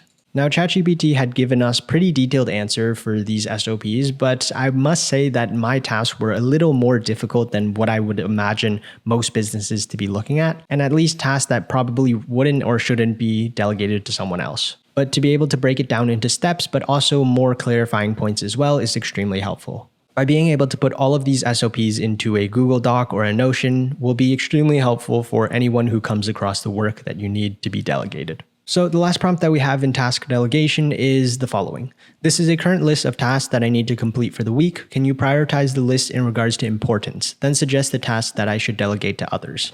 Like before, I'm going to have the same to-dos as before, and this is going to be done in a couple steps. The first off is going to prioritize them in list of importance, and then after, look at the tasks that should be delegated to others. Okay, so taking a look at this list in priority, it would be register your business, set up financial systems, develop a website, creating a marketing plan, and conduct market research. And then it had delegated develop a website and online presence and set up financial systems to others. Now, this would actually make sense because a lot of the times it requires specific knowledge and specific expertise. For example, creating a website, you'll need a developer, designer, and setting up financial system that isn't really common knowledge. So being able to delegate these two actually makes a lot of sense. So in this section, we've learned how to create templates for problems that come up. We've spoken about SOPs and how they can help out your business. And lastly, figuring out the tasks in levels of importance and figuring out which of these tasks should be delegated in the first place. I'll see you in the next lesson. In this lesson, we're going to be talking about ChatGPT and productivity, specifically how to use it for time blocking. So the first prompt that we're going to be using is the following. The prompt here is, this is my daily to-do list, which you can put beneath it. Can you please create a daily schedule in X increments? So however long. For me, I'd write 15 increments, 15-minute increments, to tackle these tasks effectively. We'll then input the tasks. If you're wondering where I got these tasks from, I just got ChatGPT to randomly make them. That's why they sound so official. So you'll have this prompt at the top, and then you'll have your to-dos right here. And then you can ask ChatGPT for the response. As you can see, ChatGPT had then created a daily schedule to tackle these tasks effectively. So it's then broken down what I need to do, 7 bullet points throughout the day in essentially a 15-minute increment. And then it has also given me time for short break, lunch break, short break. So it is overall in general quite cognizant of taking breaks as well. Now, for example, if I wanted to push it a little and say that, no, I don't work only from 8 to 5:30, I would like to increase it a little bit. For example, if I really want to push it saying, could you make the schedule from 7 a.m. to 10 p.m., then you can do so as well. As you can see here, it just includes a lot more short breaks, and it really starts to accommodate what you have said and what you really want out of it. If you feel this is a little bit too robotic, and I feel that most people don't really segment their lives in 15-minute increments and time blocks it such in a way that their entire schedule is blocked off, This is another prompt that can help you. It's essentially the same prompt as this is a list of to-dos. Can you please organize these tasks using the Eisenhower or any productivity method? This in a way isn't based off schedule, but it's rather more based off of how you'd like to focus on your work instead. For example, when I mean any productivity, I really mean any productivity. For example, you could talk about deep work. You could talk about Pomodoro technique. You could do Eat the Frog. You could do Kanban. There's so many different productivity methods, but for me personally, I like to break it down using Eisenhower. And if you don't know what that is, it'll show you in the next response. But this is if you don't really follow a schedule and you like to work based off of most important things instead. So let's get rid of this, the Eisenhower method. Okay, so let's grab our to-dos again.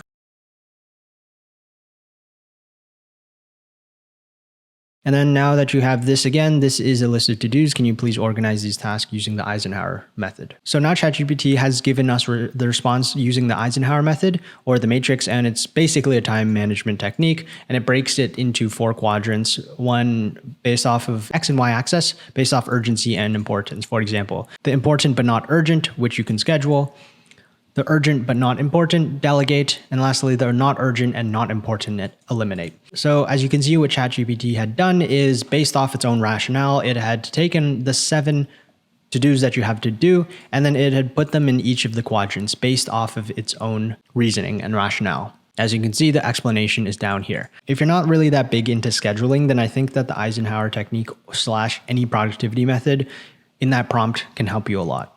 The last prompt that we have is a much more encompassing prompt, and it breaks down a lot of what you need to do over a longer period of time. So the last prompt that we have is the following. I have a X time period, so whatever time period, to complete the following tasks, and then you list out your tasks.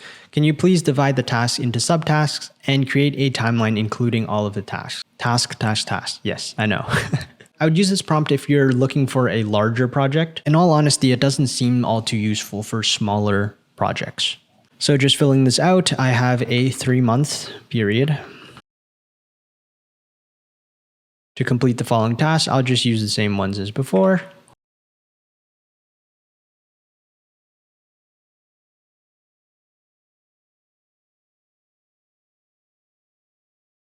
All right, formatting's not ideal, but here we are.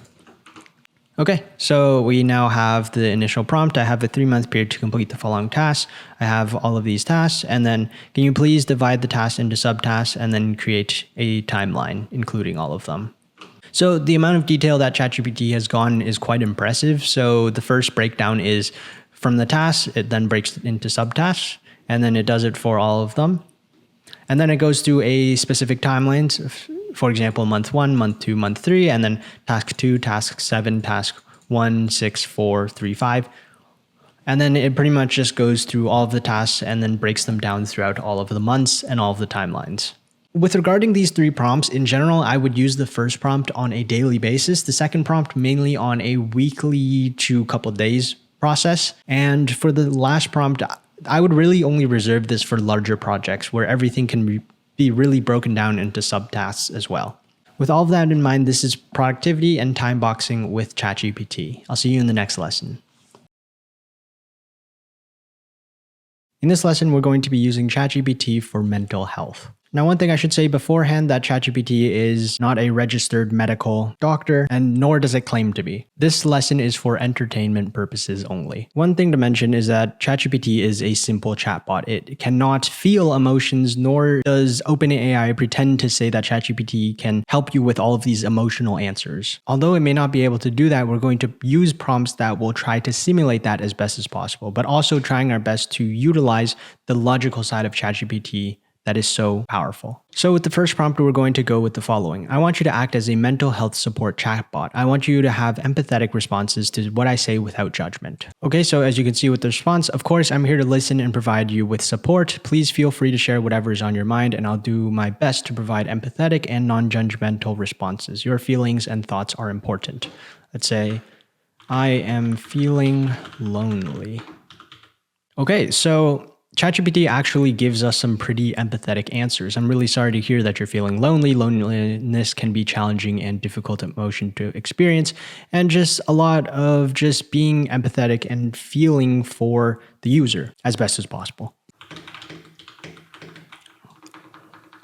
want to be accepted in a group of friends. Instead of being non-judgmental and empathetic, ChatGPT has now gone into problem-solving mode. Here are some solutions to your problems, and ultimately that's what ChatGPT is good for. So I hope that it was through this initial prompt that you can see what are some of the strengths of ChatGPT, and specifically in this domain, what can you use ChatGPT for and what is it best for? When it comes to ChatGPT, they are good for generating information. So that's exactly what we're going to do in regards to the mental health space, but specifically helping you with a given problem. So since ChatGPT is so good at information getting and gathering, we're going to use that strength to its advantage with this next prompt. Could you tell me more about problem you're dealing with? Could you recommend some resources, research articles, treatment options, and any additional information that can be helpful in tabular format? This doesn't offer support. This doesn't offer emotional stability. This offers cold, hard information, resources, research articles, cold, hard facts.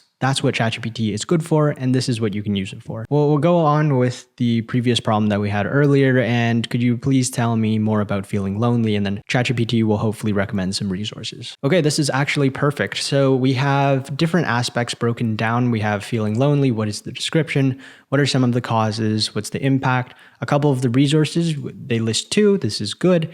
There's a couple of research articles, and they are cited as well, which is perfect. And even a couple of treatment options, which is therapy, medication, social skills training, support groups, and even a couple additional information. For example, it's important to differentiate between social loneliness and emotional loneliness. That's good. I didn't know that. There's self-care practices like regular exercise, maintaining a healthy lifestyle, and engaging in hobbies can help combat loneliness. And even lastly, building strong relationships takes time. Be patient and persistent in your efforts to connect with others. This table right here is extremely helpful if you have a problem that you might be dealing with and you don't know all that much. By being able to find some research articles, by being able to find more resources, you get to learn more about the problem that you're currently dealing with. Now let's go through a more practical example, and we're actually going to ask ChatGPT to take us through a meditation or mindfulness exercise. So this is the prompt.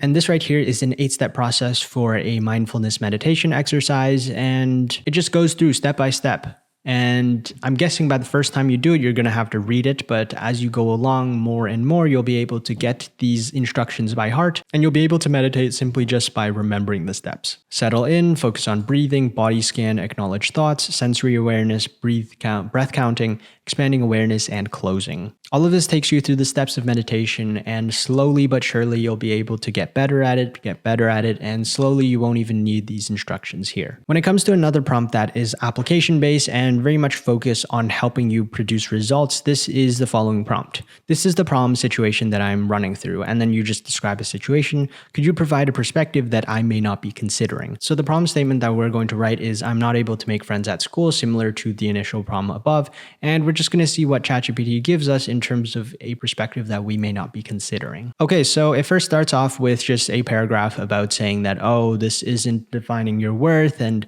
sometimes focusing too much on the outcome can be destructive, things of that nature. And then it talks about a couple points of what you can do to help you battle with the problem that you're currently facing. And after all of this, we're going to then look at journaling exercises and how ChatGPT can help us through this process. So the final prompt that we're going to use is generate a journaling exercise in a tabular format with questions and blank spaces for answers for given your specific issues. So right here, ChatGPT has given us approximately 10 journal entries for being able to write down a couple of questions and answers for a given situation. For example, number 1, describe your feelings. How would you describe the feelings of loneliness? What sensations or emotions do you experience when you feel lonely? And then you have an answer. You can be able to expand this exercise by asking ChatGPT to number them by date or by giving you a certain week or monthly threshold of journal entries that you need to put in. But at the end of the day, I hope that through some of these prompts, you were able to find some resources and some help in regards to mental health. Once again, I would like to reiterate that this video and this lesson was mainly for entertainment purposes only. ChatGPT is not and does not claim to be a licensed doctor to help you with your mental health. But at the end of the day, please find a licensed doctor who is specialized to help you with these mental health problems. I'll see you in the next lesson. In this lesson, we're going to be covering using ChatGPT to help you with your own personal finances. I'm sure that ChatGPT is going to say that they are not a registered financial advisor. However, you can use this if you don't know the next steps moving forward. I think that ChatGPT is very plenty good at that. So getting onto the first prompt, this is what we're going to be doing. As you can see, the prompt is, this is a current look at my personal finance portfolio, and what would you recommend for changes as a personal demographic? And then you list out some of your goals. So filling out the prompt, we get the following. This is a current look at my personal finance portfolio, savings 5,000, investments 7,000, assets 3,000, and no debt. What would you recommend for changes as a 25-year-old with a steady job with goals of reaching 100,000 in assets by the time I'm 30? Of course, fill this out with your own information. I'm sure the more detailed you are, the better the outcome. Okay, so ChatGPT has now given us essentially 10 main takeaways that we could look at for helping us reach 100,000 in assets by the time we're 30. They seem a little quite normal. These seem quite regular as someone who is interested in personal finance, for example, of course, budgeting and tracking, taking a look at an emergency fund, typically 3 to 6 months. This makes sense. Having investments and diversify your investments across different asset classes like stocks, bonds, and possible real estate. This is overall a little broad, but as you can see, talking about a 401k or an IRA, this is mainly put in the US. So I'm sure that if you wanted to be a little bit more specific with your situation, you can say that, oh, I am from Puerto Rico, I'm from Canada, I'm from Switzerland, and you should be able to get a little more customized information. Investment contributions, learning and research, side income, avoid debt, regular review, lifestyle inflation. Overall, a lot of these things are quite broad. So I think one thing that I'm going to ask ChatGPT is to be a little bit more specific. What are maybe 3 to 5 ways that I could actually start to increase my income? So now ChatGPT has introduced 3 ways that we could actually increase our income. Number 1, freelance or side gig. 2, passive income streams. And number 3, skill development for career growth. I think that going into this, we now have enough details to how we can actually increase our income and actually help reach our goal of 100,000 in assets by the time we're 30. The next way that we can use ChatGPT for finance specifically is the following. So we're going to ask ChatGPT to explain the idea of compounding average returns as if we were a 5-year-old. If you know the concept of compounding averages, it's not all too difficult. However, we now see the idea of what ChatGPT is telling us. All right, let's imagine you have a magical money tree. When you plant a little bit of money in the ground, it starts to grow over time. The next year, not only does the money you planted grow, but the money that grew last year also starts to grow too. It's like money is making babies. In the next paragraph, we talk about actually having shiny coins and an actual example. We then talk about the second year, and then we continuously move on year by year, growing more and more coins. And pretty much after ending off the concept, we then talk about relating it back to the stock market. It is similar in the same sense. So no matter the financial concept, I think that this is an extremely helpful prompt for using if you simply wanted to learn a little bit more about personal finance. The next prompt that you can use is if you have a big financial purchase, you can actually ask ChatGPT, hey, I am a personal demographic. I am looking to purchase a large purchase, whatever it may be. What are your recommendations regarding my decision? A lot of the times you may be thinking of buying a car or a house, and there are just so many small nuances, so many small details that you may be missing that you can ask ChatGPT to make sure that you go over maybe a checklist or go over specific key points before moving forward with your decision. Okay, so I'm going to give the situation that I am a 25-year-old with no debt and a steady job. I'm looking to purchase a brand new car. Let's see what ChatGPT tells us. And just like this, ChatGPT has now given us essentially 10 main points that we should be taking a look at and keeping in mind of when we are buying a brand new car. First off is budget, sure. Next is needs versus wants. Specifically, what do we need when it comes to a car, and what are more things that are wants when it comes to a car? Next off is a big thing, depreciation. A lot of the time you might not think about how quickly brand new cars actually depreciate right after you drive it off the lot, and especially within the first couple of years. Next is used versus new. You can finance or lease the car. There's also making sure that you have an emergency fund, especially if you have a car and specific brands. Some brands tend to break a little more easily than others. So making sure that you have an emergency fund of a couple thousand just in case something may happen. Next is financial goals, negotiation, and the long-term impact of your decision. Now, this answer had actually come through more of a financial perspective. If you want to ask ChatGPT specifically more on the car side, you can prompt ChatGPT to say that, hey, on the car dealership side, when I'm about to go to the car dealership, what are some things that I should know before going in so that I don't get necessarily tricked out of a deal? And the last prompt that we're going to use is to ask ChatGPT to act as a financial advisor, even though they'll probably prompt us in saying, I cannot act as a financial advisor, we're going to do it anyways. So the prompt that we're going to have here is, I want you to act as a financial planner. Please ask me any questions that you may need to help me with my goals of finance goals. When you have all of the necessary information, please create a timeline financial plan for me given all of the answers to your questions. So as you can see, ChatGPT has now asked us 7 questions with a couple sub-questions specifically on our financial situation. Now, I have gone into not very much detail, but really just to get the ball rolling with answering a couple of and all of ChatGPT's questions. So for you, I'm guessing that you would like to go a little bit more in depth with the questions that ChatGPT is asking. So take all the time you need, answer all of the questions, and I'm sure that you'll get a much better answer than what I'm about to get. Other than that, ChatGPT will personalize the financial plan for this given information, but let's see what ChatGPT gives us. So if you want to take a look, these are some of the things that I've written for ChatGPT's questions, but this is the financial plan that I've been given. First off is building an emergency fund. This is very, very common advice when you're first starting your financial journey.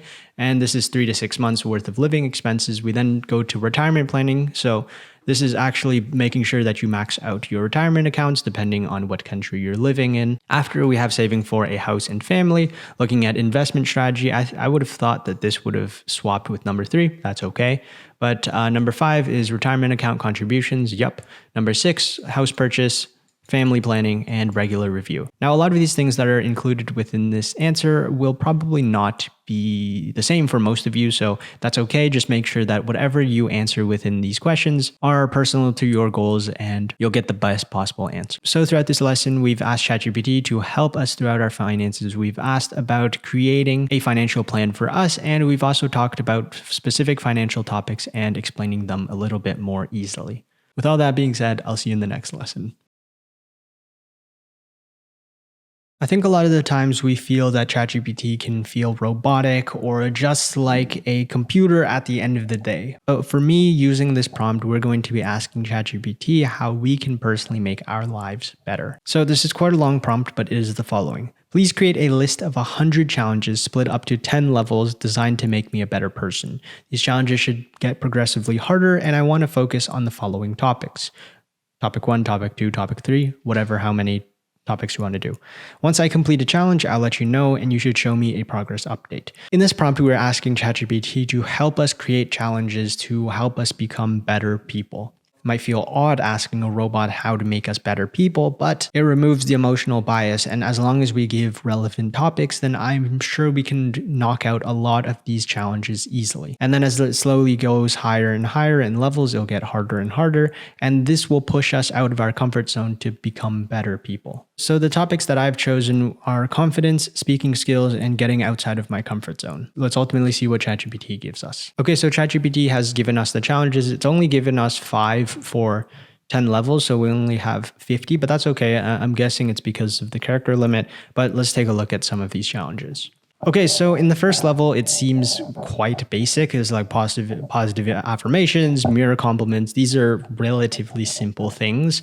Public speaking, record a short video introducing yourself and your interests, and then complimenting others. It slowly starts to get a little harder and harder. And then we get to level 2, expressing yourself. And as you can see, they are broken down into different sections. So expressing yourself is mainly focusing on your speaking skills or whatever that topic section earlier was about.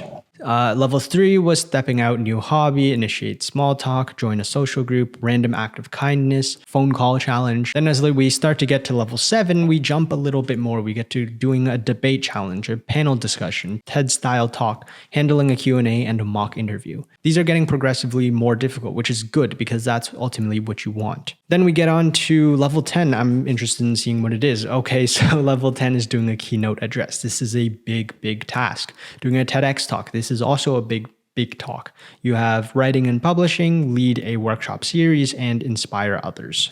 So as you can see, a lot of these challenges are based off of confidence, are based off of speaking skills. And by a result of this, if these are things that you haven't done before, then inevitably you will get outside of your comfort zone because of them. If you've ever wanted ChatGPT to act as your accountability partner to doing specific things that might scare you, then I think that this prompt and using these challenges can be definitely a difficult way to not only push you outside of your comfort zone, but help you build skills as well. I hope that you don't dismiss the idea, and I hope that you at least put in some of the topics that you personally might be struggling with, and you'll be able to at least see a little bit more of where you are as a person and what you might need to do to become the type of person that you want to become. With all that being said, I'll see you in the next lesson. In this lesson, we're going to talk about how you can use ChatGPT to help your relationships. Now, of course, this is not a substitute for having a relationship coach or even a therapist for that means. We're going to take a look at some of the more unconventional ways in which ChatGPT can actually help you with your relationships. And one thing to preface beforehand is this isn't focused on romantic relationships. This can be on platonic, friendly, family, even romantic relationships. It's pretty much everything all around. So let's get started with the first prompt. So the first prompt that we have is, can you simulate a conversation between two people? I want you to take on the role of someone who is characteristics you'd like to embody. Now, this is helpful for someone who might not be all that good at conversation, and you want to be able to embody someone who has a certain characteristic. For example, you like someone who is interested and is very good at banter. You can simply say, can you simulate a conversation between two people? I want you to take on the role of someone who is good at banter. Because by then being able to look at the conversation, you'll be able to not exactly pick up nonverbal cues, but rather a lot of the times it's just simply not knowing what to say. So from here, simply talk about a characteristic that you'd like to embody, and then simply read about the conversation that ChatGPT will have. So for example, for me, I said, can you simulate a conversation between two people? I want you to take on the role of someone who's confident in themselves. So here you can see a conversation between two people, and it's person A, person B. Person B is the one who's confident, and although this might seem a little odd at first for someone who might be a little more shy or someone who might want to learn how to be more confident, then you'll be able to use some of these prompts to be able to look at what someone who is embodying your certain characteristic will be able to look at. For example, hey there, how's it going? Person B, confident. Hey, it's going fantastic, thanks for asking. Just been tackling some exciting projects lately and enjoying every minute of it. How about you? Person A, oh, same old grind, I've been busy too. Person B, confident, I hear you, but you know what they say, staying busy means you've been making things happen. Speaking of which, I've been working on this new venture that's been really lighting up my passion. It's incredible how much we can achieve when we put our minds to it. Okay, this last sentence is a little bit odd, sure, but you get to start to see what someone who ChatGPT believes is confident and who makes up a person who embodies these characteristics as being confident. So although you might not be able to take each and every single nuance and each and every single detail of these examples, at least you get to see someone in action, or at least on ChatGPT, and you get to read it all in real time. So the next prompt is going to be a little bit more focused on social situations and fixing problems. The prompt that we have here is, I am having X problem with person. Can you come up with some ideas on how I could resolve the issue? A lot of the times as people, we kind of inherently know what we need to do. So I think that if we have an extremely logical side to ChatGPT, it may help prompt that idea out of us to then be able to then take action on mending a relationship with someone. So for me, I have filled out this prompt. It is, I'm having an issue with my roommate not cleaning the dishes. Can you come up with some ideas of how I can resolve the issue? Now, this isn't a big issue at all. It's quite minor, but let's still see what ChatGPT gives us. As you can see, ChatGPT has now given us 10 different ways in which we can start to mend this relationship and fix the problem that we have with our roommate who doesn't help with the dishes. Number 1, open communication. Sure, this works out. Number 2, set clear expectations. Okay, you might need to pair this with others. Number 3, create a chore chart. Sure. And just really seeing that a lot of these make sense and a lot of these could be useful if put in tandem together. I used to have a roommate, but both of us clean the dishes on time, so I don't think I'll ever need this. Anyways, I still think that this prompt is helpful for any situation with any person that you might have.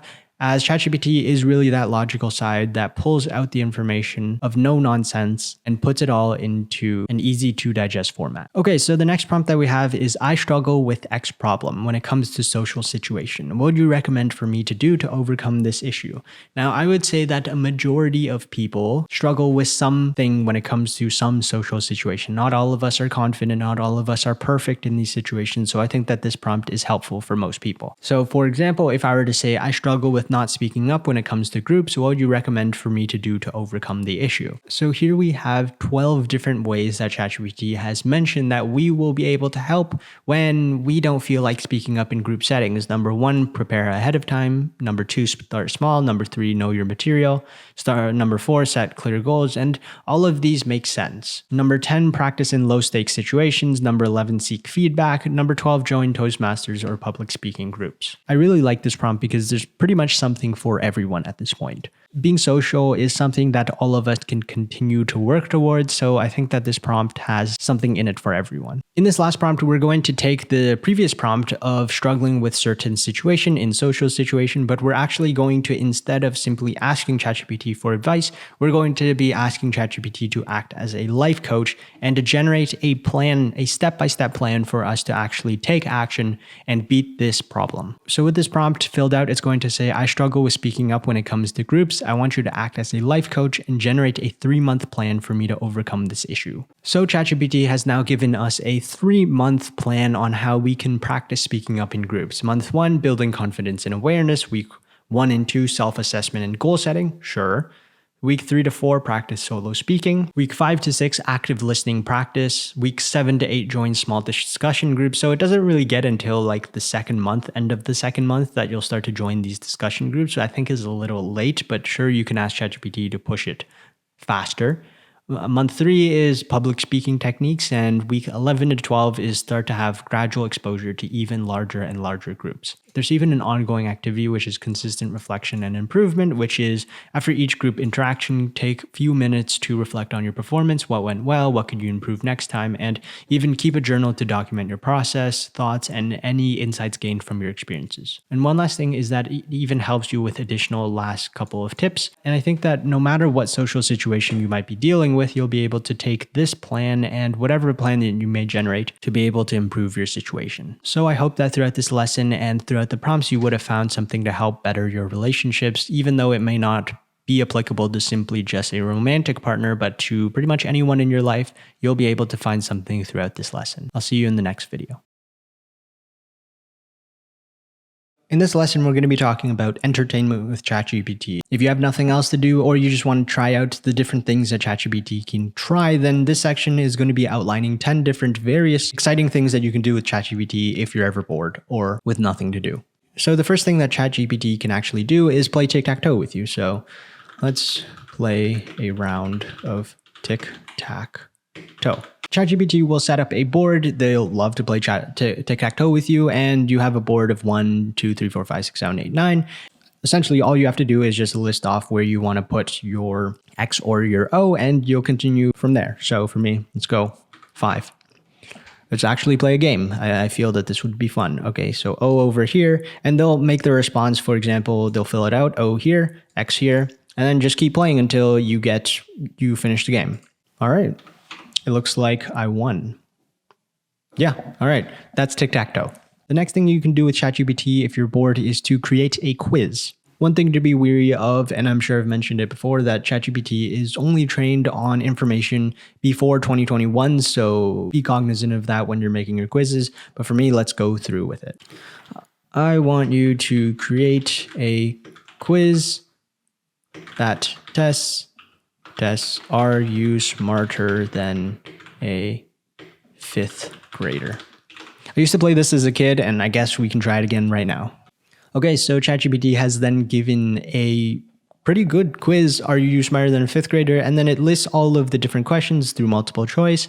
And at the end of it, it also has all of the answers as well. And I'm sure that if you prompted ChatGPT to make it more of a quiz style where you'd ask one question at a time and then keep a rolling count as well, then it would do that as well.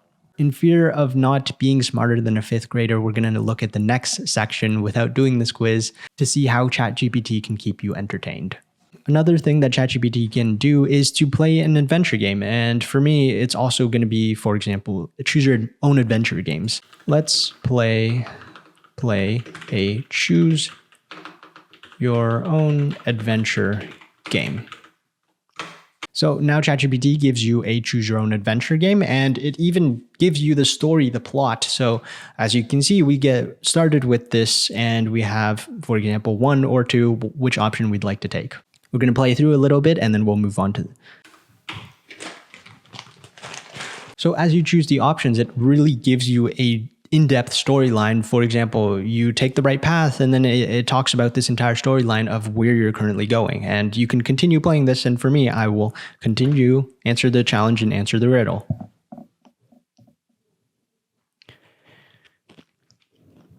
And as you can see, ChatGPT continues through the storyline, and I'm sure that there will be an end at some point, but as you can continue playing, it feels extremely fun to be able to spend this time choosing your own adventure. The next thing that ChatGPT can do for you to keep you entertained is to actually go through some unsolved mysteries in the past and create it as a game. So the prompt I have here are, what are some unsolved mysteries in the past, and can you take me through them with the evidence as a game? So here ChatGPT will give you the murder mystery or the unsolved mystery, whatever it may be, and it will give you the introduction, what your role is, all of the evidence, and from here you get to actually ask ChatGPT questions, clarify questions, all of the evidence, and actually taking you through an unsolved mystery. The next thing that you can do with ChatGPT is to play the game Guess Who I Am. And this is simple, where you personally think of a character or a person, and then ChatGPT will ask you questions on specific characteristics, and then eventually ChatGPT will guess what character you're thinking about, what character or person you're thinking about.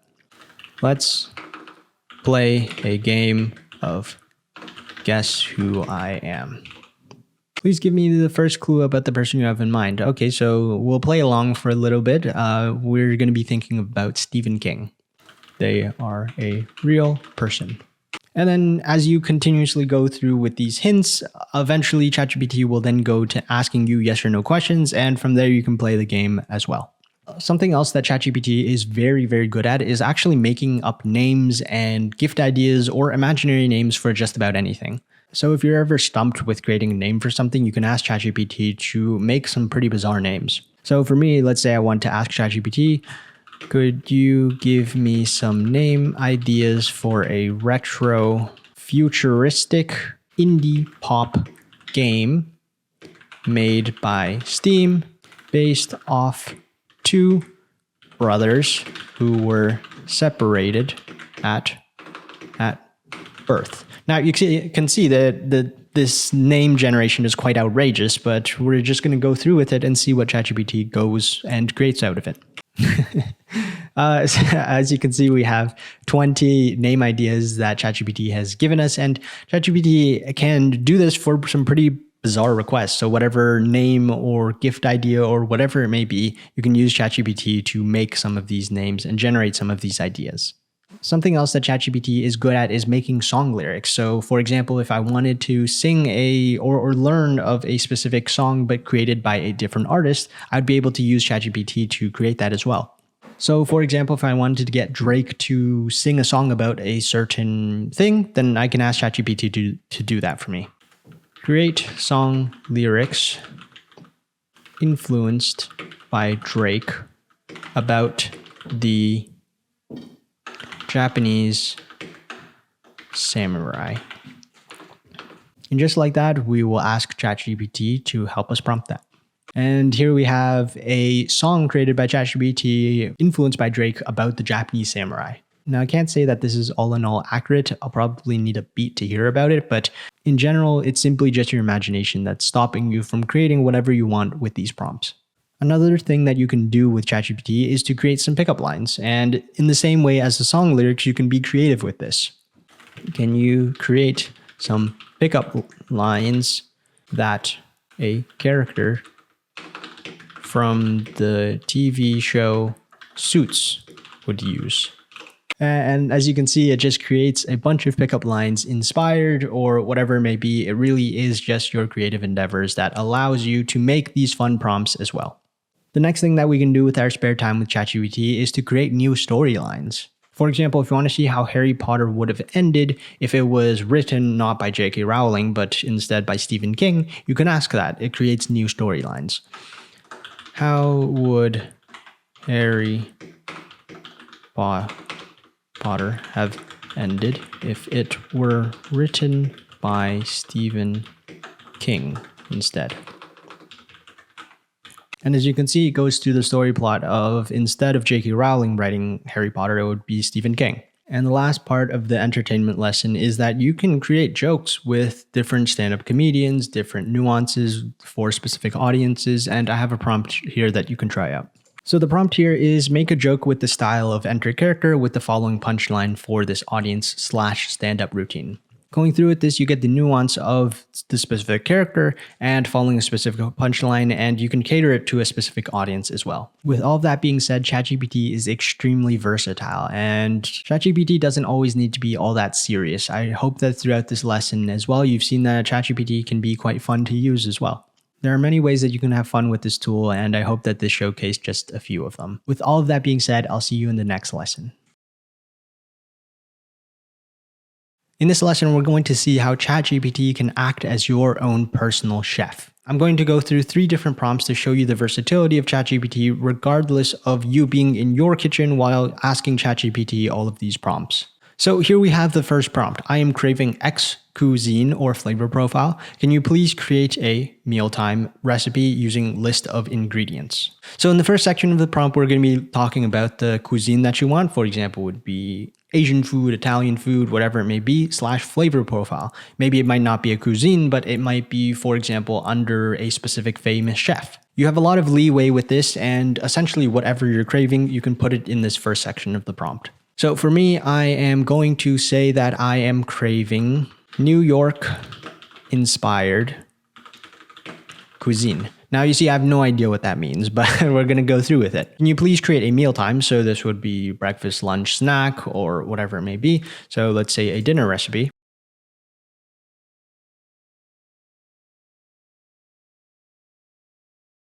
And then from here, you can list out all of the ingredients that you have to create this recipe in the first place. Now we're going to keep it simple, but online I have seen people who have given ChatGPT outrageous ingredients and it still made a well-functioning recipe. Now I don't know if it was any good, but for this example, I'm just going to go through with it and give ChatGPT easy things to go through with. So we're going to go steak, peppers,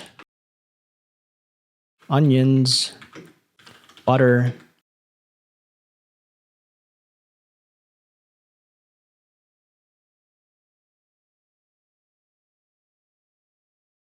As you can see, I gave ChatGPT some pretty easy ingredients to use, but let's just see what it gives me. Okay. From what ChatGPT gives me, it gives me a New York steak and hash brown skillet.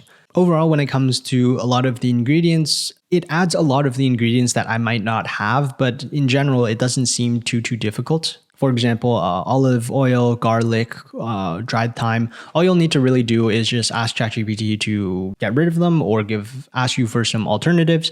And from there, you can make sure that you go and run through with these recipes. Gives you instructions as well. And from there, we're going to go on to the second prompt. As I mentioned earlier, we have the second prompt, and this is really, can you please revamp this recipe to fit the following restrictions? And this is where you can really get it nitty gritty. For example, you can talk about the calorie, what specific diet you have, what level of expertise, because sometimes ChatGPT gives you extremely basic recipes or extremely difficult recipes. So you can talk about what level of expertise you have, how many people you're serving, specific allergies you might have. And as an added bonus, you can add what famous chef style you want to encapsulate. So for us, we're going to go through with a couple of restrictions just to see what changes that ChatGPT will make. So the first one is going to be a calorie restriction. So with the following restrictions, can you please revamp this recipe to fit the following restrictions? An 800 calorie per person recipe. Diet, I'm not going to touch. Level of expertise, I'm going to go as a beginner for 7 people. And we're not going to touch the rest and just go through with this. So after all of that, we've touched up the prompt. Can you please revamp this recipe to fit the following restrictions? An 800 calorie per person recipe as a beginner for 7 people. So here we talk about the calorie restriction, we talk about the level of expertise, and lastly, we talk about how many people there are going to be as well. So let's see it. From there, we see that ChatGPT has made some revisions. We now see that the specific ingredients are now revamped to 7, for example, 3 large potatoes. And as you can see, it made the entire recipe as well, but just revamped with all of the restrictions as well. For the last prompt of this lesson, we are going to be helping you with your grocery shopping needs. So the last prompt in this lesson is, I plan on getting these ingredients from the store. Can you please reorder this list of ingredients based on their location on the shelves in the supermarket to save me time? Now, of course, this won't be perfect for everyone, but I would say for a majority of supermarkets, they would be quite similar. So let's see it. Okay, so ChatGPT then gives us an ordered outline of a typical supermarket, and the general order would be the produce section, the meat section, frozen food section, dairy selection, and then the cooking oils. And so you can go through at the supermarket in this order to save yourself the most time. With all of that being said, this was using ChatGPT as your own personal chef and making recipes for whatever the occasion. I'll see you in the next lesson. In this lesson, we're going to cover 10 random things that you can do with ChatGPT. Now, these couldn't be videos by themselves, so I decided to just compile all of them and to put them together in one random videos list. So with the first thing that we're going to do to get started is asking ChatGPT to design a game. ChatGPT would ultimately be happy to help you create a game. You just need to answer a couple of questions to the type of game that you want to build. And this is, for example, genre and theme, gameplay mechanics, objectives and goals, characters and stories, graphics and art style, and the list pretty much just goes on and on. So what I'm going to do is just ask ChatGPT, I don't know anything for these questions, can you just make them up for me? And just like that, ChatGPT has then taken all of the questions and answered them for themselves. So now you have a fully fledged game that just 3 minutes ago you had no idea what to do about. The next thing that you can do is actually debate ChatGPT on a given topic, although I wouldn't recommend it, and although I don't think that you can beat ChatGPT just because of its vast expanse of knowledge, this is something you can do. So the prompt that you can use is, please debate me on the following topic. I will argue for or against, and you'll take the opposing view. So filling out the prompt, I get, please debate me on the following topic of dropping out of school. I will argue for, and you'll take the opposing view. And just like that, ChatGPT gives you the opposing views that they currently have about the topic. And I'm sure that whatever argument that you give ChatGPT or whatever side you give ChatGPT, they'll be able to find a plethora of not only evidence, but also arguments to back up their claims. If you want to have a full-fledged debate with ChatGPT, then you can simply start putting your arguments within the chat, and then ChatGPT will most likely refute your argument, and you can simply go back and forth. The next prompt is to help you whenever you feel stuck. It is, I feel a roadblock with my writing. Can you please generate writing prompts to help me get unstuck? And just like that, ChatGPT gives us 6 various genres of writing that we'll be able to use for prompt writing. I think that if you're ever stuck with writing, you can use some of these prompts, and simply asking ChatGPT for a sense of inspiration can be helpful as well. So the following prompt is, what should I do in the city of city? Please plan a full day of activities with budget for X amount of people. So I filled out this prompt, and it is currently, what should I do in the city of London, UK? Please plan a full day of activities with $100 for 4 people. So this actually gives us a pretty comprehensive breakdown of the morning, afternoon, evening, and night, and it then breaks down, for example, breakfast, picnic with the costs, and it is quite cost efficient. For example, it really mentions, I think the biggest expenses would be breakfast, maybe having lunch at a pub, having dinner at a budget-friendly restaurant, but really the rest of the things are free, or if not, extremely affordable. It doesn't matter if this is a getaway for friends, or you can even revamp it to say, hey, I have a date with someone in this area and I have this budget. Can you please help me plan a date? The next random thing that you can do with ChatGPT is actually help you plan a party. So we're going to fill this out. ChatGPT asks us what type of party we're planning, the budgets, number of guests, and preferences that we have for theme, location, or activities. I'm going to keep this extremely simple with a birthday party with $100 budget, 20 guests, and no preferences. This is extremely tight, $100 and 20 guests. It's going to be a little tight. Let's see what ChatGPT gives us. And just like this, ChatGPT then gives us a breakdown of the invitations, venue, decorations, food, activities, entertainment, party favors, and budget tracking. All of this should be helpful enough for planning your party with ChatGPT. Like I said 2 prompts earlier, you can actually use ChatGPT to help you plan a first date or a date, any date for that matter.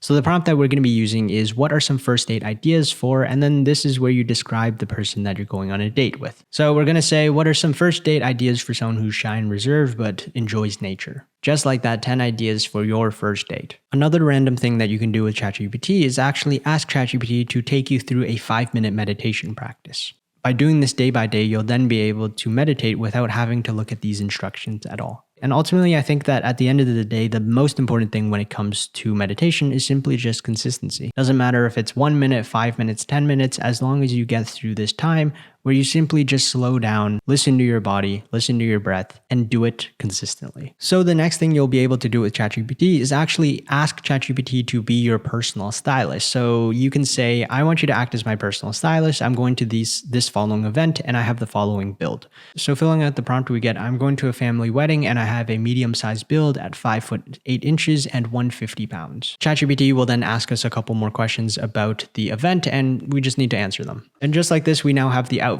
So we have the suit, we have the shirt. It talks about what shirt we'll need, what tie, what shoes, what belt, and what accessories. And if you really want to go a step above, then through this section, when ChatGPT talks about the preferences and ask questions about the event, you can be a little more specific about this and even include, for example, a budget of how much you're able to spend on these clothes as well. Another random thing that you can do with ChatGPT is actually ask for book recommendations. For example, the prompt that we have here is, do you have any book recommendations? My past favorite books have been, and then you just list a couple of your favorite books. So for me, I'm just going to talk about personal finance books because I like them as well. So here we have 3 personal finance books and we're simply going to ask ChatGPT if they have any book recommendations from there. Okay, this is really good. We now have 10 recommendations for books, and by being able to find these recommendations, we'll be able to have more books. And just taking a look at them, these are relevant. I've read a couple of these books as well: Rich Dad Poor Dad, Millionaire Next Door, Your Money or Your Life, Psychology of Money. All of these are very relevant. And the last random thing that you can do with ChatGPT outlined in this lesson is just create prompts for DALL-E. DALL-E is similar to Midjourney as an image generation AI. However, DALL-E is specifically built by OpenAI. So let's see what ChatGPT gives us. And just like that, we have 20 prompts that we can use generated by ChatGPT for DALL-E. If you want something more specific, you can use the prompting abilities that you've learned throughout this entire course to ultimately build the images that you would like to make. So with all of that being said, these were 10 random things that you could do with ChatGPT. I'll see you in the next lesson. In this lesson, we're going to be talking about custom instructions from ChatGPT 4. Now, if you don't use ChatGPT Plus at the current time of recording, it's only available to those who use ChatGPT Plus. So if you don't have it, please skip on to the next lesson. This was introduced at the end of July, so it is quite recent at the time of recording. But in this lesson, I'm going to simply just go through with how to enable it, what it does, and how it might be able to help you. So here you have the standard ChatGPT window. You're going to go to the bottom left and click the 3 dots. This is where settings are. And then go to settings in beta. Here you're going to have the beta features. And as you can see, it is custom instructions. Try a new feature that lets you share anything you'd like ChatGPT to consider across its responses. All you'll need to do is toggle that and then exit out of here. And then as you can see in the bottom left, set your custom instructions. And then here you have a window for custom instructions. If we read through it, it says introducing custom instructions. Custom instructions let you share anything you'd like ChatGPT to consider in its responses. Your instructions will be added to conversations going forward, and you can edit or delete them at any time. Okay, so you're now prompted with this window and it asks, what would you like ChatGPT to know about you to provide better responses? So some thought starters. Where are you based? What do you do for work? What are your hobbies and interests? What subjects can you talk about for hours? What are some goals you have? This will give ChatGPT some context about who you are as a person so it can best give you prompts and answers and outputs that will best serve you as a person. For example, if I were based in North America, it might be different than if I were based in Europe. Then next off, we have how would you like ChatGPT to respond? For example, here are a couple thought starters. How informal, formal, or casual should ChatGPT be? How long or short should responses generally be? How do you want to be addressed? Should ChatGPT have opinions on topics or remain neutral? In general, this section has technically been a part of ChatGPT because all you needed to do was in a new section, just preemptively prompt ChatGPT to say that, for example, if you wanted ChatGPT to know that you are based in North America, you were an accountant, you had these specific hobbies, and you have these specific subjects that you know about, then you can simply prompt ChatGPT before you ask your question by saying, hey, this is me. These are the things that I care about, and this is all about me. And then after you ask your prompt, you can then ask ChatGPT, please respond in this way. I want you to be this formal. I want you to be this long in your response. I would like to be addressed this way. And for opinions, I would like ChatGPT to remain neutral. However, that was simply just for one chat. You can talk about what you'd like to know ChatGPT beforehand, you'd write your prompt, and then what you'd like ChatGPT to know afterwards. But now you can have it for every single prompt and every single chat moving forward. I'd say that this function is helpful for those who want ChatGPT to answer in a specific way, or at least to know something about you beforehand. But for me personally, I don't see much benefit towards it. All of my prompts aren't specific to one case or another, and I don't really want to be pushing ChatGPT to answer in a specific way. For me personally, it's not all that useful. But I'm going to go through these instructions just to showcase what it's like to fill it out and what the output would look like after you fill them out. I'm not going to touch this because this is extremely individual, but how would you like ChatGPT to respond? I would like only 5-word answers from ChatGPT. I would like to be addressed as 2 prompts and every answer with ChatGPT.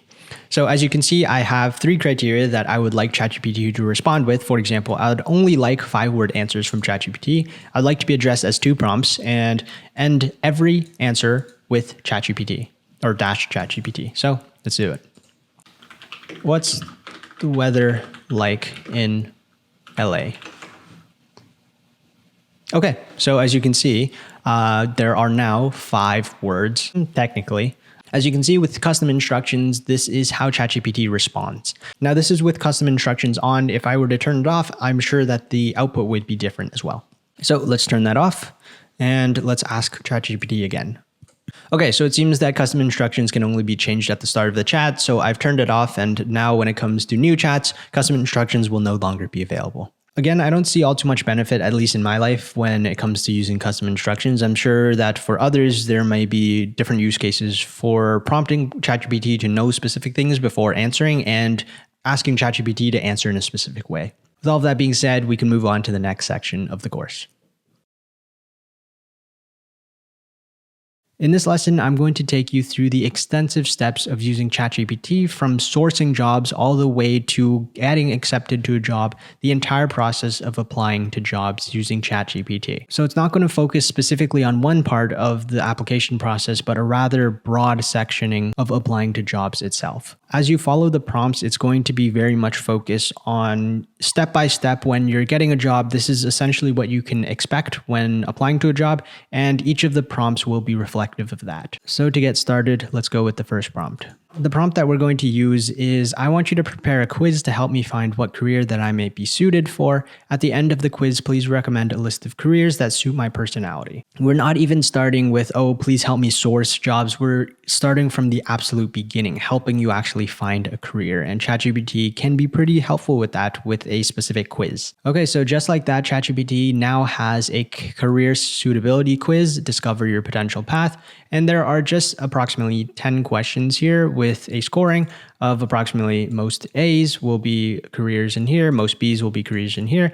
And you can simply just go through each and every single question and tally off which one is most applicable to you. So I'm simply just going to go through, do this quiz, and we'll see what type of career that ChatGPT would recommend for me. Okay, so on my end, I have filled out the quiz and I can already see that a majority of my answers are in the A and B's. So for me, most likely my future career, or if I were to pursue a career, would be in administration, project management, engineering, or even research, analysis, data science, and academia. I also have a couple of Ds for the results. So I'm going to input this and we'll see what ChatGPT gives me. Okay, so ChatGPT has taken a look at my results, and here are some of the potential career paths that may most likely align with my personality and preferences. Administration and management, so we just have a couple of careers here. Research and analysis, we have a couple of careers here. And even creative and innovative, and lastly, a couple of careers here.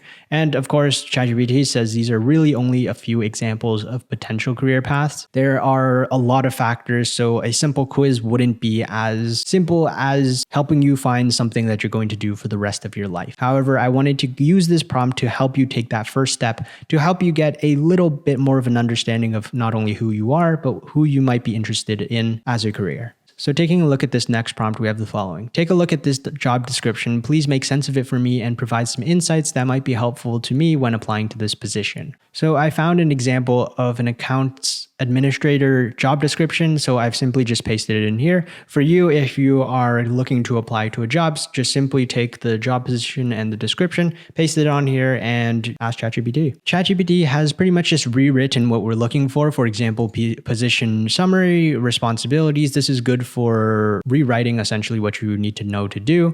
We then have requirements and skills, but this right here, this paragraph right here is what you should be looking for. Insights for applying. Tailor your resume, provide examples, highlight attention to detail, showcase organizational skills, and emphasize communication. These insights are good, however, we want to be a little bit more application-based. So we have the following. Can you create a tailored resume for the following job description? What we're now asking ChatGPT is actually create something that is tailored. The first insight is tailor your resume. So you'll have your resume and then you'll have this resume that you can actually use as an example. You can look at some of the words, some of the sentences, how things are sectioned off. But let's check it out. Okay, so ChatGPT has given us a tailored resume in Markdown. So this is extremely easy to copy and paste. And as you can see, the tailored resume for this specific job description, it has all of this information here. It has the objective, so typically just a description. Then you have experience. This right here is what you're looking for. A lot of the times it is the hardest when you're making not only action words, but adjectives to help you talk about what you've done. You have skills, you have education, and references. Now, I would not copy this resume word for word. This is completely up to you and how you personally like to format your resume,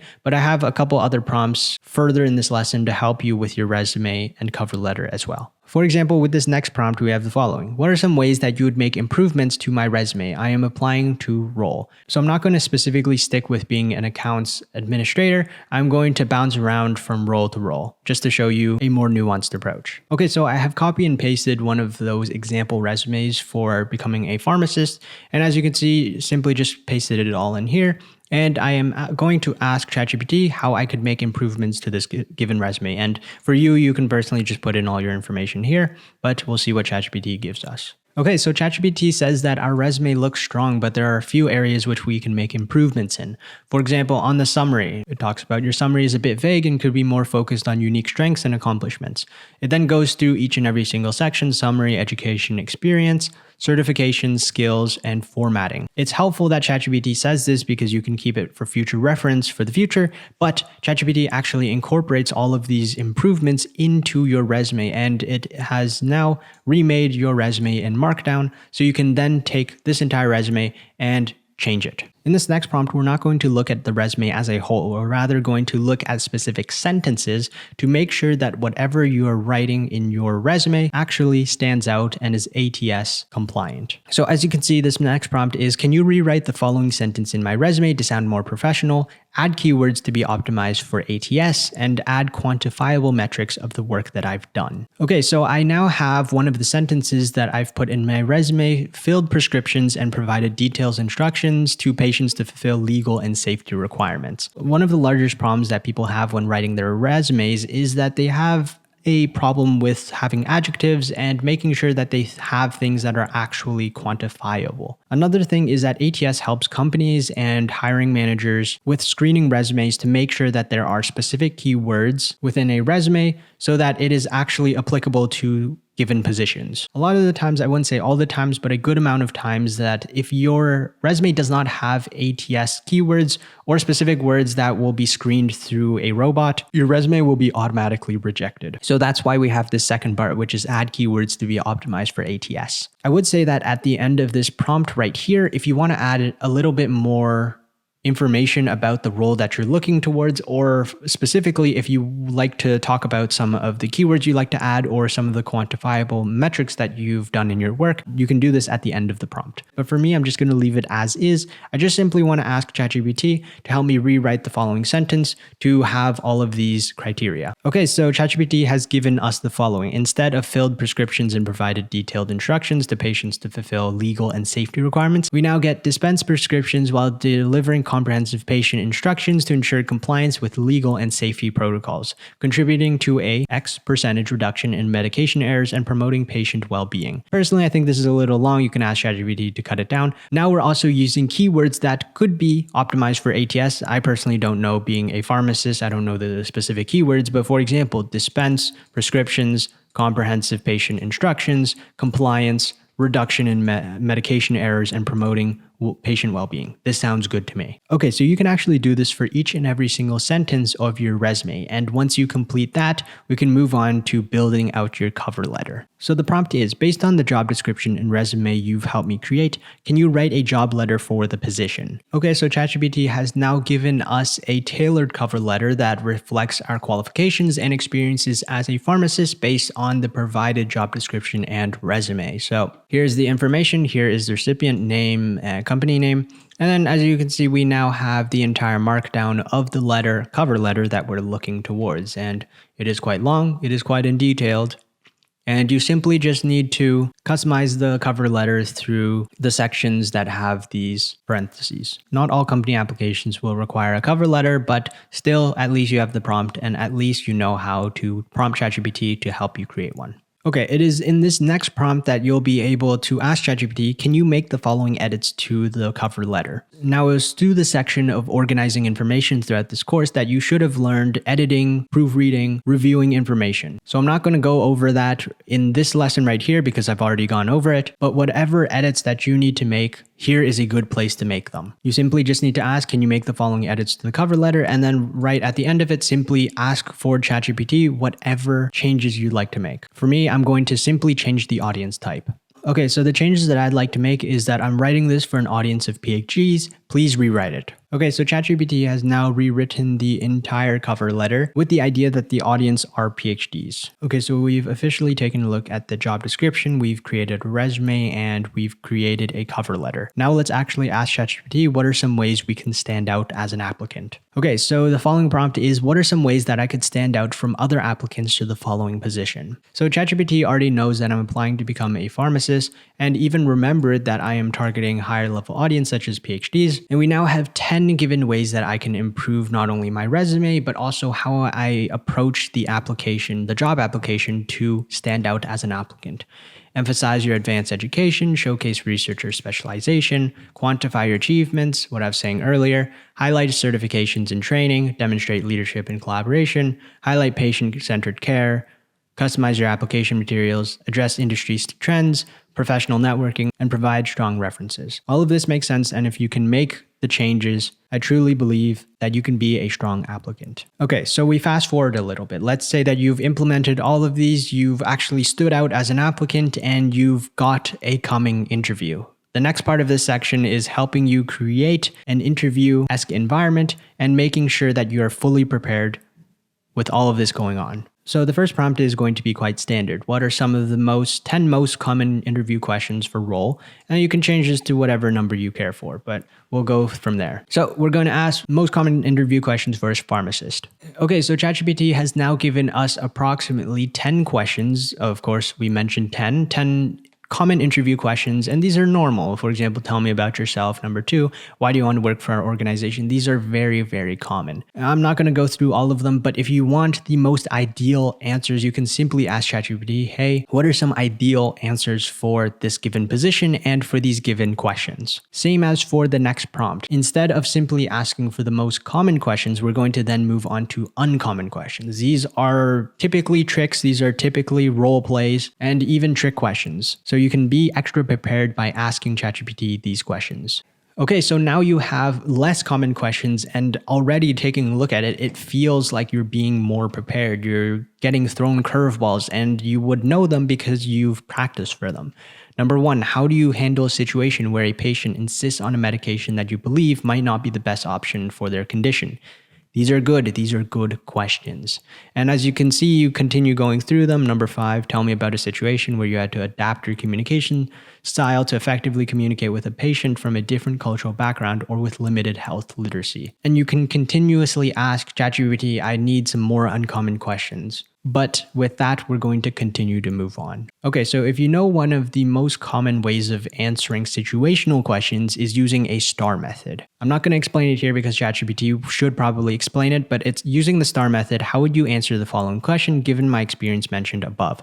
Now, what we're going to do is we're going to take a situation question and we're going to paste it in here and we're going to get a model answer given straight from ChatGPT. Okay, so I have filled out this situation question and I'm going to ask ChatGPT using this given method, how would you answer the following question? And you can use this as a model answer. Okay, so the STAR method is situation, task, action, result. And it is now broken down all of these sections into situation, task, action, and result. And right here, it is providing a model answer for you, taking one of your experiences from your resume and putting it out into a situation, laying it all out. So you can simply practice saying these things and get used to telling your story more and more often. And it even ends with a conclusion about the things that were best learned from this experience. Okay, so we're going to continue with the interview questions, but now we're going to simulate a real interview with ChatGPT. So this is the following prompt. I would like to roleplay an interview scenario with you where you act as the interviewer and I'll be the candidate applying for the position at company, name of company, and describe company. Your role is to ask me interview questions one by one and wait for my answers. Please do not provide explanations or write the entire conversation at once. Treat it like a real interview and ask me follow-up questions based on my responses. The depth of a follow-up should be 2 to 5 questions before asking a new set of questions. To begin, my first prompt is hello. This right here is like the holy grail of prompts when it comes to wanting to practice with ChatGPT as them acting as an interviewer and you acting as the applicant. Now for you, all you need to do is fill out your information. I'm not going to go through this prompt because I have no idea what it's like to be a pharmacist, so I'm not going to waste your time with that. But I think that this is extremely, extremely helpful no matter the position. This will be able to help you with your interview progress. And it doesn't even matter that you're writing it down. By writing it down, you think better. And by thinking better, as long as you practice, you'll be able to speak it well as well. Okay, so let's say that you've done extremely well for your interviews. You've passed the next 3 to 4 levels of interviews. You're on your final interview, or you even got an offer and you have an offer with a salary in mind. Now let's talk about negotiating salary. You can actually ask ChatGPT, given my experience outlined above, can you provide a table format in which I could expect the salary range for the position? Because a lot of the times, the salary that you are given and proposed is not typically the highest end of the salary range. Okay, so you can ask ChatGPT, what are some salary ranges for your given position? And then you can use that as a bargaining chip, or at least to know a little bit more and become a little bit more informed about the position. Okay, so ChatGPT has now given us a table format of essentially years of experience, what the entry-level range is, what's a mid-level range, and the experience range of an entire salary range of what you should expect. Now, of course, it says it can vary based on a lot of factors, but let's just say we'll take these numbers. Now it actually comes to negotiating the salary. So this next prompt is to help you with an email to help you negotiate the salary. Okay, so now the prompt is, based on the salary expectations, can you write a salary negotiation email to the pharmacy company justifying my rationale and why I deserve the following compensation? And right here at the end, you can talk about however much you expect. For me, I'm going to say 130,000.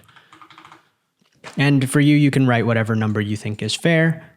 but we'll see what ChatGPT gives us. Okay, so ChatGPT has now given us a salary negotiation email based off of some of the rationale and justifications for why we believe we deserve a compensation of $130,000. So we have 6 points approximately, and all you'll need to do is, in this scenario, when you have this email, all you'll need to do is replace the parentheses with your own information, and you can go from there. Okay, so to recap, we've started with trying to find the ideal job. We've then looked at job descriptions. We've built out the resume step by step. We've then created the cover letter. We've walked through the job interview, and then we've looked through salary negotiations as well. So now we're going to wrap it all up, and let's say that hypothetically, you've gotten the job. We're going to use this last prompt. Please review the following job offer and outline the most important key points. This is the final icing on the cake.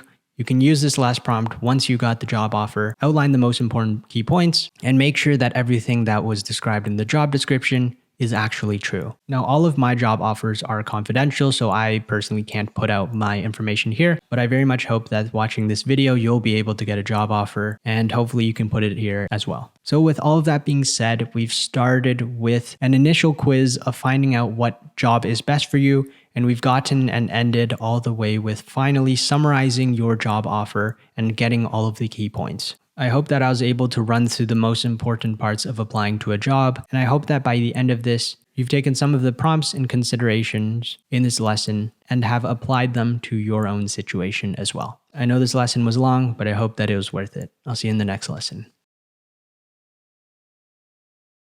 In this lesson, I'm going to be taking you through a day in my life, specifically using ChatGPT. So throughout the day yesterday, I've outlined a couple of the prompts that I have used, and I'm simply just going to take you through them to showcase what someone who is pretty experienced with ChatGPT and how I use it on a day-to-day basis. Now, these prompts are ordered by time, so the first prompt is the prompt that I use first in the day, and the last prompt is the prompt that I use last in the day. So starting off with the first prompt that I used yesterday, this is the following. Here's a list of my daily to-dos. How would you organize it to be the most productive for today? So here I have a list of pretty much the things that I had to finish yesterday, and it's just a list of my daily to-dos. This was the first thing I asked ChatGPT to really see how I could organize this. So let's see what ChatGPT gave me. So taking a look at yesterday, I was then able to organize my daily to-dos for maximum productivity in this order. I saw that, for example, ChatGPT wanted me to organize slides for a webinar first, and then film 5 videos for a course, then research information about my newly adopted puppy, which is true, and then would be to figure out a solution to my subscription issue, and lastly, get a haircut. That didn't actually go down. I took a look at this yesterday and I realized that I needed to get the most important things done. So I actually changed it up a little. Finished my 5 videos for the courses, and then I got a haircut. I then organized my slides for the webinar, did some research, and then figured out a solution. And it was like at 11 p.m. But all in all, I was able to take a look at this prioritization, change it up a little, but it did help me at the end of it. So another thing that I needed to search up yesterday was I was watching videos online, and it's about welding videos. They were explaining a concept about per diem, which I have a base idea of knowing, and I know it's used for other jobs as well, but mainly I wanted to understand it a little bit more, and I could have gone to Google, but I really do like this as a 5-year-old's explanation. So this was the idea of what I wanted to know, and I simply just wanted to get a little bit more information yesterday, so this is what I asked. Okay, so taking a look at it, we see, of course, imagine you have a special adventure where you need to go to a faraway place for work. When you're away from your home, you'll need to eat food, find a place to sleep, and do other things, but you might not know exactly how much all of these things will cost. So the people who send you on this adventure decide to give you some special coins every day. These special coins are called per diem. It's like a little allowance to help you take care of yourself while you're away. Every day you can use these coins to buy your food, find a comfy place to sleep, and do whatever you need to do. That way you don't need to worry too much about how much everything costs because you already have some special coins to use. So paying per diem means you get a little bit of money every day to help you while you're on your adventure away from home. You see, this makes it extremely helpful for me to understand what per diem means, and yesterday I was able to understand the concept that much easier. Whenever I don't understand something, I simply just throw it into ChatGPT, explain it to me as if I were a 5-year-old, and just like that, I'm able to understand the new concepts. Another way that I was using ChatGPT was that I was watching a TV show and it came up to a certain situation that I didn't quite understand. So I asked ChatGPT, what's the word for? And then I described the situation and what are some synonyms. So the concept in the TV show was about sonder, and it's a beautiful word, but it is based off of the idea that you realize that someone else has a life just as complex as your own. So this was approximately how I came to know the word, and I simply took in the description that someone has a complex life just as complex as your own. What are some symptoms? And I might not have explained this as properly as I had, but yesterday I was able to find the word sonder. Let's see if I'm able to do it today. Okay, so the word that we got was sonder, and that's the word I learned yesterday. And it's the term that refers to the realization that each passerby has a life as vivid and complex as your own. And then I was able to find a couple synonyms for that word as well. This was a little after lunch. I had taken a walk and I was listening to a podcast, and it came up to a business topic that I didn't quite understand. So I used this prompt, can you teach me about X topic, as if we only had 5 minutes to learn it? What's the most important information regarding the topic? So I was listening to a business podcast and they're talking about raising a Series A versus raising a Series C. I understand the intricacies, but I wanted to get a little bit more understanding. So I simply asked ChatGPT the following. So ChatGPT was able to give me a pretty good summary from raising a Series A versus raising a Series C. And by being able to just take a look at the differences between them, I was able to understand them that much better. I was nearing the end of the day and I was on my second walk with my family, and it randomly occurred to me. So I wrote this down in my notepad, and I kind of realized and wanted to know what are some of the most common asked questions on ChatGPT. So I asked ChatGPT. It was kind of a random request. I kind of just pulled it up on my phone while I was walking, and these were, I guess, make sense and ultimately answered my question. So with all of that being said, yesterday I was able to document some of the prompts that I use on a day-to-day basis, and today I was really able to just go through them, review them as normal, and ultimately showing you what a day in the life of someone who uses ChatGPT quite a lot uses it for. A lot of the prompts were not that intermediate, and it goes to show you that probably 80 to 90% of the prompts that you're going to ask ChatGPT are typically just going to be basic prompts. So with all of that being said, I'll see you in the next lesson. In this lesson of extra content, we're going to be doing a quite detailed breakdown of how you can use ChatGPT as your own AI travel planner. Without further ado, let's just get into it. So instead of actually starting the prompt with, oh, I would like to book a place from here to here, can you please give me an itinerary? We're going to actually do this a little bit differently. So the first prompt is going to be, what are some of the most important qualities of a vacation spot for a description of yourself? So here you're really actually finding the vacation spot in the first place. And then you can give a description of yourself to actually find a place that you want to go that you might not have ever heard of. So let's go a middle-aged man who is quiet and reserved with a wife who enjoys doing many activities. Okay, so I filled out that section. What are some of the most important qualities of a vacation spot for and then I've described a hypothetical situation, middle-aged man who is quiet and reserved with a wife who enjoys doing many activities. And let's see what ChatGPT gives us. Now ChatGPT had given you a couple important qualities, and you can start looking into these for the next couple of prompts. For example, it'd be diverse activities, natural beauty and serenity, privacy and seclusion, and it gave you 10 of these that you can pick and choose from. Now that you've taken a look at some of the most important characteristics and those that you might find a little bit more interesting, for example, for me, I personally am interested in privacy and seclusion. I also like the culinary variety because for me, when I travel, I like my food the best. So what I'm going to do is I'm going to then take these qualities and put it into this next prompt. Everything in this prompt works in a line. I'm looking for a travel destination that has characteristics of area. So for me, it is privacy and seclusion. All right, seclusion. As you can see, I picked the three most that I personally care about. For example, I'm looking for a travel destination that has privacy, seclusion, culinary variety, and flexible itinerary. You can then fill out, I will be traveling with X amount of people. I will say with two people, and X budget. This one isn't really required, but it is helpful. And let's say $5,000.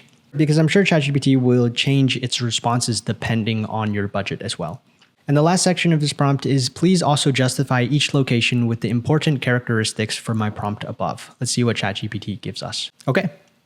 So ChatGPT had then taken all of this into consideration. And as you can see, it had given us three main areas. First off is Greece, we have Indonesia, and New Zealand. And then it also talks about the most important characteristics that you're personally looking for.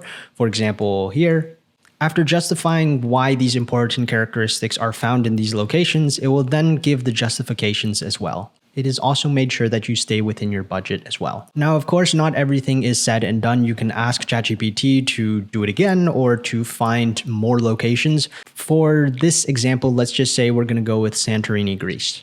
As we move on to the next prompt, we're taking that next step within our entire process, which is create an itinerary for duration of trip to location and then whatever characteristics of trip you want. Now, this is actually different from what I mentioned above from the important characteristics. This is actually what do you care about on the trip? What do you want to do in the first place? And this is very specific to you. So let's say I want this to be a 2-week vacation to Santorini, Greece.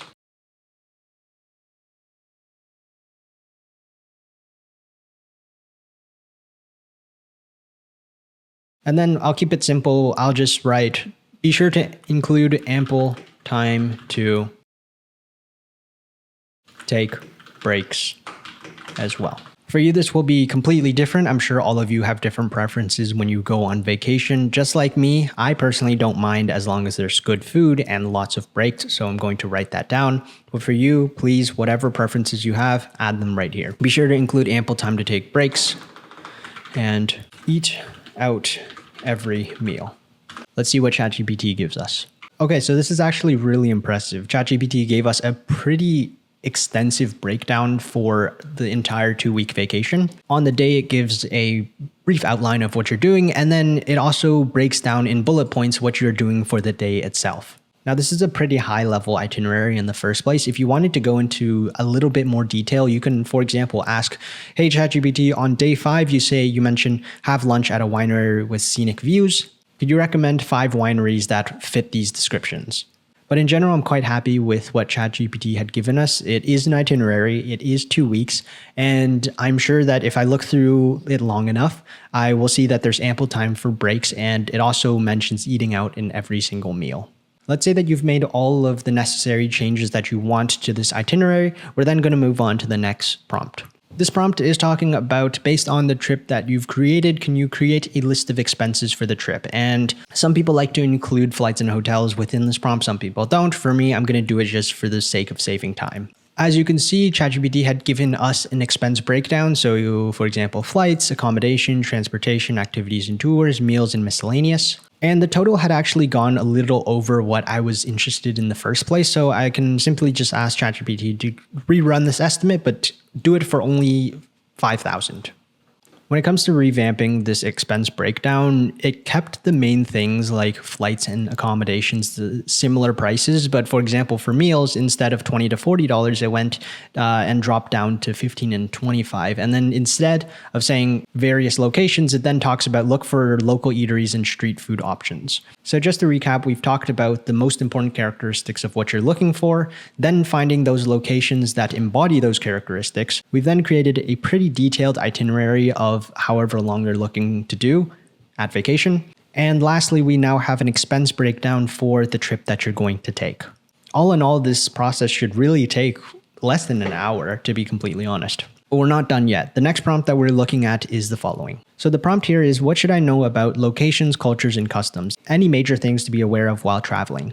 This is ideal when you're traveling to a new place. There are a lot of customs and cultures that you want to be wary of, and just being able to ask ChatGPT for a heads up never hurts anybody. So for me, of course, we're going to go and fill this out. Santorini, Greece. Greece's culture and customs, and then we'll ask it.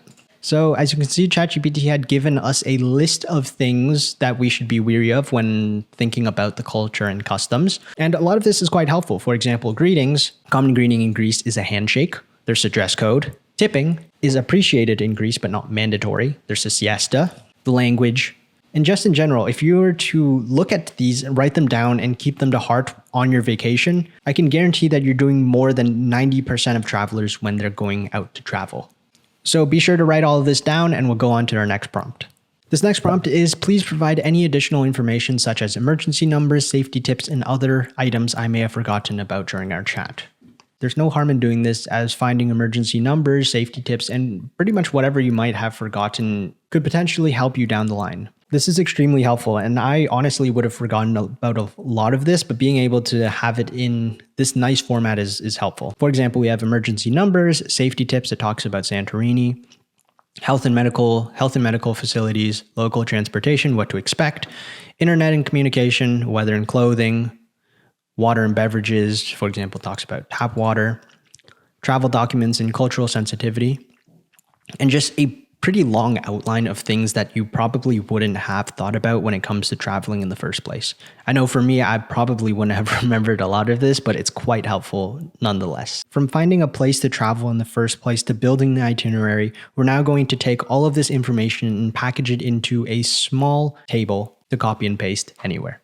So our final prompt is, with our conversation above, can you please summarize all the information above in a table format that is easy to copy and paste? This is taking everything that we've talked about in the last 10 to 20 minutes and summarizing it into a mini table that we can then copy and paste for our friends or for whoever. As you can see, ChatGPT had given us a summarized table of the information that we've talked about: emergency numbers, safety tips, health and medical, and as you can see, all of it in a nice and easy copy and pasted format. If you want any other portions in the chat that you've just had with ChatGPT, you can re-mention that within the prompt and then ask ChatGPT to put it in a table format that is easy to copy and paste. Within this video, we've talked about not only finding a place with the most important characteristics to your vacation spot, we've then got ChatGPT to recommend spots for you based on the most important characteristics to you. After that, we've created an itinerary, a more detailed itinerary. We've taken a look at the expense budget of how much you're spending. We've asked ChatGPT for important information that we might have forgotten. And lastly, wrapped it all up in a nice and easy copy and paste